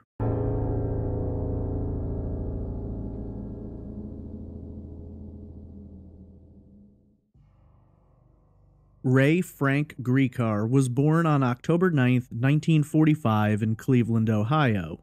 Ray was the second child of the family, with his older brother Roy having come along a few years prior. Ray's family lived in the predominantly Polish section of the Collinwood neighborhood located on the east side of Cleveland. Collinwood, known as a quiet place and a good location to raise a family, entered the public scene in the 1970s when a war broke out between different organized crime groups, which resulted in the arrival of federal investigators and multiple convictions, which essentially broke the back of the mafia in the area. Ray was, by all accounts, a quiet, private, respectful, and studious young man. He would go on to attend school at the Gilmore Academy, a Roman Catholic campus which operated both a day school as well as a boarding school. The Gilmore Academy was located in Gates Mills, Ohio, just 20 miles or so away from his neighborhood. Ray's attendance at the academy was marked by high grades and a strong determination to succeed. If there is a word which seems to pop up consistently in Ray's life, it's drive. Ray had a laser-like focus, sharp and determined, and when he set his sights on something, he was unlikely to waver. This was an attribute acquired at a young age, which would only become stronger throughout his life. In addition to this, many have described Ray as fiercely independent. He went his own way, regardless of the odds. He didn't back down from the path he wanted to walk. Ray's upbringing in Cleveland had a strong impact on his life, particularly in terms of his interests. He would develop a lifelong love of the Cleveland Indians baseball team, as well as the Browns football team. Aside from being an avid sports fan, Ray had a charming personality, and his intelligence was quickly ascertained as soon as he was engaged in conversation. Behind those intense eyes, the gears were always turning in his mind. Though Ray knew how to kick back as well, and he took great joy in long drives. There was something in the freedom of sailing down the road that just helped ease his stress and clear his mind. Ray's career in law sort of occurred by chance. Ray obtained an internship which forever altered the course of his life. He found himself working for the prosecutor's office, and as he entered college at the University of Dayton, it was law in which he found his interest most strongly piqued. It would appear that from this time in Ray's life, that determined focus wasn't going to shift. Law would not be the only significant change to occur while attending school at Dayton. It was during this time that Ray would meet and fall in love with Barbara Gray. After graduation, Ray returned to Cleveland with Barbara by his side, where he would enter the Case Western Reserve University School of Law. Ray and Barbara would marry in 1969, and once Ray earned his law degree, he would take a job working as a prosecutor for Cuyahoga County. Some 9 years after being married, Ray and Barbara would adopt a baby girl, Laura, in 1978. In 1980, everything would change. Barbara was offered a job at Pennsylvania State University, and so the family packed up and moved. It was during this time that Ray made the decision to take a step back from his career. In order to support Barbara and to give himself more time with his daughter, Ray made the decision to become a stay-at-home father.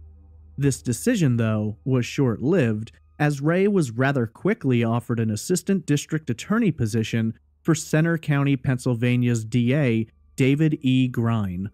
Soon, Ray found himself turning heads in the DA's office, and when Grine's successor, Robert Mix, made the decision not to run for re-election 5 years later, in 1985, Ray decided to throw his name into the hat. When the election was over, Ray Gricar had become the district attorney of Center County, Pennsylvania, by a margin of just 600 votes. When Ray took over as district attorney, it was only a part-time position, and this allowed him to focus both on his career and his family. Regardless of career paths and available time, though, the marriage between Ray and Barbara had begun to fall apart, and the couple officially divorced in 1991. Despite their differences, the former couple were able to raise Laura together.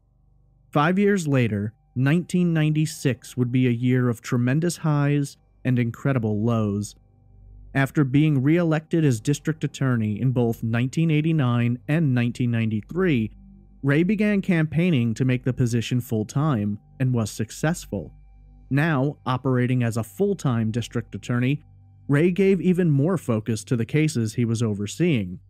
However, his personal life would also see changes, as he would marry his second wife, Emma, that same year. While things seemed to be going exceedingly well for Ray, a tragic event would occur that would mirror Ray's future in a disturbing and heartbreaking manner. In May of '96, Ray's older brother Roy went missing from Westchester, Ohio. Days later, Roy's vehicle was found abandoned in a park. Several days after that, Roy's body was recovered from the Great Miami River. Investigators ultimately ruled Roy's death to be a case of suicide. Roy had battled depression for a long time, and it appeared that he had tragically lost that battle. Roy and Ray had been close, and following his brother's death, Ray became even closer with his two nephews, being there for them and trying to help them through this difficult and dark time.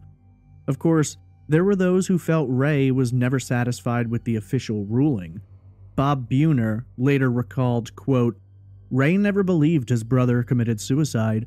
The most important reason was that he thought his brother would never orphan his two sons." End quote.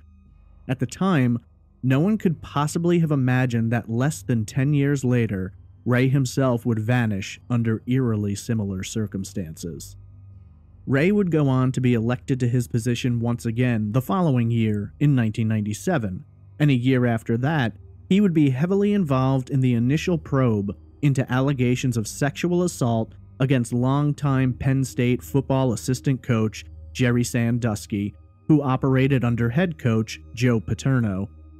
Outside of Penn State, Sandusky was highly involved in the Second Mile, an organization designed to assist troubled teenagers. At the time, two 11-year-old boys came forward with accusations alleging that Sandusky had entered the shower with them and inappropriately touched and quote-unquote washed them, though this was a polite euphemism for Sandusky having actually molested the boys. As the district attorney overseeing this accusation, Ray was the one who had the final say on how to proceed. According to investigators at the time, Griecar took the allegations seriously and even went so far as to hide a police officer inside the home of one of the children's mothers as she confronted Sandusky in hopes of getting a confession. When all was said and done, though, for reasons perhaps no one truly knows, Ray made the choice not to pursue prosecution. Sandusky retired in 1999, where he was awarded the title of Professor Emeritus and given an office on campus from which he would continue his egregious acts. In retrospect, many of those who had been involved at the time would later come forward when new allegations were raised. When asked why they hadn't pursued prosecution the first time, it was explained that that choice had been raised and he had elected not to. When asked about this later, Bob Buhner, then district attorney of Montour County, responded, quote, "He would be extremely cautious in proceeding because he wanted to make sure that there would be a reasonable likelihood of conviction. You don't want to go after someone high profile unless you have a compelling case." End quote. Some would later speculate that it was Sandusky's high profile and beloved status at Penn State that impacted Ray's decision, but those who knew him emphatically disagreed. Steve Sloan, an assistant prosecutor and one of Ray's closest friends, explained, quote, "He didn't read local papers and follow local gossip. It wouldn't have mattered if it was Joe Paterno or a 10-repeat felon. He would treat them the same way if they were legit suspected of committing crimes." End quote. Ray was well respected in his position as district attorney, and for many, they believed that if he didn't prosecute the case, he had a reason. What that was, we may never fully know. He had been involved in several high-profile cases, including the prosecution of 19-year-old Jillian Robbins in 1996, when she strode onto the campus of Penn State University and opened fire with a rifle, killing one student and wounding another. It's interesting to note that many who step into public service roles have higher political aspirations, which can play a role in their decisions as they might be trying to garner future support. But this didn't apply to Ray. He didn't want to get involved in politics, and his dreams of the future were of a quiet retirement. For many, this made Ray impervious to political persuasion, as he had absolutely no interest in establishing a career as a politician. Ray would continue working as the full-time district attorney, and as seems to be the case with his life, 2001 was yet another year which would bring in the good and the bad. Re-elected yet again, Ray's career was surging, but his personal life was falling apart. 2001 would also see the dissolution of his second marriage, with he and Emma separating. Many have since described the marriage between Ray and Emma as doomed nearly from the start and marred by disagreements. A single man, it wouldn't be long before a romantic interest would develop, and in this instance, it would happen in a place where he'd least expected it, at the office. Patty Fornicola worked at the courthouse, and as the relationship developed, the couple decided to move in together. Ray would move into Patty's home, located in the Bellefonte, Pennsylvania neighborhood of Half Moon Hill. While it was clear that Ray and Patty were very much in love, both had seen previous marriages end poorly, and so there was no rush to tie the knot. When asked about Ray, Patty explained, quote, "We had a wonderful relationship. I think for both of us, we finally found our soulmate. We found the person who was perfect. He really enjoyed just quiet times and just being together." End quote. The relationship was going well, and by all accounts, Ray and Patty were very happy together. Several years into their time together, in 2004, Ray began delegating more of his responsibilities to assistant district attorneys. He cut back on his workload, started spending a little more time away from the job. Eventually, Ray confided in Patty his interest in retiring after that term. Ray was ready to enjoy life, to take it easy, travel, do all of the things he'd always wanted to do. Ray told his daughter Laura of his plans. She was living in Washington State at the time, and Ray and Patty discussed a plan to drive to visit her, stopping at national parks and landmarks along the way. Then, Ray informed his staff and publicly announced that he would not seek re-election. Ray's final term as district attorney was set to end on January 1st, 2006. Sadly, Ray wouldn't make it to retirement, and less than 1 year before he was ready to step out of his position, he would vanish under what can only be described as baffling circumstances in April of 2005. The morning of Friday, April 15th, began as many others had, with Patty Fornicola up first, getting ready for her day of work. As she began putting her day in order, Ray was in the bedroom sleeping still. Patty entered the room to notify Ray that it was time to get up and get ready for work, but on this occasion, Ray had other plans. According to Patty, Ray explained that he didn't think he'd be going into work that day. As Ray often called it, he was going to play hooky and just take the day off. To Patty, this wasn't hugely out of the ordinary, and Ray had worked incredibly hard. He deserved a day to himself here and there. The 59-year-old DA had been working the job for nearly 20 years. Who could blame him for needing a day here and there? Patty told Ray to have a nice day and that she loved him. She went into the kitchen, poured a glass of orange juice for Ray, and left behind a note asking if he'd be able to take care of the dog since he'd be home. Patty left for the courthouse, never knowing that this would be the last time she'd ever see Ray. While Patty was at work later that morning, she was filling in at the receptionist desk for an employee who was out for the day. At approximately 11:30 a.m., the phone rang, and when Patty answered, she found Ray on the other end. According to Patty, Ray seemed somewhat caught off guard that she'd answered the phone, but he had apparently called to speak with her. Ray explained that he was going for a drive in his red Mini Cooper, taking Route 192 in an east-northeast direction towards Lewisburg, an area he'd been to many times before. Route 192 runs from Center Hall to Lewisburg, covering a total of 45.4 miles, winding through the countryside. This was fitting for Ray's normal behavior, as he often took drives to clear his head or simply relax. On this particular day, the weather was warming up a bit and he wanted to enjoy it. Ray told Patty that, because of his trip, he wouldn't be able to take care of the dog. According to Patty, the call ended with them exchanging I love yous.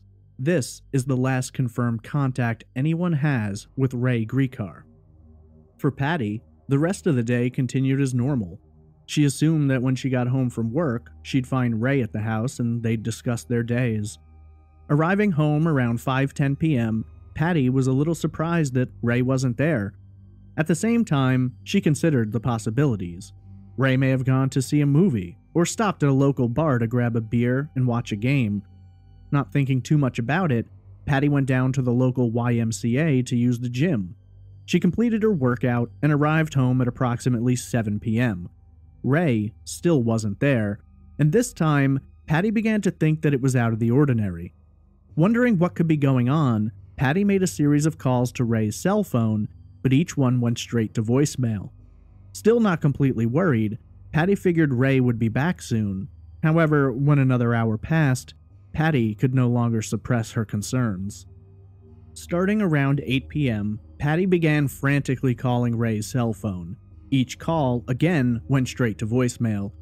She considered the possibilities that, having driven through the country, Ray may be in an area where he had no service, or maybe the battery in his phone died. That didn't change her plans, though, and she continued calling Ray every 10 to 15 minutes. She will continue making these calls for the next 3 hours, and when 11 p.m. arrives and she has still failed to receive an answer, and Ray hasn't come home, she starts to believe that something must be wrong. Between 11 and 11:30 p.m., Patty places a call to the Bellefonte Police Department to report Ray as missing, as no one has seen or had contact with him for 12 hours. Being that Ray is a public figure and works as part of law enforcement, the response was quick and focused. The Bellefonte Police Chief, Dwayne Dixon, got involved, and first thought was that Ray may have experienced car trouble or perhaps gotten into an accident. Route 192 has curvy roads and is notorious for accidents involving deer. Patrol units were issued to drive that road, tracing Ray's path in hopes of seeing some indication of where he may have gone. While 192 was being swept, other units were sent all over town, looking for any sign of Ray or his red Mini Cooper. In the immediate aftermath of the 911 call, no one thought anything dramatic had occurred. Certainly the idea of a crime hadn't crossed anyone's mind, but when police failed to find any trace of Ray or his vehicle, concern began to grow. At the same time, this wasn't entirely unlike Ray. While normally he would tell Patty or someone where he was going, and at a minimum he'd have called, he had gone off before without letting anyone know. One particular incident took place during his previous marriage. After an argument, Ray had driven out of state, back to Ohio, where he'd gone to a Cleveland Indians baseball game. When authorities were informed of this detail, they placed a call to Jacobs Field, now Progressive Field, and requested that security do a sweep of the parking lot looking for Ray's car, but again, nothing was found. When all searching resulted in nothing, police issued an all-points bulletin to be on the lookout for Ray and his red Mini Cooper. This bulletin began with a 60-mile radius, but will eventually expand to statewide and then nationwide. Authorities also notified 6 police departments in surrounding states. By Saturday, April 16th, there had still been no contact, and Ray hadn't been located. Patty decided it was time to call Lara and explain to her that her father was missing. It was a call Patty dreaded, and for both women, it became a bad dream from which they could not awaken. Lara began making arrangements to fly out to Pennsylvania, to assist in searches and to find out exactly what was going on. At this time, authorities spoke with Patty again in hopes of gaining more information. When discussing the 11:30 a.m. phone call from the previous day, they decided to ping Ray's cell phone. This resulted in confirmation of his whereabouts at the time of the call, showing him progressing down Route 192. However, due to his phone being either powered off or damaged, they couldn't ping its current location. Authorities at this time sent an airplane to fly over Center Hall, Route 192, and Lewisburg, though no sign of Ray's vehicle was noted. Patty will later be extensively questioned by both police and assistant district attorneys, cooperating fully. She later volunteers to take a polygraph test, which she passes. Details brought up by Patty during her questioning did raise some concerns at the time. In regard to his recent behavior, Patty explained that Ray had been sleeping a lot. He'd been cutting back on his work and seemed to be tired. Patty recalled actually questioning Ray about this, noting that his naps were growing longer and more frequent, but Ray was dismissive of it. For authorities, knowing that Ray's brother had suffered from depression and committed suicide, they began to wonder if it was possible that Ray himself was experiencing similar issues. Ray's friends and family, though, find it highly unlikely that he would have gone and committed suicide. Not only did he not believe his brother had done so, but he was planning for the future and didn't appear to be in a troubled state of mind. At 5 p.m. on the 16th, Police Chief Dwayne Dixon called in the media for a press conference. At the time, the press conference wasn't so much to discuss a particular theory, but more so to drum up attention. Dixon provided photos of both Ray and his car, noting that his last known location was heading east on Route 192. Anyone with information or who saw the Mini Cooper was asked to contact authorities. Just 90 minutes after the press conference began, at 6:30 p.m., Bellefonte Police received a call from the state police. An officer driving through Lewisburg happened to spot a vehicle which resembled Ray's, sitting in a parking lot across from the street of shops, an antiques mall which Ray had been known to visit in the past, some 55 miles from home. Upon pulling into the parking lot, the officer ran the license plate and was able to confirm that it was in fact the vehicle of Ray Gricar. When investigators arrived at Ray's car, some 36 hours after he disappeared, they hoped it would provide them with answers. Unfortunately, it would actually raise more questions. The first thing noted about the Mini Cooper was that it was parked normally, seemed to be in fine order, and there was nothing directly indicating any crime or issues had taken place near it. Once inside, they found that the vehicle was neat, though they did detect the scent of cigarette smoke, which was curious since Ray was not a smoker and he didn't like the smell of cigarettes. Ray's county-issued cell phone was located inside the vehicle and was in good working order, though it had been powered off. For the most part, investigators weren't able to glean very much from the car, but there was one detail which stood out. As has been established, Ray was not a smoker, and yet in addition to the smell in the car, there was also some ash on the floor of the front passenger side, suggesting that someone had either been smoking in the vehicle or perhaps talking to Ray through the passenger side window while smoking. This was supported by the fact that multiple cigarette butts were found outside the vehicle on the passenger side. These butts were bagged for processing. Unfortunately, there was little to be done with the ashes, as Detective Matt Rickard explained, quote, "A cigarette ash has no forensic value whatsoever. You wouldn't be able to test it for anything." End quote. After an initial look through the vehicle, it was then transported from the parking lot to a local state police station where it would be processed for forensic evidence. Inside the vehicle, multiple fingerprints were found, but they were not detailed enough to attempt an identification. Additional fingerprints were found on the outside of the driver's side window, and these were quite detailed and later identified as belonging to Ray. There were also fingerprints found on Ray's cell phone, but they were too smudged to properly identify either. The cigarette butts, on the other hand, did provide some evidence. DNA was able to be extracted from the filters of the cigarettes, though when law enforcement ran it through the system, it came back with no matches, meaning that whoever had been smoking those cigarettes had not been arrested since the implementation of DNA, nor did they hold a state or federal position.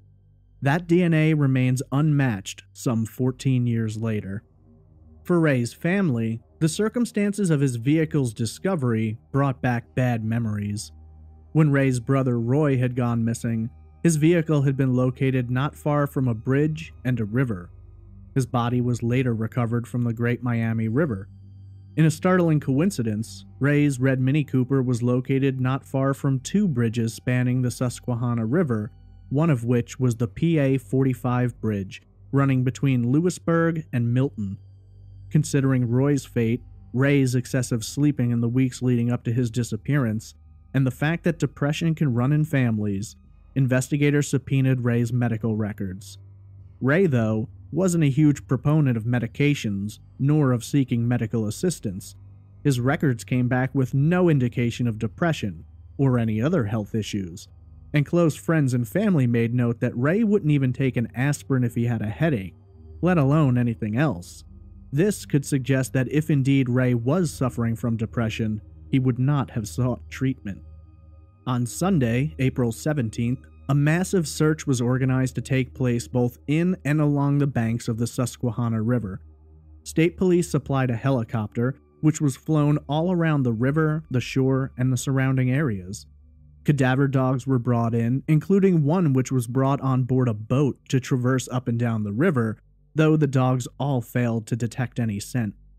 A tracking dog was brought to the parking lot where Ray's car had been found, and while the dog clearly indicated Ray's scent in the parking lot, it did not detect anything outside of that space, suggesting that Ray may have left the area in another vehicle. Divers were also brought in to search the river, though the search itself was hindered by several issues. Being that it was April, the waters were still quite cold and difficult for searchers to be in for too long. Beyond that, as the temperatures in the surrounding area warmed up, winter runoff poured into the river. The waters surged to heights greater than normal. In addition to that, family noted that Ray was not a strong swimmer, and considering the rushing current of the river at this time of year, even if he'd fallen in accidentally, he'd have been unlikely to have gotten out on his own. The search was quite extensive, but after 24 hours it was called off. There was some debate at the time about whether or not they'd have been likely to locate Ray's remains had he been in the river. Detective Rickard explained, quote, "Most cases, the body surfaces, but there has been instances where somebody has gone into the river and never been located." End quote. I've read multiple reports about bodies being recovered from the Susquehanna, including those of 2 men pulled out in March of 2016 and another man in August of 2018, though this doesn't mean that bodies are easily recovered there. It should be noted that multiple dams are found along the Susquehanna. Detective Daryl Zaccagni noted that had Ray's remains been pushed by currents to a dam, there's a good chance it could have been excessively damaged, leaving little to recover. After the discovery of the car and the river search, authorities kicked their investigation into high gear. Ray had been missing for more than 48 hours, and the harder they dug, the more questions they faced. On Monday, April 18th, another press conference was held, this time including both Patty and Lara, who made public appeals. Lara made an emotional statement saying, quote, "I want more than anything to hear your voice and for you to hug me. Maybe we can go for a hike. Go hike up a mountain and sit and talk. Please call. To everyone else out there, if you've seen my father, please contact the police." End quote. Numerous witnesses came forward with sightings of Ray, though they were all either before or on the day he disappeared. A co-worker at the courthouse noted seeing Ray driving his Mini Cooper and turning onto Route 192 sometime between 11 a.m. and 12 p.m. 2 other witnesses reported seeing Ray near the Packwood House Museum in Lewisburg, not far from the parking lot where his car would eventually be found. According to the witnesses, Ray sat in the Mini Cooper, parked across the street from the museum. One particular witness alleged to have seen Ray exiting the vehicle and walking, though he later returned and once again sat in the car. The witness felt like Ray was waiting for someone, though this can't be confirmed. Another witness reported seeing Ray at approximately 5:30 p.m., parking his car in the space where it was eventually found. This sighting, along with the tracking dog's indication, leads investigators to believe that it was indeed Ray who parked the car in that space and not someone else who may have been driving it. In hopes of figuring out what may have been going on, investigators began looking into Ray's life in the days leading up to his disappearance. The day before, courthouse security cameras captured Ray parking and entering the building at 6:19 p.m. He then left at 8:07 p.m. Nothing appeared to be out of the ordinary, and no one seemed to be following him. Ray's work computer was then subjected to a forensic examination, at which time several confusing details were discovered. Firstly, Ray, or someone accessing his work computer, had visited the website MapQuest, seeking directions to Lewisburg. This made little sense since Ray had been to Lewisburg multiple times and certainly wouldn't have needed directions. They were also informed by co-workers at the time that in the previous few weeks, Ray had been asking questions about how to wipe a hard drive clean. After examination of his work computer, authorities then proceeded on to the home he shared with Patty. Investigators looked through the home, though they were unable to locate anything which would suggest to them that a crime had taken place at that location. Patty led them to the home computer, which was taken and analyzed. Ray's home computer showed previous Google searches for how to fry a hard drive and how to destroy and erase a hard drive, and water damage to laptops. Patty informed investigators that Ray had recently purchased software designed to erase computer hard drives, but that this was not out of the ordinary. He was going to be leaving his position with the county, and he wanted to ensure he didn't leave behind any personal information. According to Patty, Ray had purchased the software which he kept in the case with his county-issued laptop. When investigators requested the laptop, Patty produced the case, but to her surprise, neither the laptop nor the erasing software were inside. The power supply had been left behind, but the laptop was gone. This was out of the ordinary, as Ray typically left the laptop at home. For authorities, it became a question of why Ray would have taken the laptop with him the day he vanished. Nothing else of Ray's was noted as missing from the home outside of a pair of sunglasses. All of his clothing, luggage, and personal belongings were left behind. His wallet and keys were also believed to be with him. New searches were conducted in the areas around where Ray's car had been found and the river in hopes of locating his laptop, but again, nothing was discovered. In an attempt to get a better picture of Ray's life at the time of his disappearance, the Bellefonte police contacted the FBI for their assistance. The FBI was requested to conduct a forensic analysis of Ray's financial records. Unfortunately, this examination yielded little information. As a district attorney, Ray earned $129,000 a year. He had a savings account totaling $100,000 and had no major investments. There was no record or indication of large changes in his finances, no large sums of money in or out. There is, of course, the question of where a lot of his money went. If he were earning over $100,000 a year, why did he only have $100,000 in his savings account? Records indicate that Ray had purchased the Mini Cooper with cash and had also paid off the mortgage on Patty's home. Beyond that, there was nothing in the analysis to suggest any type of criminal or under-the-table activity. Despite their efforts, authorities began to acknowledge that the case was growing cold and their leads, what few they had, were trailing off.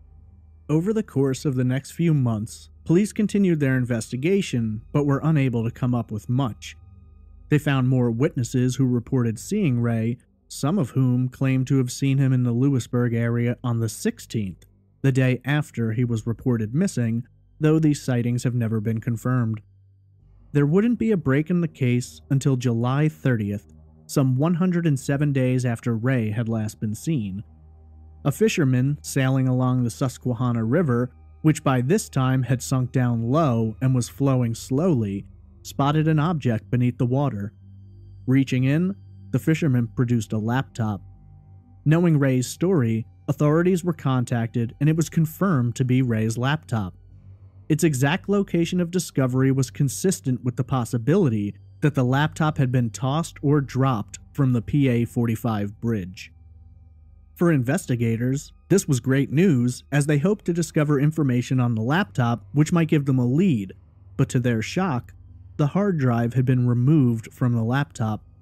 According to Detective Rickard, quote, "In this particular model of computer, it's fairly difficult to remove the hard drive, and if the laptop were thrown into the river, the hard drive wouldn't have just tumbled out.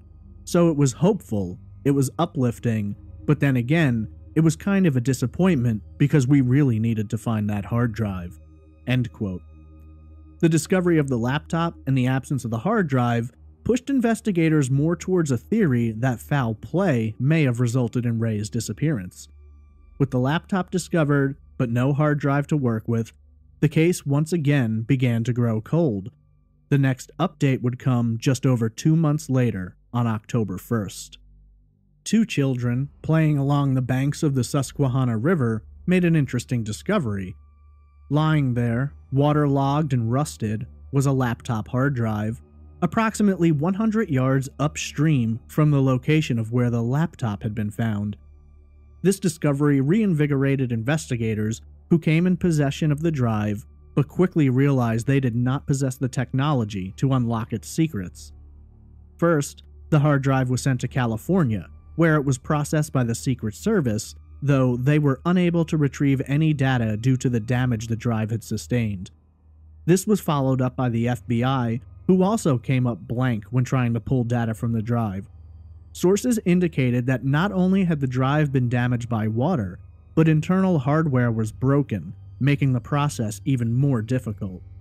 In a desperate attempt to retrieve the information, the hard drive was sent to Minnesota, where it was processed by Crawl On Track, a renowned company known for both erasing and restoring digital data.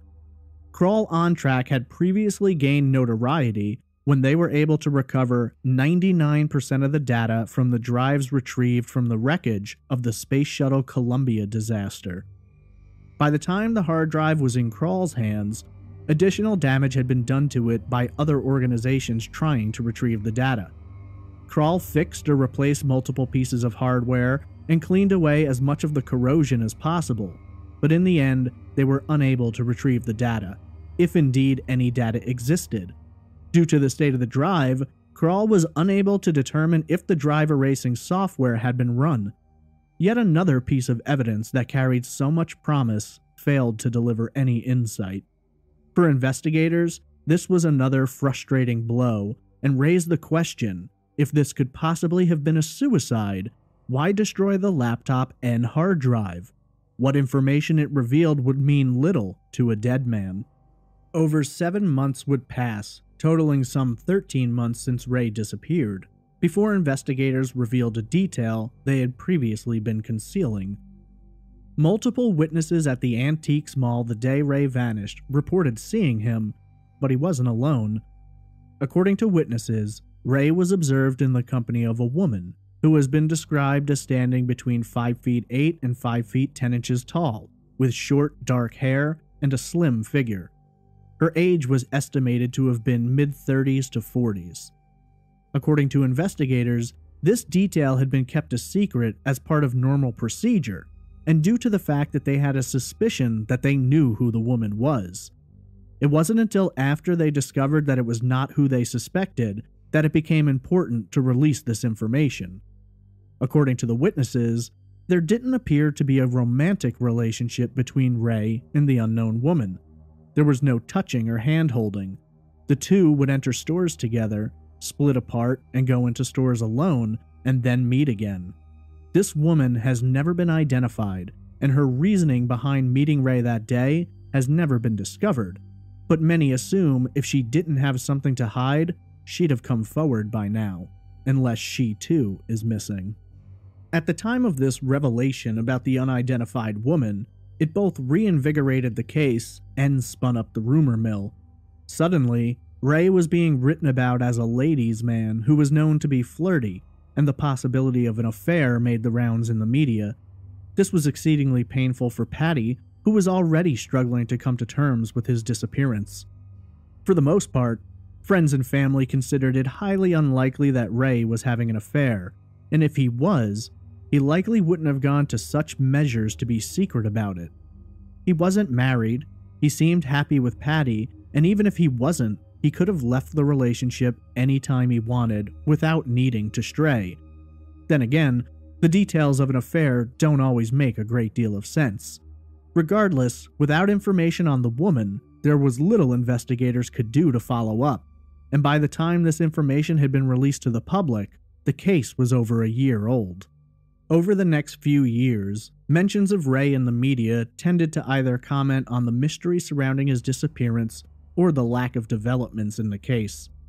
Friends and colleagues of Ray's issued statements to the press questioning the skill or devotion of the investigators working the case, feeling that more should have been discovered.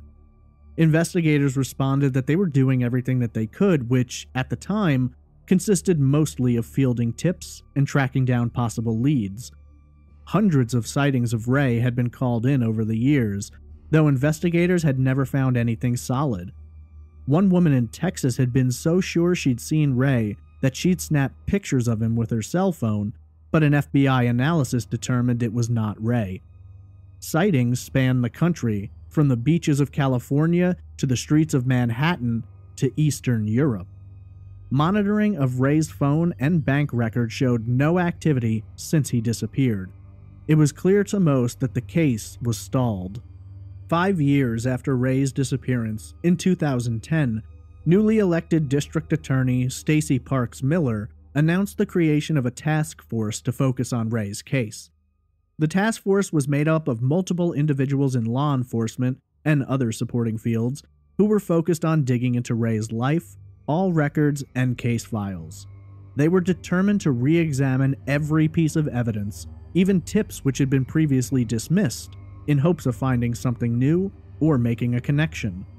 Parks Miller felt that the members of the team were hardworking and detail-oriented, just the type of investigators you'd want trying to figure out the details of a now 5-year-old cold case.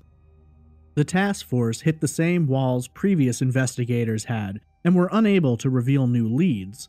In fact, in the years since Ray vanished, multiple law enforcement units, including local police, state police, and the FBI, had all worked on the case in some form or fashion. Even a psychic was utilized for a period of time.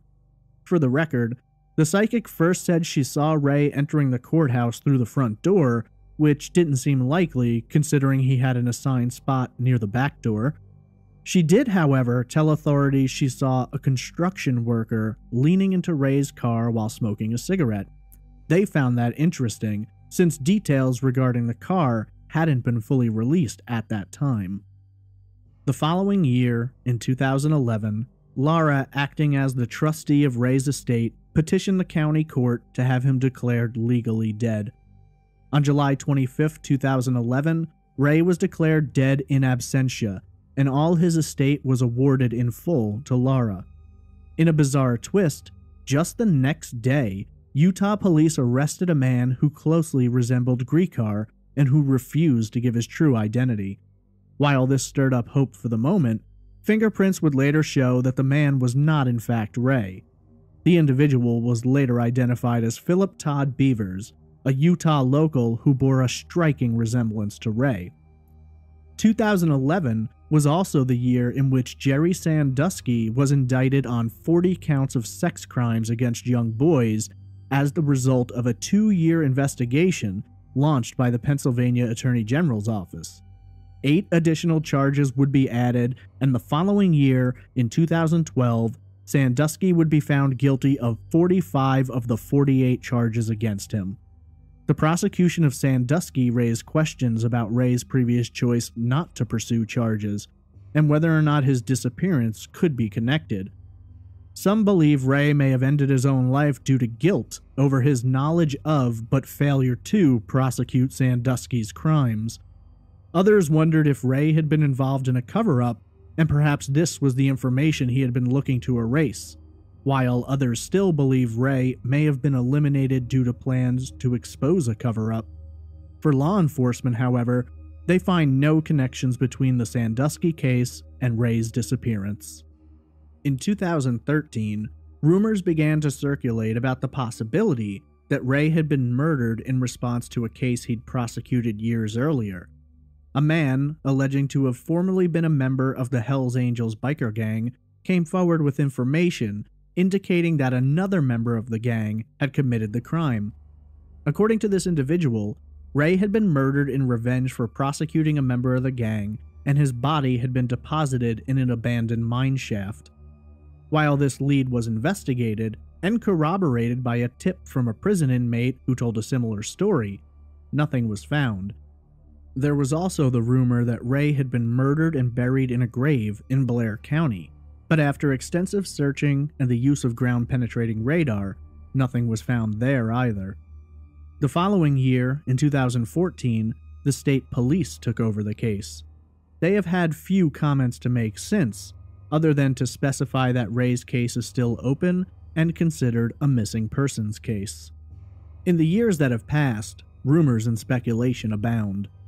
Fingers have pointed in all directions, from a former prisoner to a member of law enforcement to the CIA. Some have suggested that Ray's alleged obsession with a missing law enforcement officer in Ohio may have played a role, while others believe a novel about time travel may have some involvement, considering Ray was a consultant on the book, and the story takes place on April 15th, in several different years, the same day that Ray vanished. The story, in part, tells the tale of a fake death.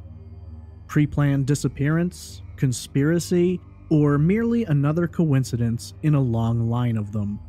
In a case such as this, dealing with a high-profile individual operating in a publicly elected law enforcement position, there are a great many opinions on what may have happened, but all boil down to three essential theories. The first theory suggests that Ray's disappearance may in fact have been a suicide, much like his brother's. Supporters of this theory note Ray's withdrawn behavior at work, his increased sleepiness, and the circumstances of his disappearance mirroring that of his brother's. The second theory takes the angle that while Ray's disappearance may have been by his own choice, it might not be suicide. There are a lot of supporters, including some law enforcement, who believe that Ray is still alive out there somewhere. As a law enforcement official, many argue he would have a pretty good idea of how to go about getting off the grid. The third and final theory is that Ray Gricar was the victim of foul play. Whether this was tied to a case he had prosecuted, something he was looking into, a vendetta, or even a random act of violence can't be known for sure. But considering the absence of Ray's body and the recovery of his computer and hard drive, many believe Ray was murdered and his body disposed of elsewhere. Ray Gricar is described as a Caucasian male with graying brown hair and green eyes, standing 6 feet tall and weighing approximately 172 pounds. Ray was 59 when he vanished and would be 73 today. When last seen, Ray was wearing a blue fleece jacket, blue jeans, and sneakers. He was last seen in Lewisburg, Pennsylvania, in the area surrounding the Street of Shops. Investigators advise Ray may use alternate last names, possibly Gray or Lang. In less than 1 month, it will be 14 years since Ray Gricar has been seen. For all of this time, friends, family, and his girlfriend have all struggled to come to terms with the likelihood that Ray isn't coming home. Patty refuses, saying that until she has confirmation otherwise, she still believes Ray is out there somewhere, and she's highly hopeful that he'll come walking through the door someday. And while she'll have some choice words for him, she'll welcome him right back into her life. For Lara, it's even more difficult. Having watched her uncle vanished and later be discovered deceased, she now has lived through the loss of her father and the absence of answers.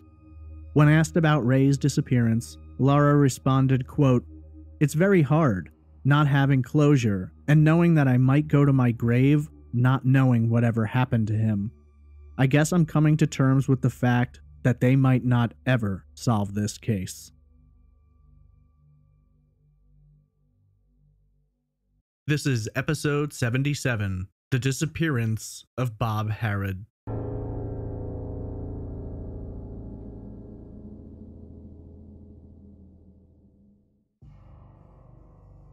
Robert Merle Harrod was born on June 1st, 1928. Bob, as most people referred to him, grew up in McFall, Missouri during the first half of the century. At the time Bob lived there, the population was listed as being just over 400 residents, while today, it's less than 100 residents. While the city of McFall wasn't exactly a bustling metropolis, it did provide locals with a tight-knit community in the way that only small towns can. Not a great deal of Bob's past has made its way into the public record, but specific important details are known. In the spring of 1949, Fontel Heater was asked to help a friend of her sister's. The young woman wanted to go on a blind date, but she needed someone to accompany her date's friend. Fontel, 15 at the time, agreed to go along, and her date would be Bob Harrod. When asked about their first encounter, Fontel later recalled, quote, "When I first met him, I looked into his eyes, right straight into his soul, and he just seemed like a good person.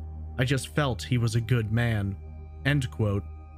While their meeting had been completely due to circumstance and considered a random encounter, it would be the first spark in what would become a vehement flame. Their relationship developed quickly, and the two became inseparable. To this day, Fontel maintains old photos of the two. As they continued to bond, the calendar rolled around to January of 1950, and Bob, 21 at the time, shared his true feelings with Fontel. Wanting to spend the rest of his life with the young woman, Bob proposed with a diamond ring and Fontel accepted. The two had a life to build together, a future to plan, but before long, all of that would change. Bob joined the Marine Corps Reserves in the summer of 1950 and was ordered to report to Camp Pendleton in Southern California. The news was concerning to Fontel, but she and Bob were devoted to one another and believed that, despite the distance, they'd be able to make it work. When Bob finally did leave to go out west, Fontel rode along with him for a period of time, traveling 130 miles with her fiancé until they were forced to part ways. While Bob was at Camp Pendleton, Fontel wrote and wrote and wrote. She sent letter after letter out west, sharing every detail of her hopes and dreams with her future husband. At the time, Bob was serving as a cook at the camp, and according to Fontel, he was staying with an older woman who provided rooms. Despite her exhaustive efforts and letters to Bob, many of the letters were returned unopened. In a later interview, Fontel speculated that the woman with whom Bob was rooming wanted the young man to marry her niece, and so she may have been intercepting the letters and returning them before Bob could see them. Either way, it seemed apparent that the distance was doing its job of separating the two, and while the love may still have been there, it just wasn't working out logistically. In what would be his final communication with Fontel, Bob confessed his concern about his safety. Were he to be sent into combat, he was unsure what his chances were of surviving, and he explained to Fontel that he did not want her to hold to a commitment that he might not be able to fulfill. The two went their separate ways. A few years later, in 1953, Fontel fell in love with another man and was married, though this marriage wouldn't last. It would be her second marriage that would go the distance, and while Fontel had moved on, she'd never forgotten about Bob, who was also moving on with his life. In 1951, Bob fell in love and married a young woman named Georgia, and the two would remain married for the next 57 years. During the course of their marriage, the couple would have 3 children, all daughters: Roberta, Julie, and Paula. For Bob, the future was locked in place, and he was focused on spending the rest of his life as a father and husband. Fontel, hearing of Bob's marriage, made the choice to never contact him again. She didn't want to cause any problems with his new life. Bob did well for himself and his family. A frugal man, likely due to his upbringing in the aftermath of the Great Depression, he knew how to save money. Bob worked several jobs before becoming a contract manager. Beyond the income from his career, Bob would invest in real estate, coming to own several properties and selling others for profit. Over a lifetime, Bob was able to accumulate a great deal of wealth that even those closest to him, including his own children, didn't have a full grasp of. This was partially due to Bob's strict privacy, in that he rarely, if ever, discussed financial or personal matters with anyone, even his children. It was also due somewhat to his modest lifestyle. Despite his wealth, Bob and Georgia lived in a normal home, decorated with the basics, but nothing extravagant. He was never a person who was obsessed over the material aspects of life, and found far greater comfort in the companionship of his wife and the quiet station of his home. In 2002, Bob and Georgia would find Placentia, California, and it became home. Located in northern Orange County, Placentia is quite the contrast to his original town of McFall, boasting more than 50,000 residents and over 6 square miles. It was a good place to settle down, known specifically as an area with quiet, calm neighborhoods and a median household income of $75,000. It worked wonderfully for Bob, who, for the most part, kept to himself. He was a polite man and would certainly speak with neighbors and strangers that he ran into, but he wasn't exceedingly outgoing and definitely wasn't the kind of guy you'd expect to show up on your doorstep just looking to chat. Bob would become even more withdrawn as things in his life began to take a tragic turn. His beloved wife Georgia became ill, and Bob spent every available moment taking care of her. Friends and neighbors later commented on the fact that during this time, they rarely saw Bob unless it was to take his wife to doctors or to run out for small errands. Bob would eventually have a chairlift installed in the home to make it easier for Georgia to maneuver. Unfortunately, she would lose her battle and pass away in 2008. To say Bob was devastated would be a dramatic understatement. As is to be expected when someone loses their partner after so many years together, Bob entered a deep depression, and according to his family, he began losing weight quickly. Heartbroken and without the desire to do more, Bob stopped eating and would often break down into tears, which was concerning for his family, who knew him as the kind of man who didn't show that kind of emotion. Things would shift for Bob, though, in a way which both friends and family would find troubling. For years, Bob and Georgia had gone to the same barber shop and had their hair worked on by a woman in her mid-40s named Josie. Following Georgia's passing, Josie slowly became more and more involved in Bob's life. The much younger woman seemed to have her eyes on the now 80-year-old Bob. Bob's daughters felt that Josie was preying on their father, digging her claws in and seeking only to use him for his money. They recounted the day that they set sail to spread their mother's ashes at sea, and how Josie had come along to accompany Bob, who appeared to have found comfort in the younger woman. Bob was heartbroken, depressed, and desperately did not want to be alone. It wouldn't have been difficult for anyone to have inserted themselves into his life at that time. The relationship between Bob and Josie would be short-lived. It wasn't long before the two would go their separate ways, but not before Bob had given Josie several expensive gifts and even more expensive loans. According to his daughters, that was extremely out of character for their father. Bob hardly ever loaned money, and if he did, it was almost always to a family member. For Bob, it was a business matter, and he didn't allow personal feelings to interfere. When loaning money to family members, Bob would arrange a date by which the money had to be paid back and interest would be involved in that transaction. So it was startling when his daughters found out that, over the course of several months, Bob had loaned Josie a total of $86,000. According to his daughters, a call was placed to social services, who came to visit and speak with Bob.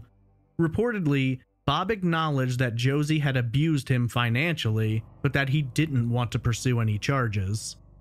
With his relationship with Josie having ended, Bob began to wonder about a long-lost love from his youth. In the interest of perhaps reconnecting or simply discovering what became of the first woman he ever loved, Bob spoke with his daughter Paula about the possibility of locating her. Paula would later explain, quote, "Dad first mentioned Fontel to me in December of 2008. He had told me they were engaged some 59 years previously when they both lived in Missouri." End quote. Paula went online in hopes of locating Fontel, but it was a fruitless effort. The assumption was that Fontel had likely been married at some point in time, and without knowing her current last name, all efforts to find her were hindered from the get-go. While Bob was upset, he understood, but what he could never imagine was that while he was looking for Fontel, she was beginning to look for him. The situation between Bob and his daughters entered a negative space following clashes and concerns over several issues. The relationship with Josie had been one situation his family found difficult to accept, and they attempted to tell Bob that he was being used. But what really drove a wedge between father and daughters was money. When Georgia had been alive back in 1995, a trust had been established which named the three daughters as the beneficiaries. However, after Georgia had passed, there was a growing concern that Bob was not keeping up with his legal requirements in connection with that trust.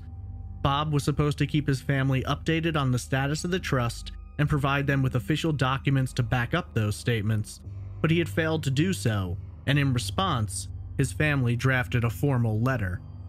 The letter specified that Bob hadn't been living up to his responsibilities and that he was legally bound to provide his family with this information. In response, Bob became exceedingly upset and hurt by all of it. It was during this time that Bob began to distance himself from his family, telling them he wanted some time alone. He told them not to call, not to visit, and to just leave him alone. For him, it was difficult, struggling with accepting the loss of his wife while feeling overwhelmed by all of the things he needed to do, but just didn't have the drive or energy to keep up with. For the next 6 months, he would have extremely limited, if any, contact with his daughters. It was during this 6-month period of time that Bob would be caught delightfully off guard by a phone call from the past. Fontel had always wondered what became of the man she first was engaged to. When her own husband passed away in 2006, she found it difficult to find her place in the world. The absence of her husband felt incredibly strong, and she couldn't seem to find enough to do to keep her days busy. Much like Bob had done some months earlier, Fontel turned to her daughter and asked if she might be able to locate him. Unlike with Bob, Fontel's daughter found the task quite easy. When she located an 80-year-old man named Bob Harrod, it seemed highly unlikely this wouldn't be the one she had been seeking. Dialing the number, she placed the phone in Fontel's hand before she had time to hesitate. On the other end of the line, a man answered, and Fontel asked if he was the same Bob who had grown up in McFall, Missouri. When Bob confirmed that information and asked who was calling, his heart skipped a beat at the answer.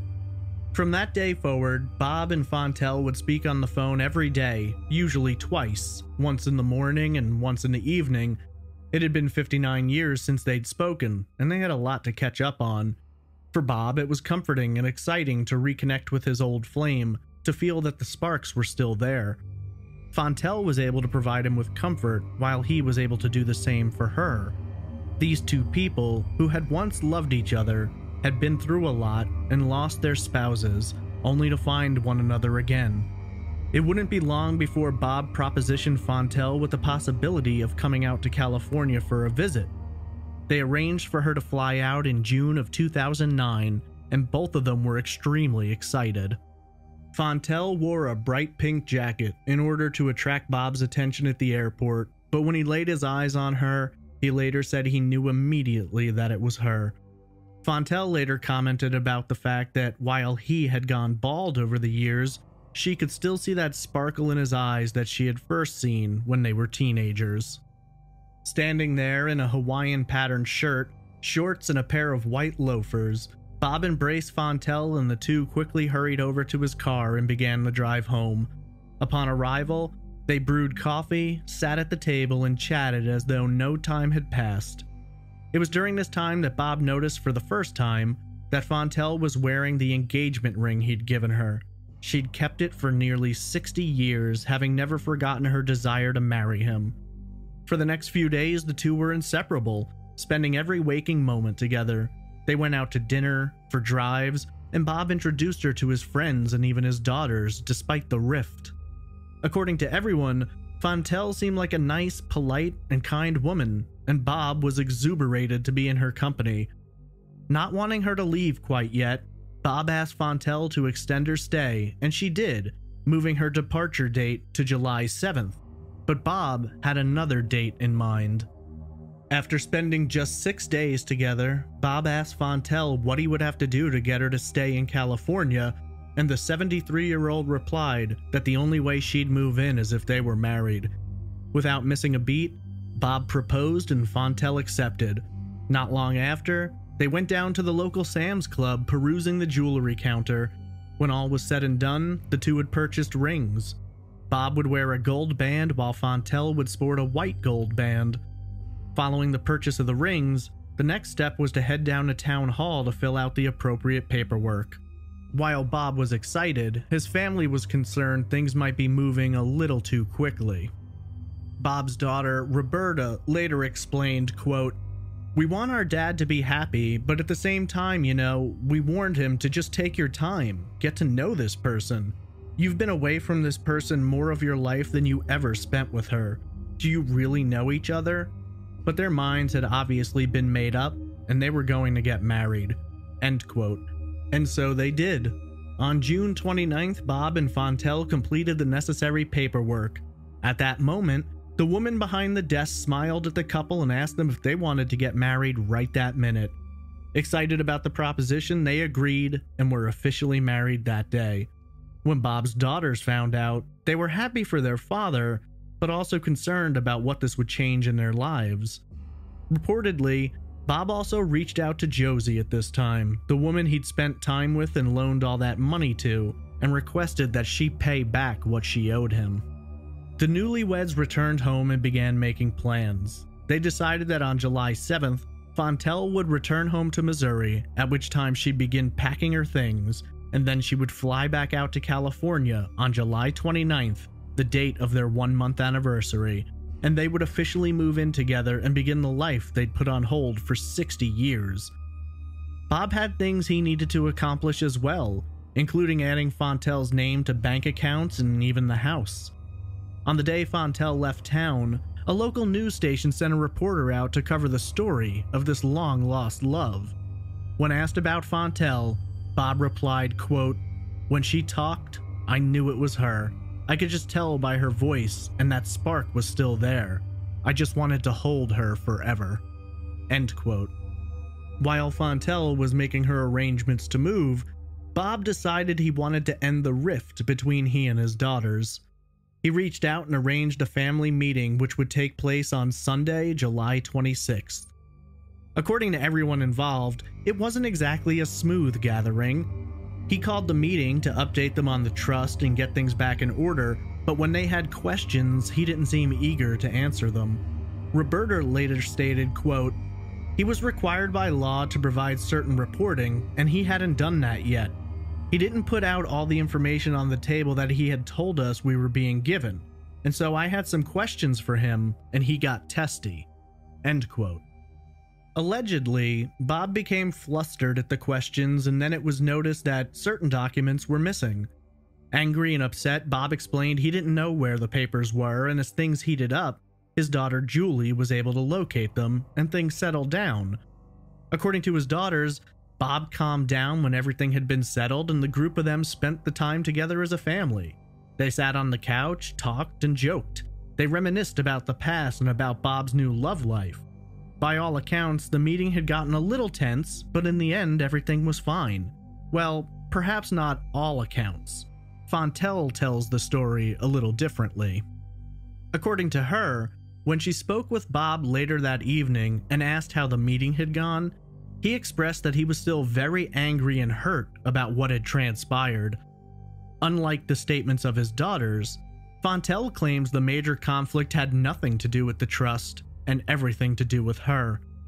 Bob had allegedly told his children of his plans to add his new wife's name to his bank accounts, the house, and the estate. While Bob's daughters deny this and have gone on to claim that Fontel's name never came up in the conversation, we have two very different sides of the argument presented without the ability to truly know what exactly happened.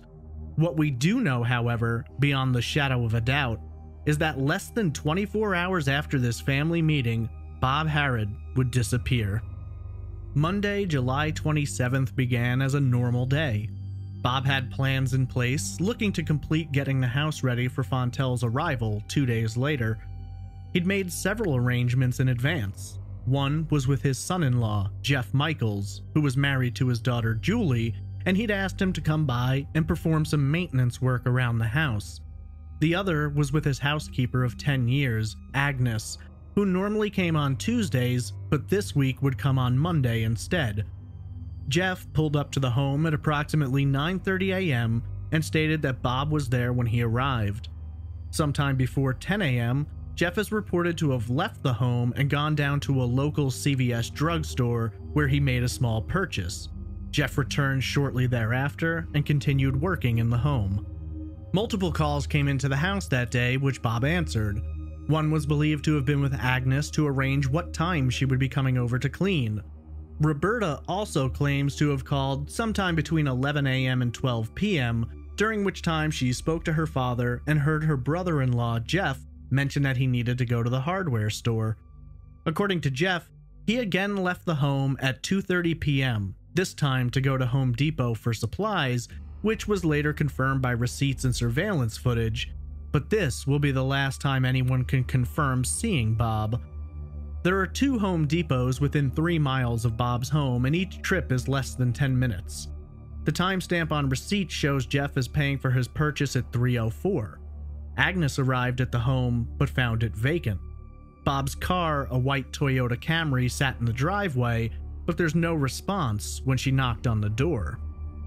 According to Agnes, Bob was almost always home when she arrived to clean, but on the rare occasions when he wasn't, he would let her know in advance and then would leave a key for her in the mailbox.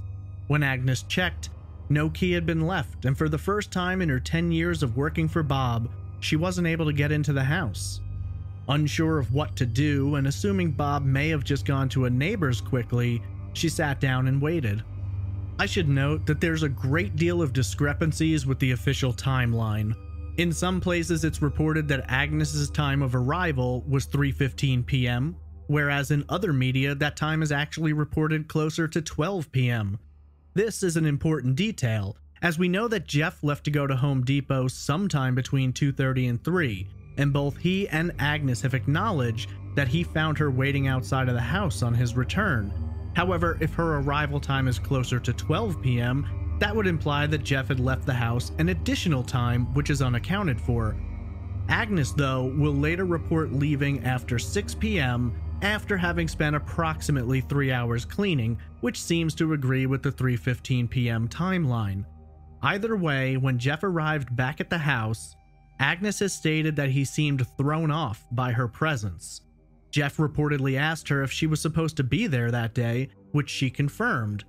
Thinking it possible that Bob may have taken a nap, Jeff and Agnes decided to enter the home quietly through the back door. According to Agnes, from the time she entered the home, she had a feeling she just couldn't shake that something was wrong. There was an eerie stillness about the house, and while she'd been coming there for years, this was the first time she felt truly uncomfortable. She has since stated that, while preparing to clean the house, she spoke with Jeff and requested that he go upstairs and make sure everything was okay. She couldn't quite describe it, but Agnes explained later that she was fearful that if she went upstairs, she might find something she didn't want to see. It seemed apparent that Agnes was genuinely concerned that Bob may have been injured or perhaps died, and she didn't want to walk into what could be a disturbing scene.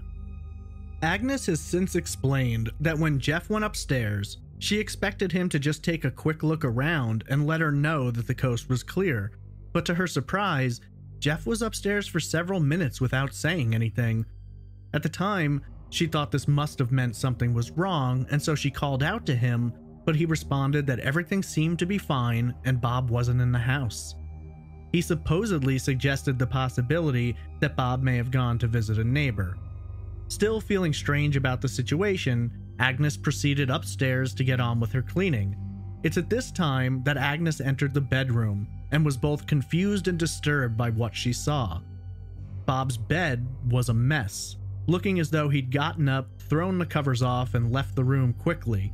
While this doesn't seem like a big deal, Agnes says that in all of her years working for Bob, she never once found the bed unmade, stating, quote, "It was just so out of character for him to not make the bed. It was very strange."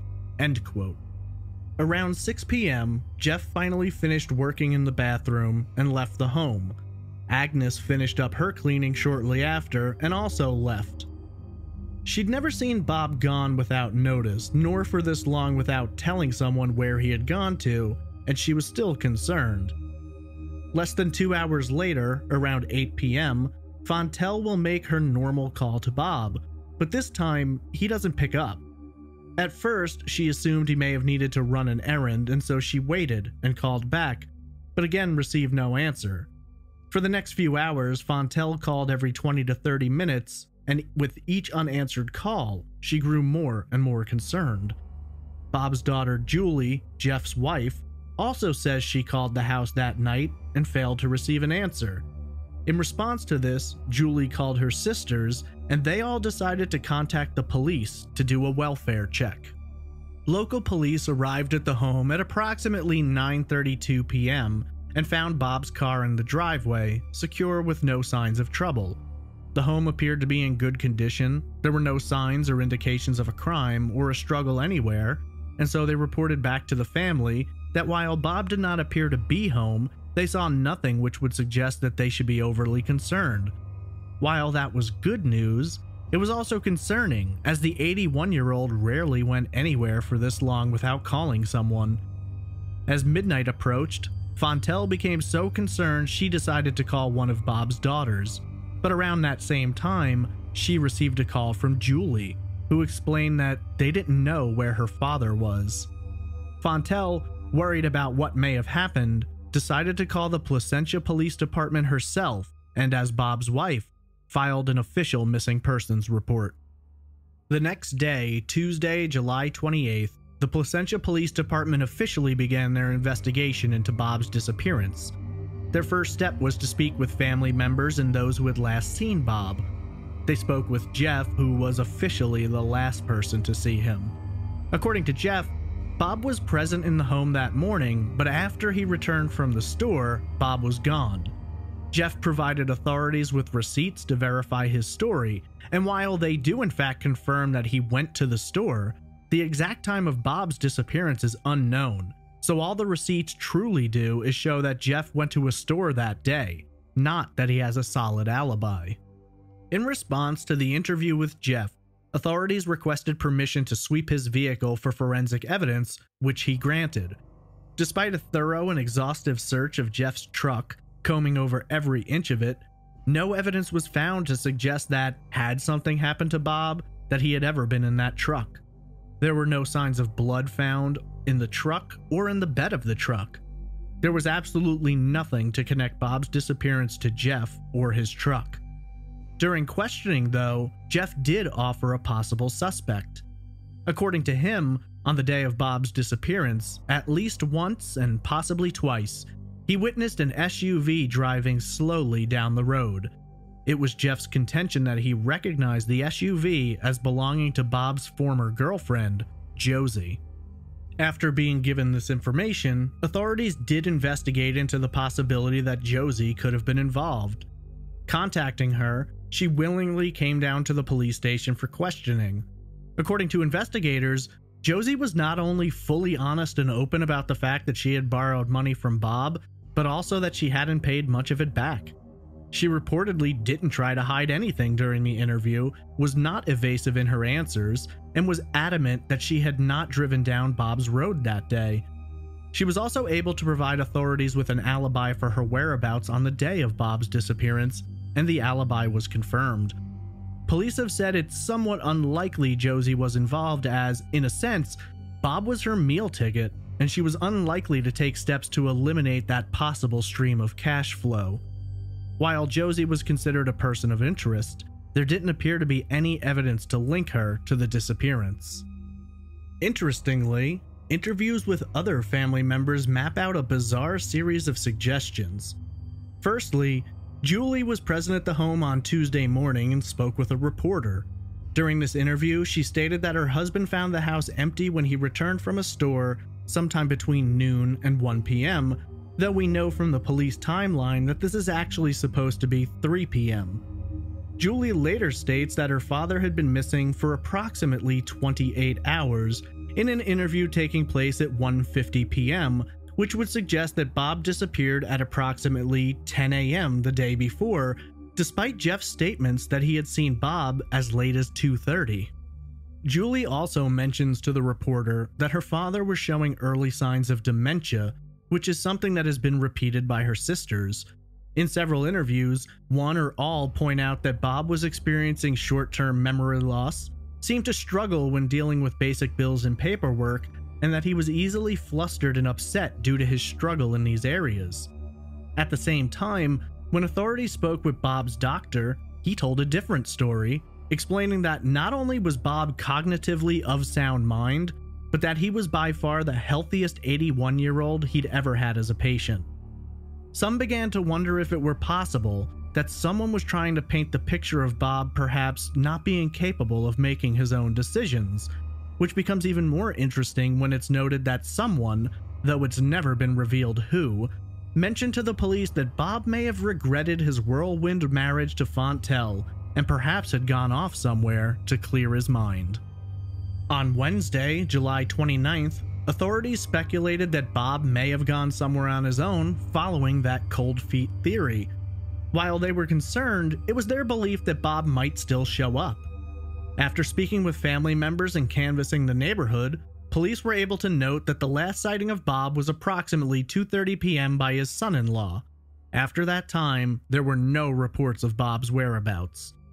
Neighbors described Bob as a kind man, but a reclusive one who wasn't actively involved in socializing. While police report that Bob appeared to have not had many friends in the area, at least one man disagreed, stating that he had been Bob's neighbor up until recent times and he and Bob were extremely friendly and close.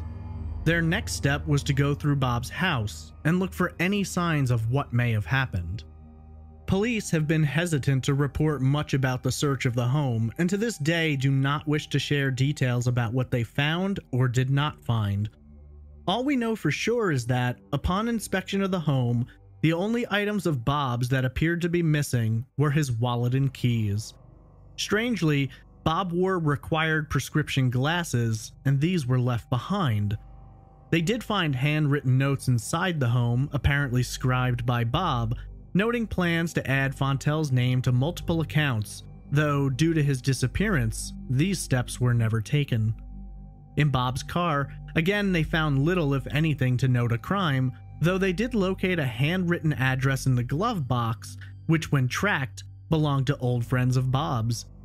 Hoping that he may have gone there, Placentia police paid a visit to the couple, though they hadn't seen Bob recently, even though they did say he had brought Fontel by when she was in town.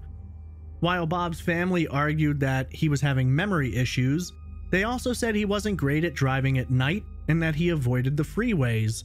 However, when authorities visited the friends from the handwritten address, they noted that one would almost certainly have to take the freeway to get there. The 29th just also happened to be the day that Fontel was set to arrive, and when she landed at the airport, she was quickly swarmed by members of the media looking for information about Bob's disappearance. Fontel knew very little of the case at the time and simply expressed concern for Bob and her eagerness to see him returned home. When she arrived at Bob's house, she was greeted by Julie and Paula.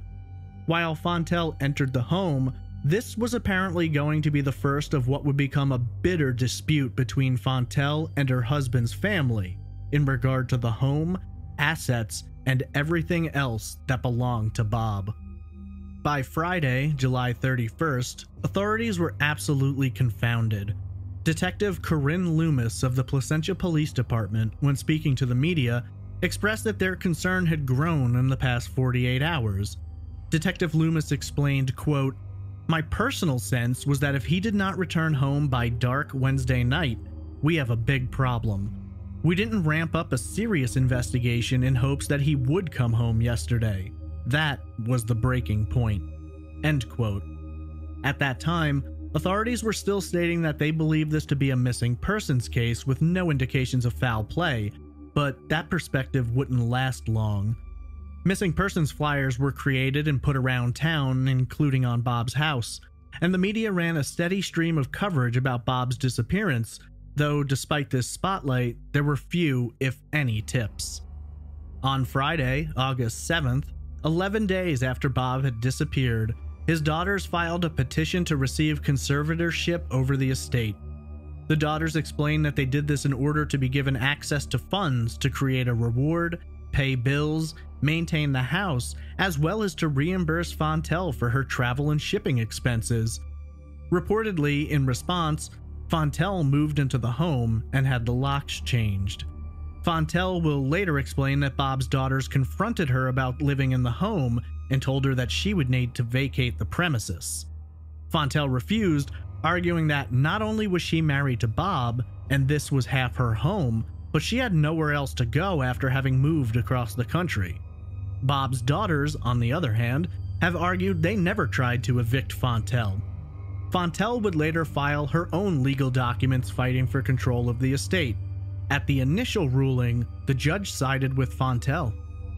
On Tuesday, August 18th, with no developments and very little to go on, authorities officially entered Bob's case into NamUs, the National Missing and Unidentified Persons System. They'd already begun monitoring Bob's bank accounts, credit cards, social security number, and other personal details, though there was no action on any of them following his disappearance. Bank records showed no large withdrawals prior to his disappearance, and it was believed if Bob had gone off on his own, there would likely have been some indication of his whereabouts by now. Later in the month, the Placentia Police Department performed multiple records checks on phones connected to individuals involved in the case, though further details regarding this have never been shared. Detective Loomis also shared with the media that Bob did not own a cell phone and therefore they could not track it. While authorities couldn't really pin down much of a motive on who would want to harm Bob, their case slowly began changing from that of a missing person to a likely homicide. It was during an investigation into Bob's finances that a possible motive was uncovered. According to records, Bob had accumulated an estate valued at nearly $5 million. According to everyone, even his own family, they did not know the full extent of his wealth. Fontel confessed her surprise at learning this detail, as did Detective Loomis. It appeared that, while Bob had always appeared to have been financially stable, he was far beyond that. This brings up two distinct possibilities in the minds of investigators: that Fontel could have been involved in hopes of acquiring all of Bob's wealth, or perhaps that Bob's own children may have done something to stop Fontel from getting her hands on any of the estate which would go to them if Bob died. When authorities dug into these two theories, they found one far more likely than the other. In the case of Fontel, it simply didn't make a great deal of sense. She didn't have her name added to anything of value at the time. She was halfway across the country when Bob disappeared, and if she were simply in it for the money, she'd likely have waited until Bob signed some things over to her before she eliminated him. On the other hand, it seemed rather clear that there had been many disputes between Bob and his children in regard to their trust and the estate, and so the idea that a family member could have been involved wasn't all that far-fetched, and money is the oldest motive in the world. In what can only be called a bizarre statement, one of Bob's grandsons, to whom he'd allegedly loaned hundreds of thousands of dollars, stopped making payments on the loan, explaining that the agreement stipulated that the debt would be erased upon Bob's death.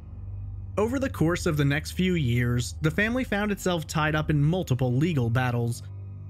Bob's grandson was apparently told he would need to pay back the estate what he had borrowed, though that didn't appear to happen. Josie and her husband were confronted and told they needed to pay back what Josie owed the estate. Beyond that, the family fought bitterly against Fontel, who they essentially cut off and refused to speak with while trying to find a way to get her removed from their father's home. It's important to note that there is bitterness on both sides of the argument, with Fontel accusing the family of trying to force her out, and the family accusing Fontel of disposing of some of Bob's belongings and removing missing persons flyers. Trying to find the truth in the middle of that drama is nearly impossible, and investigators agreed. 5 years after Bob had last been seen, in 2014, members of his family petitioned the court to have him declared legally dead. This motion, which was ultimately granted, gave the estate to Bob's children, and all assets which belonged to that estate were theirs, including the home that Fontel had been living in. After 5 years of living there and waiting for Bob's return, while growing less and less optimistic about it, Fontel was ordered to exit the premises by court order, as the home now belonged to Bob's children. In the nearly 10 years since Bob was last seen, there have been no major developments in his case. The Placentia police have expressed their frustration with it, both in terms of not having a clue as to what may have happened, and also in terms of trying to work with the family, who they have described as being involved in a feud with Bob over money, and thus the veracity of their statements can't be fully verified. Josie, who was once considered a person of interest in the case, was later ruled out, leaving authorities with no official suspects. Police have, however, been outspoken about the fact that they do not believe Bob left of his own accord, nor do they believe that this was a random incident involving a stranger. When asked for an update, Chief Anderson replied, quote, "I don't want to show my hand to you. We have a couple of ongoing roads we're going to go down. I don't want to alert possible suspects. We have nothing to focus on directly, yet." End quote. For some, This has become a case of utter confusion with little to no information available to explain what could possibly have happened. And for others, it's a story that's been heard so many times before when greed works its way into the lives of a family and disputes about finances begin to take place, especially with a new person coming into the picture to complicate matters further.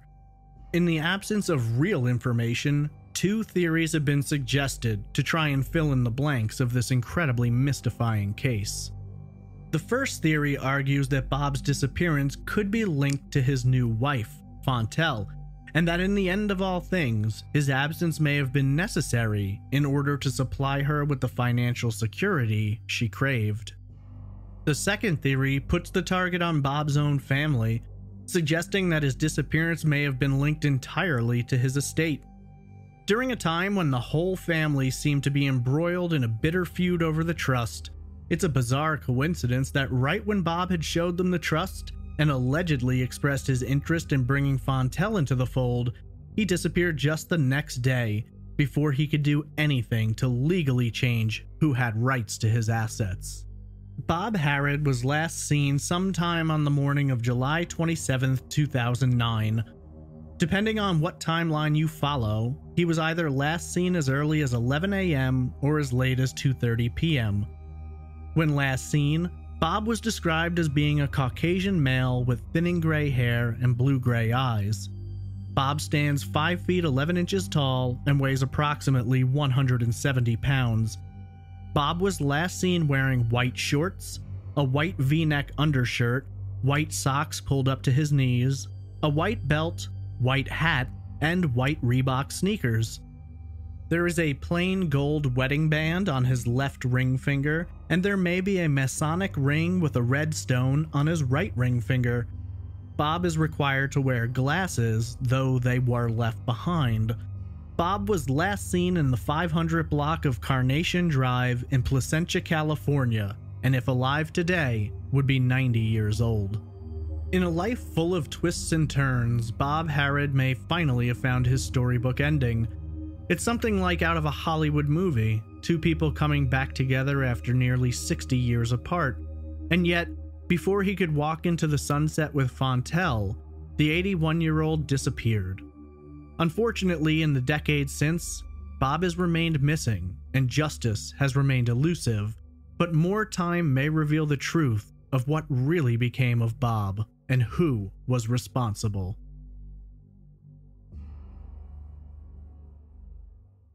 This is episode 82, The Vanishing of Andrew Gosden.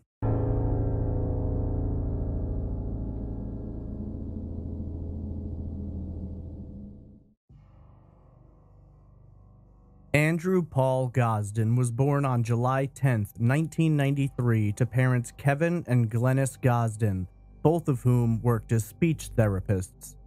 At the time of his birth, Andrew was the Gosden's second-born child, with him having an older sister, Charlotte, who was 2 years his senior.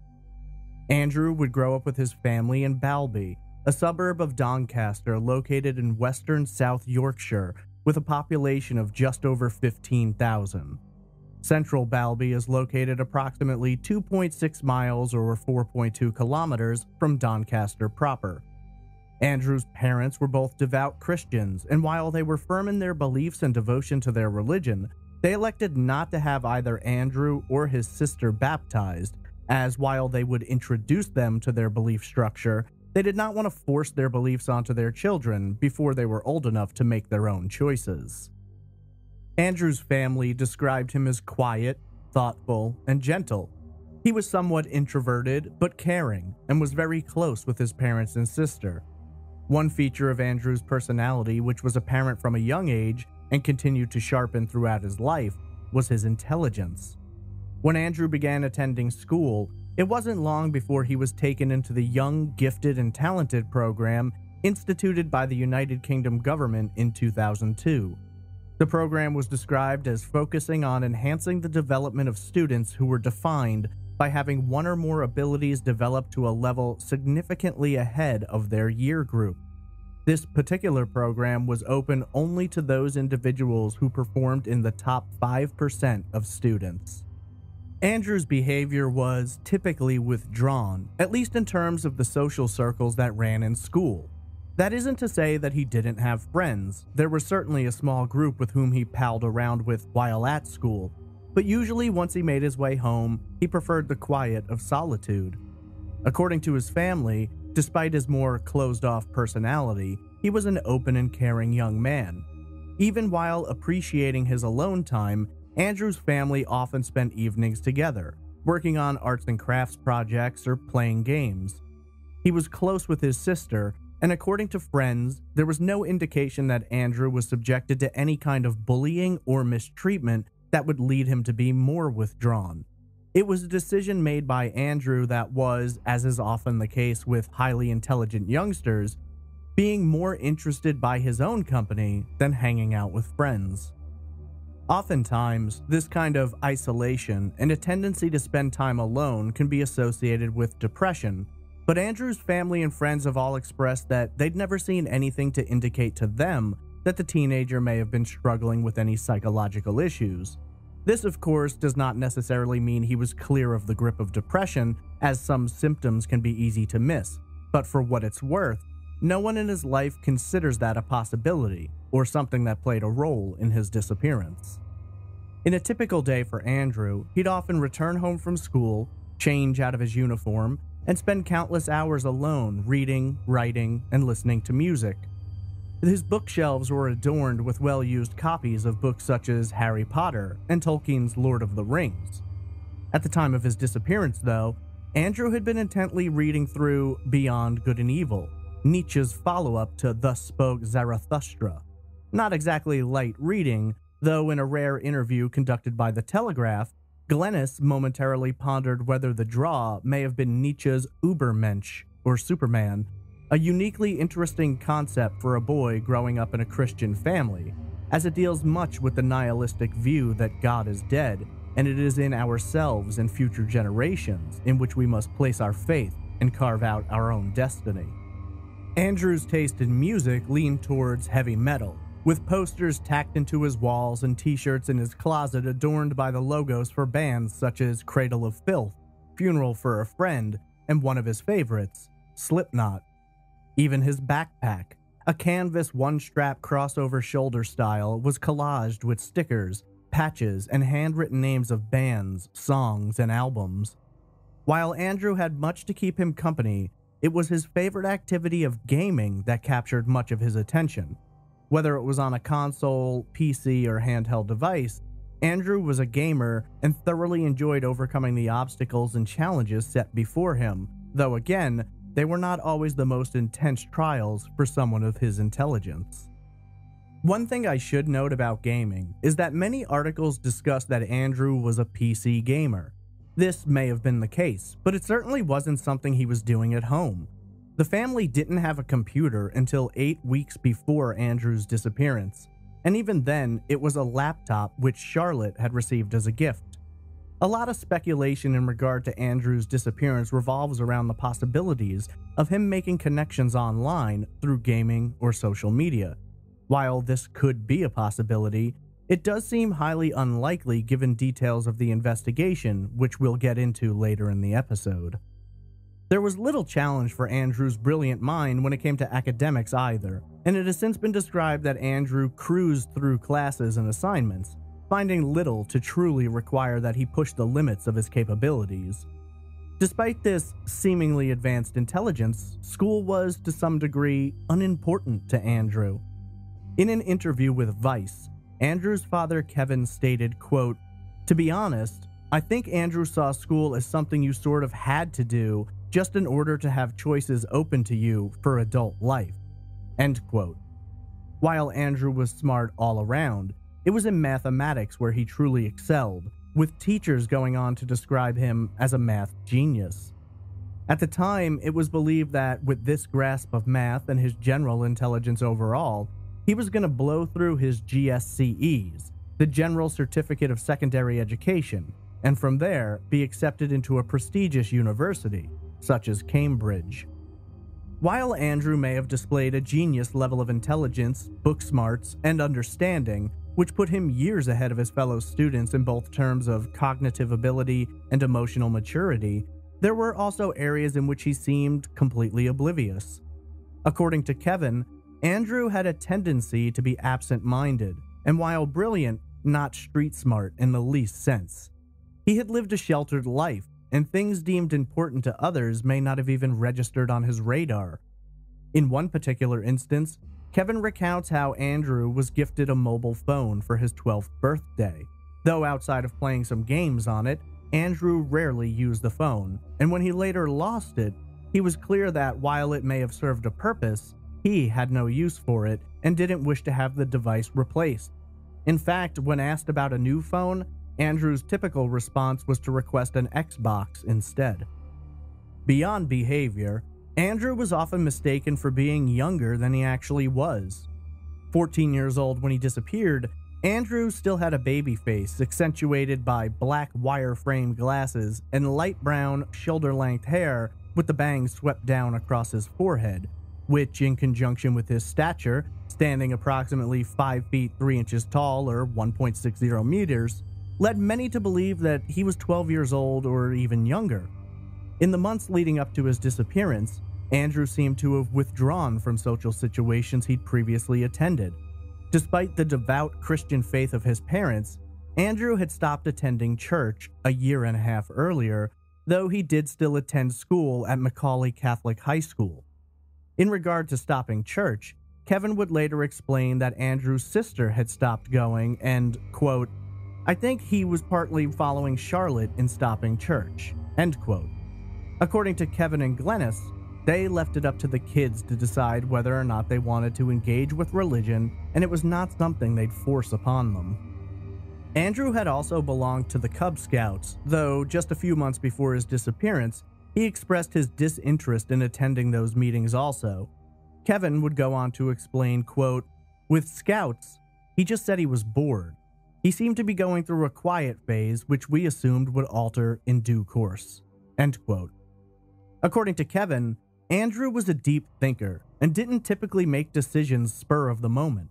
He rarely made decisions without giving them due consideration, so when he made a choice, as Kevin explains, quote, "He was the sort of person who would listen a great deal but not say much. When he did say something, it was generally worth listening to. He'd obviously thought about it a great deal from several different angles before reaching his conclusion," end quote. One activity Andrew did enjoy took place just a few months before he vanished, during the summer of 2007. He would go on to attend the Excellence Hub, a program developed and organized by the universities of Leeds, Sheffield, and York, which, according to their website, runs exciting events for young people to help enrich their experiences in school and college. Elsewhere, I've seen it described as basically a summer school program for gifted students. According to Kevin, while Andrew rarely spoke about school or opened up much regarding his activities there, the Excellence Hub was an exception, and he was reportedly enthusiastic and excited about the events and activities he'd been participating in that summer. It was also during the summer of 2007 that Kevin and Glennis made Andrew an offer. Maybe he'd want to enjoy his summer more with a change of scenery. According to Kevin, they suggested the teenager might have a fun trip out of town, and they asked if he'd like to go to London to spend time living with his grandmother. Reportedly, Andrew wasn't interested in the option and chose to stick around the family home for the rest of the summer. His days were divided fairly evenly between reading, playing on his Xbox or portable PlayStation, also known as a PSP, or sleeping. The dream summer life of a teenager, and perhaps one from which he was, at the time, unwilling to part, though sometime between his summer vacation and the early part of his next school year, Andrew would elect to change everything with an unannounced, unapproved trip to London. For a teen who rarely left the house, this was a big trip to undertake alone. Typically, when Andrew did leave home, he would leave a note behind or tell someone. However, on September 14th, nothing about his day would be typical. Thursday, September 13th, 2007, was a normal day for the Gosden family. Andrew was up in the morning, dressed in his uniform, and getting ready to catch the bus to school. Andrew was punctual, and was almost always awake and getting ready to go on his own without the need of his parents or sister to have to get him out of bed. Most mornings, Andrew was out the door between 8 and 8:10 a.m., leaving behind his parents who would finish their morning preparations before heading off to work. After a day at school, chatting with friends and attending classes, Andrew would arrive home in the mid-afternoon. According to Kevin, in the week leading up to his disappearance, though, Andrew had been walking home from school rather than taking the bus, which was an interesting change in his routine. Upon entering the house, Andrew would strip off his blazer, leave it hanging off the back of a chair, while the rest of his uniform would go into the wash. Once the uniform was off, Andrew would typically be found clad in jeans and a t-shirt showing off the name and logo of one of his favorite bands. He'd head into his room to play games, read, listen to music, or whatever happened to capture his attention that day. Shortly after his parents arrived home, dinner would be made and the family would gather around the table and eat while discussing their day or whatever random topic families bring up at the dinner table. Following dinner, they would do the dishes together and put them away, and then it was either family time or everyone doing their own thing. On this particular night, Kevin recalls that he climbed down onto the floor where he and Andrew worked on a puzzle together. After the puzzle, Andrew sat down and watched television with his mother. There was nothing remarkable about the night. It was business as usual. Andrew didn't behave differently or say anything that seemed out of character or that might suggest any issues or concerns. Charlotte, with whom Andrew was very close, was never approached by her brother about any plans, issues, and especially nothing about any intention to go anywhere out of the normal routine. Sadly, though, this would be the last time that all 4 members of the Gosden family would share an evening together. The morning of Friday, September 14th, began differently than normal. The first noted issue, which the family has said was completely out of character, began when Andrew wasn't awake on time. Andrew had to be coaxed out of bed on that particular morning, and his attitude was described as irritable. Once up, Andrew is reported to have followed his normal routine of changing into his school uniform, prepping for the day, and then at approximately 8:05 a.m., he called out, "See you later," before exiting the home to catch the bus to school. Not long after Andrew left, the house was vacant as his parents and sister left to begin their days. The family had no reason to question Andrew's plans for the morning. He'd woken up late, but maintained perfect attendance at school, and other than the possibility of having stayed up too late and being exceptionally tired, there wasn't much thought given. Later that evening, when Charlotte, Kevin, and Glennis arrived home, they didn't notice anything to suggest that Andrew wasn't there. They went about their normal plans, preparing dinner, setting the table, and assumed the entire time that their 14-year-old son was down in the basement playing Xbox as per usual. When dinner was ready, Kevin and Glennis called out to their children to join them at the table. Charlotte appeared and took her seat, but Andrew never came, so she was asked to tell her brother that dinner was ready. Charlotte quickly discovered that Andrew wasn't in the house and told Kevin and Glennis. Upon entering Andrew's bedroom, they found what they would normally expect to find. His school blazer hung over the back of a chair, his tie draped over top. The rest of his uniform was located in the wash, and so the family assumed that maybe Andrew had come home from school and decided to hang out with a friend, which, while it was out of the ordinary, especially since Andrew was in the habit of leaving notes should he venture off during the day, wasn't it something outside the realm of possibility? Not all that worried, more a little perturbed, Andrew's parents picked up the phone and made a series of calls to their son's friends, thinking perhaps he'd simply lost track of time. It was during these calls that they realized something was wrong. Not only had none of Andrew's friends been spending time with him that day, none of them had even seen him. He hadn't come to school that morning, and when Kevin and Glennis called and spoke with administrators at Macaulay Catholic High School, they wondered why they hadn't received a call to notify them of Andrew's absence. Reportedly, this came down to a phone dialing error. When instructors had noted that Andrew didn't arrive for his classes, the office was notified, and as is protocol, a call was placed to the Gosden home to report Andrew's unannounced absence. Apparently, though, this call was misdialed, and rather than reaching the Gosden home where they would have been able to leave a message on the machine, They instead called a number that just rang and was never answered. Charlotte, when asked about the discovery, later told the BBC, quote, "It was just a complete panic. We initially thought something must have happened on the way to school. When we found out that he hadn't even been to school, even tried to go to school, that was even more terrifying." End quote. According to Charlotte, she and her father went out together while Glennis remained home, making calls and waiting by the phone in case Andrew tried to get through. Charlotte and Kevin took a ride along the route Andrew's bus would normally follow, looking for any signs or indications that could explain why Andrew hadn't made it to school. They didn't exactly know what they were looking for, but they believed they'd know it if they saw it. When they found nothing along the route to school, they began to visit nearby locations that Andrew may have gone, but again came up empty-handed. When the two finally accepted that they weren't going to find anything, the decision was made to contact authorities who would obviously have more experience with this sort of thing. At approximately 7 p.m., the police were notified and arrived at the Gosden home to take notes and begin a search.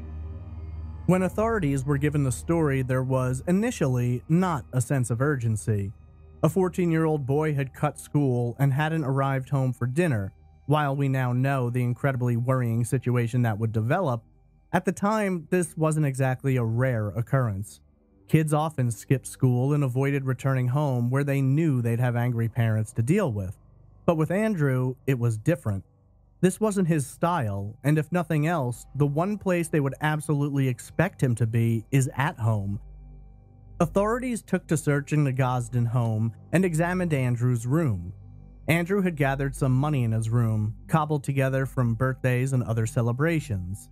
In total, approximately 100 pounds was located in his room, leading authorities to speculate that it wasn't likely he'd have run off and left that sum of money behind. However, it was what they didn't find that began to make them and the family wonder. Missing from Andrew's room were his keys, wallet, PSP, a pair of black jeans, a Slipknot t-shirt, a watch, and Andrew's bag. Left behind, however, was Andrew's passport, as well as the charger for his PSP. Beyond that, Kevin noted that Andrew did not appear to have taken a sweater or jacket should the weather take a turn. All of this, combined with the fact that Andrew's uniform was in the home, seemed to suggest that the teen had come home, changed clothes, grabbed his bag and a few items before heading out of the house. But why? And where had he gone? While family and friends conducted a search of the neighborhood and surrounding areas until it grew dark and difficult to see, police began their own search, which stayed fairly close to the Gosden home. A nearby park, Westfield Park, was also searched, but nothing was found. While canvassing the neighborhood, authorities began to pick up fragments of Andrew's morning. Neighbor and family friend Reverend Alan Murray reported seeing Andrew the morning he disappeared. According to Murray, sometime between 8 and 8:30 a.m., he witnessed Andrew walking away from the Gosden home, but rather than heading towards his typical pickup location for the school bus, he says that he saw Andrew walking into nearby Westfield Park. At the time, Murray didn't think much of it and continued on with the course of his morning. This was the first confirmed detail which tipped off authorities and the family that Andrew's disappearance may in fact have been executed by choice. A security camera mounted on a neighbor's home showed footage of Andrew heading back to the family home shortly after the house had been vacated, indicating that Andrew had chosen to hide out in the park until he was sure his family had left, before returning home, at which point he changed clothes, packed, and was reported to have left the home for the final time at approximately 8:30 a.m., heading down Littlemore Lane back towards Westfield Park. I should note that the Gosden family has reported it was they who discovered this camera footage rather than investigators. For the family and investigators, outside of the camera and Reverend Murray's accounts, little information was gathered. Within hours of Andrew's disappearance, local media was notified and a leaflet bearing Andrew's image and last known whereabouts was circulated. The hope was that the faster Andrew's story could be spread, the more likely it was to find someone who either knew his location or had seen him throughout the day. This choice paid dividends within the first 3 days of the investigation when authorities were contacted by a woman who worked at Doncaster Station and recalled selling a ticket to Andrew. According to the woman, Andrew had arrived at the station and sought to purchase a one-way ticket to London.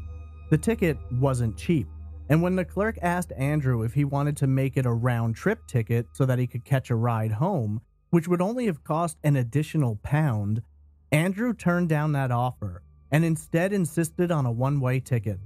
This, combined with the fact that the woman thought Andrew appeared far too young to be traveling on his own in the morning on a school day, made him stick out in her memory.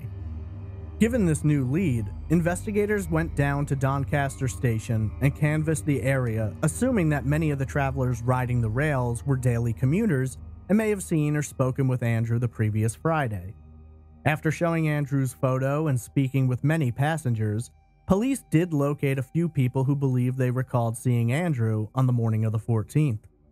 A few people reported seeing Andrew in the station and boarding the train. One woman recalled sitting near Andrew on the ride to London and stated that he was quiet, didn't speak with anyone, and was simply playing his PSP and keeping to himself. Now, given this information that Andrew had, it seemed, taken the train to London, authorities began to piece together the events of the morning. According to police, after exiting the family home at approximately 8:30 a.m., it's believed that Andrew's first stop was at an ATM, where he withdrew £200 from a £214 account. Being that ATMs only dish out funds in groups of 20, Andrew couldn't empty his entire account from the machine, but given the £100 he left behind in his room, it didn't seem that this was something he was overly concerned about. After pocketing the cash from his bank account, which police have since monitored and never noted any change to in the past 12 years, he proceeded on to Doncaster Station, where he purchased a one-way ticket to King's Cross Station in London. This particular train had arrived in London shortly after 11 a.m. The ride from Doncaster to London took just under 2 hours to make the 170-mile or 273-kilometer trip. The train was believed to have left the station at approximately 9:35 a.m. When the Gosdens were informed that Andrew had made his way into London, they were concerned and confused. They wondered where the teenager could have been going and what brought him to London. Andrew did have family in London, grandparents, an uncle. This at least opened the door that he may show up at one of their homes looking for help, or at least they might be able to recognize him amongst the crowds of the capital. When asked about Andrew's insistence on buying a one-way ticket, Kevin initially responded that he didn't consider it that huge of a deal, nor did he think it indicated that Andrew had planned not to return home. Being that he had relatives in the area, he considered the possibility that Andrew planned to get to one of their homes. Police in London were contacted, and searches were conducted beginning in Chislehurst and Sidcup, an area in which Andrew had relatives living. It wasn't long before Andrew's family would hop on the train and make the same trip to London with the intention of handing out more leaflets and speaking with anyone who may have seen Andrew. Aside from spending time handing out flyers and speaking to travelers at King's Cross, the family also went to locations they thought might have drawn Andrew in, namely museums and events they thought he'd have visited. The return trip was difficult and hard on the Gosdens' hopes, but they were working hard to remain positive. They believed that Andrew was out there somewhere, though they couldn't quite wrap their heads around what had transpired that Friday morning. It was a question of whether Andrew had gone to London with the intention of disappearing, or if perhaps he'd gone there for some other reasons and run into trouble.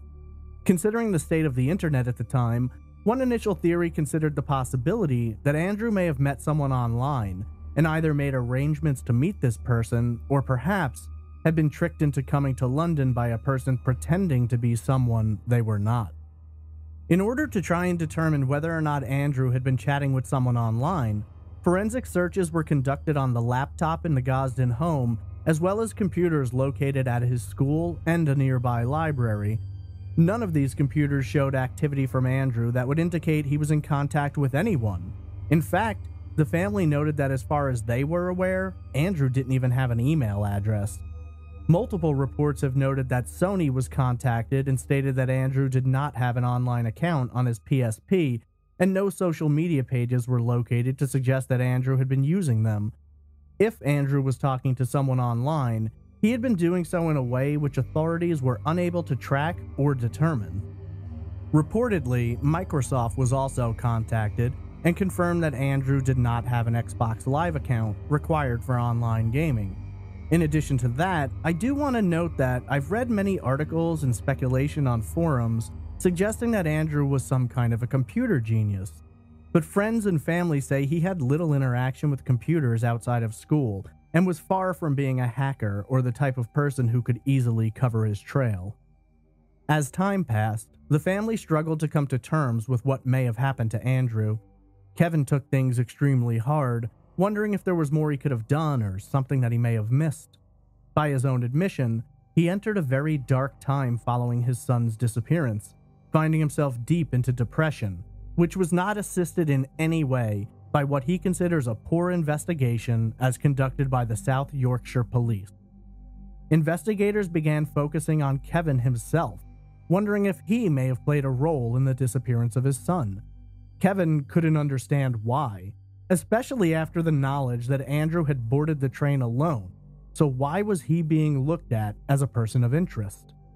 The intense scrutiny of investigators, coupled with his worsening depression, and the belief that authorities were missing out on opportunities to gather information by dedicating so many resources to looking into him, led Kevin to attempt suicide, which thankfully he was not successful at. For the Gosden family, it seemed clear that important investigative steps had been missed due to their focus on Kevin. One of these steps had to do with additional cameras. There are more than 500,000 cameras located throughout London, making it the most surveilled city in all of the United Kingdom. Some statistics report that the average London citizen is captured on camera more than 300 times per day, which, just by comparison, an American citizen is likely to be captured on camera 75 times per day. So with so many cameras in place and such a high likelihood of being able to spot Andrew in and around London, why hadn't this been done yet? Well, that depends on who you ask. The Gosdens argue that the South Yorkshire Police wasted valuable time early on, chasing after a wild theory about Kevin, rather than doing all they could to try and track down Andrew.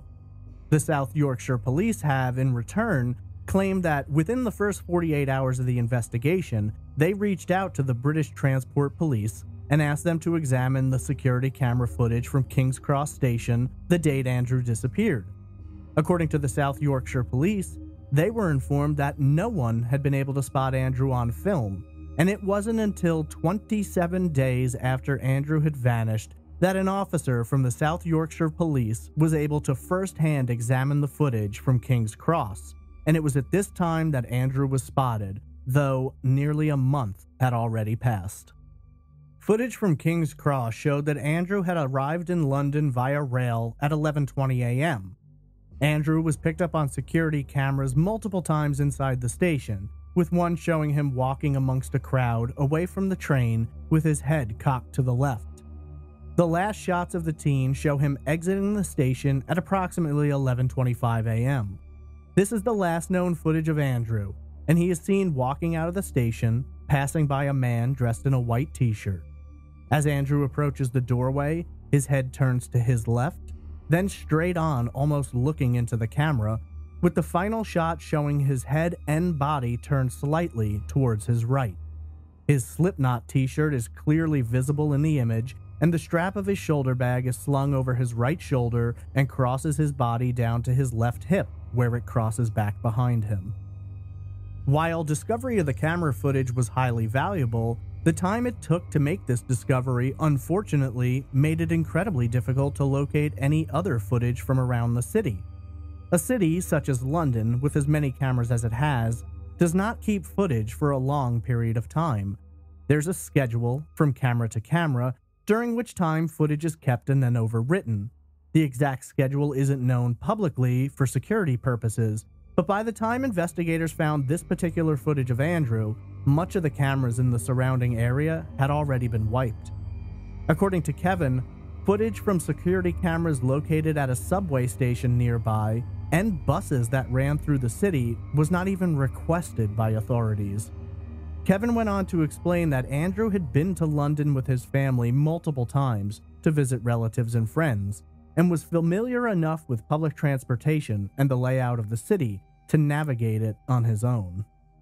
With flyers bearing Andrew's image covering the United Kingdom from corner to corner and the subsequent release of the surveillance footage to the media, sightings of Andrew were reported to authorities from locations all throughout London and beyond.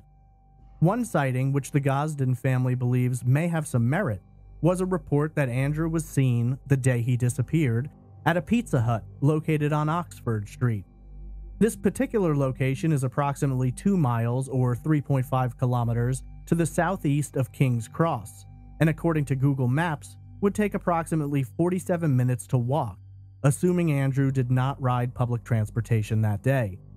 The majority of the trip would have been spent along Route A501. Another sighting was reported to have taken place the same day at Covent Garden in London's West End, located approximately 1.7 miles or 2.7 kilometers to the west and south of the Pizza Hut. Some believe this could have implied that Andrew was circling back around, as Covent Garden is only 1.6 miles or 2.5 kilometers south of King's Cross. Regardless of the possible validity of these sightings, reportedly, authorities did not follow up on them. Authorities in turn would argue that they had followed up but were unable to verify if it was indeed Andrew who had been spotted that day. Kevin argued, however, that a woman who had spotted Andrew at Covent Garden was not spoken to by police for 6 weeks after she reported her sighting. Sadly, Andrew's case grew cold before investigators even knew where he had gone. When it was discovered he'd gone to London, the case warmed up, but the delay between London and then the surveillance footage being found made the case grow cold once again. Following that discovery and subsequent media coverage, multiple sightings were reported, though none could be confirmed. In fact, in the first year following Andrew's disappearance, more than 122 sightings were reported all over London and Britain itself. The vast majority of these sightings, some 45, were reported in London. Strangely, there were also 11 sightings reported in Brighton. Brighton is located on the south coast of England and is approximately 47 miles or 76 kilometers south of London. Again, though, none of these sightings have ever been confirmed or verified to have absolutely been Andrew. A year after Andrew disappeared, faculty and students from Macaulay Catholic High School took the train to London and distributed 15,000 flyers bearing Andrew's image. The first year was hard on the Gosdens, as they went from a place of hope and possibility to the reality that they may never see Andrew again. While Kevin struggled to come to terms with the loss, he has since admitted that he succumbed to the overwhelming stress and emotional strain, falling into that deep depression, which he has stated dramatically impacted the family, and especially Charlotte. In an interview with The Mirror, Kevin explained, quote, "Because of my mental state after Andrew disappeared, I was unable to be the dad I wanted to be while Charlotte was still at home. We tried really hard to not change how we were with her, but I still have guilty feelings over that. I have told her this, and she hugged me and told me it was not my fault, as though I was some kind of an idiot to ever feel that way." End quote. 13 months after Andrew vanished, police in Leominster, a town in Herefordshire, West Midlands, received a bizarre message. On a Wednesday evening in November of 2008, a man approached this particular law enforcement station. Being that it was evening when the man arrived, rather than having a person on duty to receive anyone who might come by, an intercom system was in place instead. The unknown man used the intercom to report that he was in possession of information related to Andrew Gosden. The man was asked to stay put so that an officer could be sent to speak with him, but when an officer arrived outside, the man had disappeared into the night. Via the BBC, police and the Gosdens made a plea for the man to reach back out to them. They didn't care if he wished to remain anonymous. They just wanted to know what information he may have had. Reportedly, following the broadcast, the BBC received a letter alleged to have been written by the same man who went to the police station in Leominster.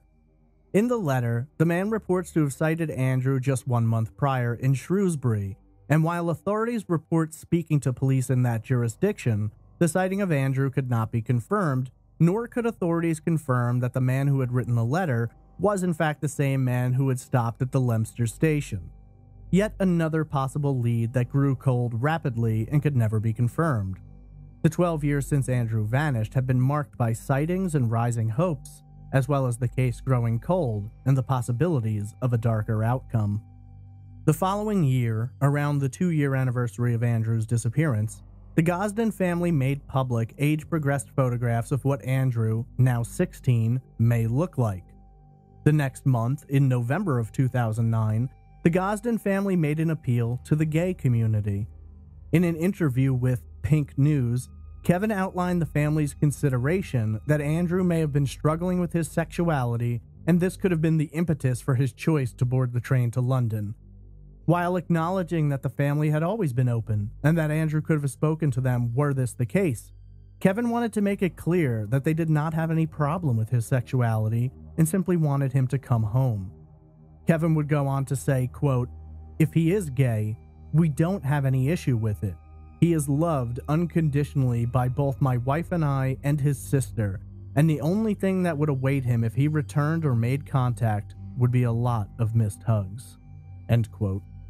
One theory, which seemed to make the rounds in the years following Andrew's disappearance, was the possibility that he may have drowned in the River Thames, which runs 215 miles or 346 kilometers through southern England and does pass through London. In hopes of discovering whether or not this was a possibility, the Gosden family hired a private firm to utilize special sonar equipment used to locate drowning victims and items lost at sea.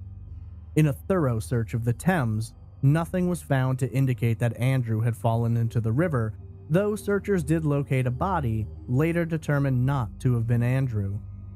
For the family, this was the first major public acknowledgement that Andrew may be deceased.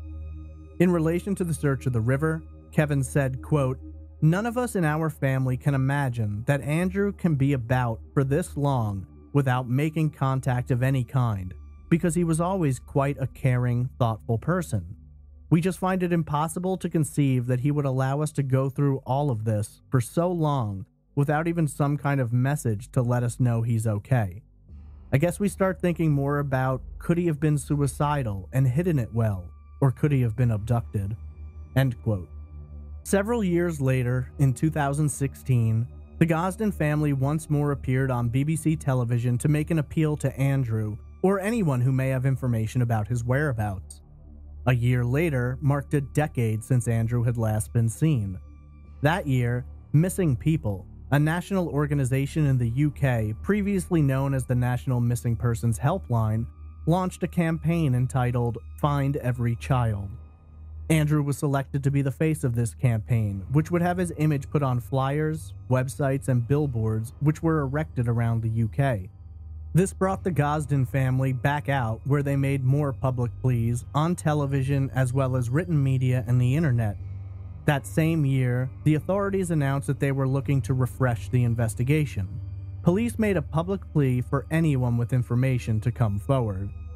The appeal, posted on the South Yorkshire Police Department's Facebook page, summarized the case, noted that Andrew would have been 24 at the time, and stated, quote, "I would ask anyone, maybe new friends, neighbors, or workmates, who believe they know a 24-year-old man that could be Andrew, but aren't aware of his past beyond the last few years, to please come forward. In addition, any professionals, including doctors, dentists, or hospital staff, who may have treated a 24-year-old man who has no records going back beyond the last 10 years, you could hold information that proves vital to locating Andrew, and I would ask you to please make contact with police. And to Andrew, a personal appeal. Please contact us, completely confidentially, and let us know you are safe and well, and we can reassure your family you have come to no harm." End quote. The Yorkshire police have stated many times that they still consider the possibility that Andrew may be alive, though they do not ignore other options, and each year conduct a check on John Doe's on the chance that they may find Andrew, either alive in the hospital or perhaps worse. In 2017, Mick Neville, the former head of the Metropolitan Police's Central Images Unit, put forth a theory about not only why Andrew had gone to London that day, but perhaps what happened to him. Neville pointed out that on September 14th, the day Andrew vanished, the band Sixth was playing a concert not far from King's Cross. Beyond that, 30 Seconds to Mars were also in town performing a show.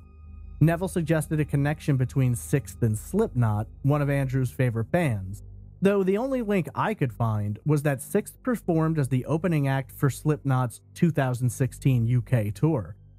Neville argued that photos from the Sixth or 30 Seconds to Mars shows could show Andrew in the crowd if examined. Neville also suggested the possibility of a link between Andrew's disappearance and that of Alex Slossley, a 16-year-old who vanished in July of 2008, just 10 months after Andrew. Alex had lived in London and disappeared while visiting friends up north in Edmonton. Like Andrew, Alex was a brilliant math student who grew up with his family just 2 miles from King's Cross. No solid links have ever been made between the two disappearances, though Neville has argued they need to be compared, and he's even speculated the possibility that there could be a serial killer targeting teenage males in the area. In June of 2018, Kevin revealed that he had been contacted by someone who alleged a possible connection to Andrew. The person who contacted Kevin claimed to have had an online conversation with an individual who went by the username Andy Rue, a nickname his family had called Andrew from time to time, and that this individual explained that he had been abandoned by his partner and needed £200 to cover his rent. When asked for an account to send the money to, Andy Rue replied that he did not have a bank account as he had run away from home when he was 14 years old. The conversation apparently suggested that this Andy Rue could be living in the area of Lincolnshire, some 110 miles or 177 kilometers north of London. It was later reported that authorities did investigate this possibility, but the individual was never identified and it remains a mystery. According to Kevin, armed with this knowledge, he, along with friends and family, went to Lincolnshire, where they distributed more than 5,000 flyers and conducted searches. There were 4 possible sightings reported as a result of the flyers, but all were positively confirmed to have not been Andrew. On July 10, 2018, on what would be Andrew's 25th birthday, new age-progressed photos were released to the public. Police made comments to the media and urged citizens to come forward with information, and the band Muse, who Andrew liked, announced that they would do what they could to assist with the search. Muse had made a film during their Drones tour, and the film was to be played in more than 450 cinemas throughout the UK. A short clip produced by Missing People and directly addressing Andrew's story would be aired prior to the film itself in hopes of getting the story out to more people who may have knowledge they aren't even aware connect to the case.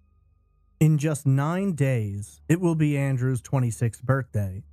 He's now been missing for 12 years, meaning that he's been gone for just 2 years less than the 14 that he spent with his family. His case has grabbed media coverage from all over the UK and around the world, as many have been baffled and confused by the circumstances of his disappearance. Theories abound in regard to what may have become of Andrew, or why he left in the first place, but for the most part, the speculation can be boiled down to 3 particular theories. The first theory suggests that Andrew ran away of his own volition. Considering the trip to London and his refusal to convert his ticket to round trip, many believe that, for whatever reason, Andrew elected to leave. Whether this trip was to meet someone or possibly take his own life is a matter which has been hotly debated. The second theory argues that Andrew may have been coaxed to London by an older individual or pedophile who may have been grooming the teenager. There are those who believe this may have happened via the internet through methods authorities didn't discover, while others, including Andrew's own father, think it's possible that someone in his life, a friend, a neighbor, may have groomed and manipulated him into going to London, at which point he was taken. The third and final theory puts forth the possibility that Andrew's trip to London was not meant to be the end of his journey.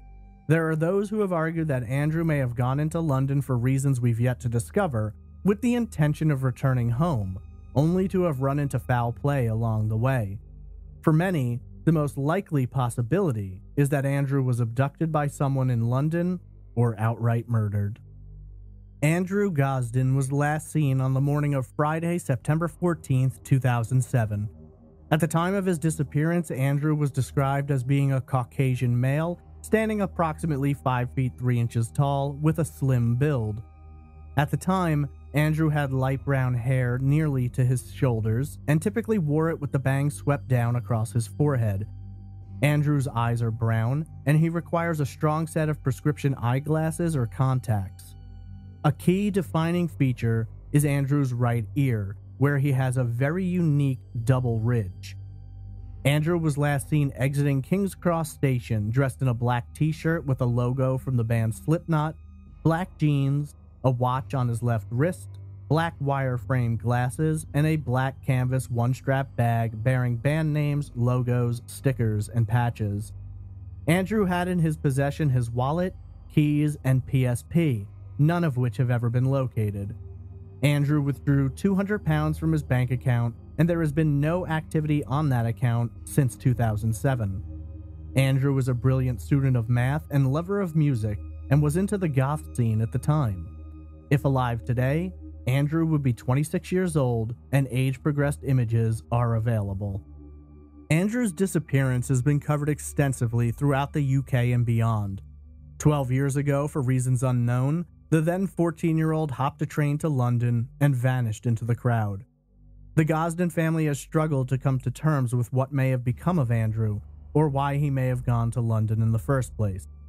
In his absence, the Gosden family has left Andrew's room as it was the day he went missing, minus a few posters and items which were taken by police to acquire fingerprints and DNA. The family has never changed the locks to their doors, knowing that Andrew took his keys with him. This past March, Kevin sat down and spoke with the Daily Mail regarding the struggle over the past 12 years.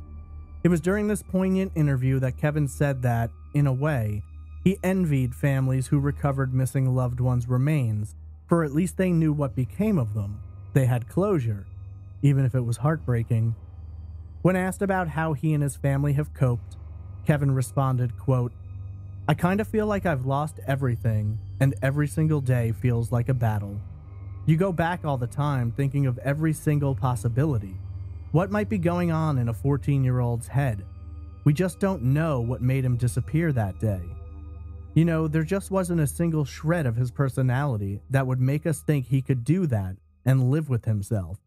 So that perhaps makes us think, is he dead?"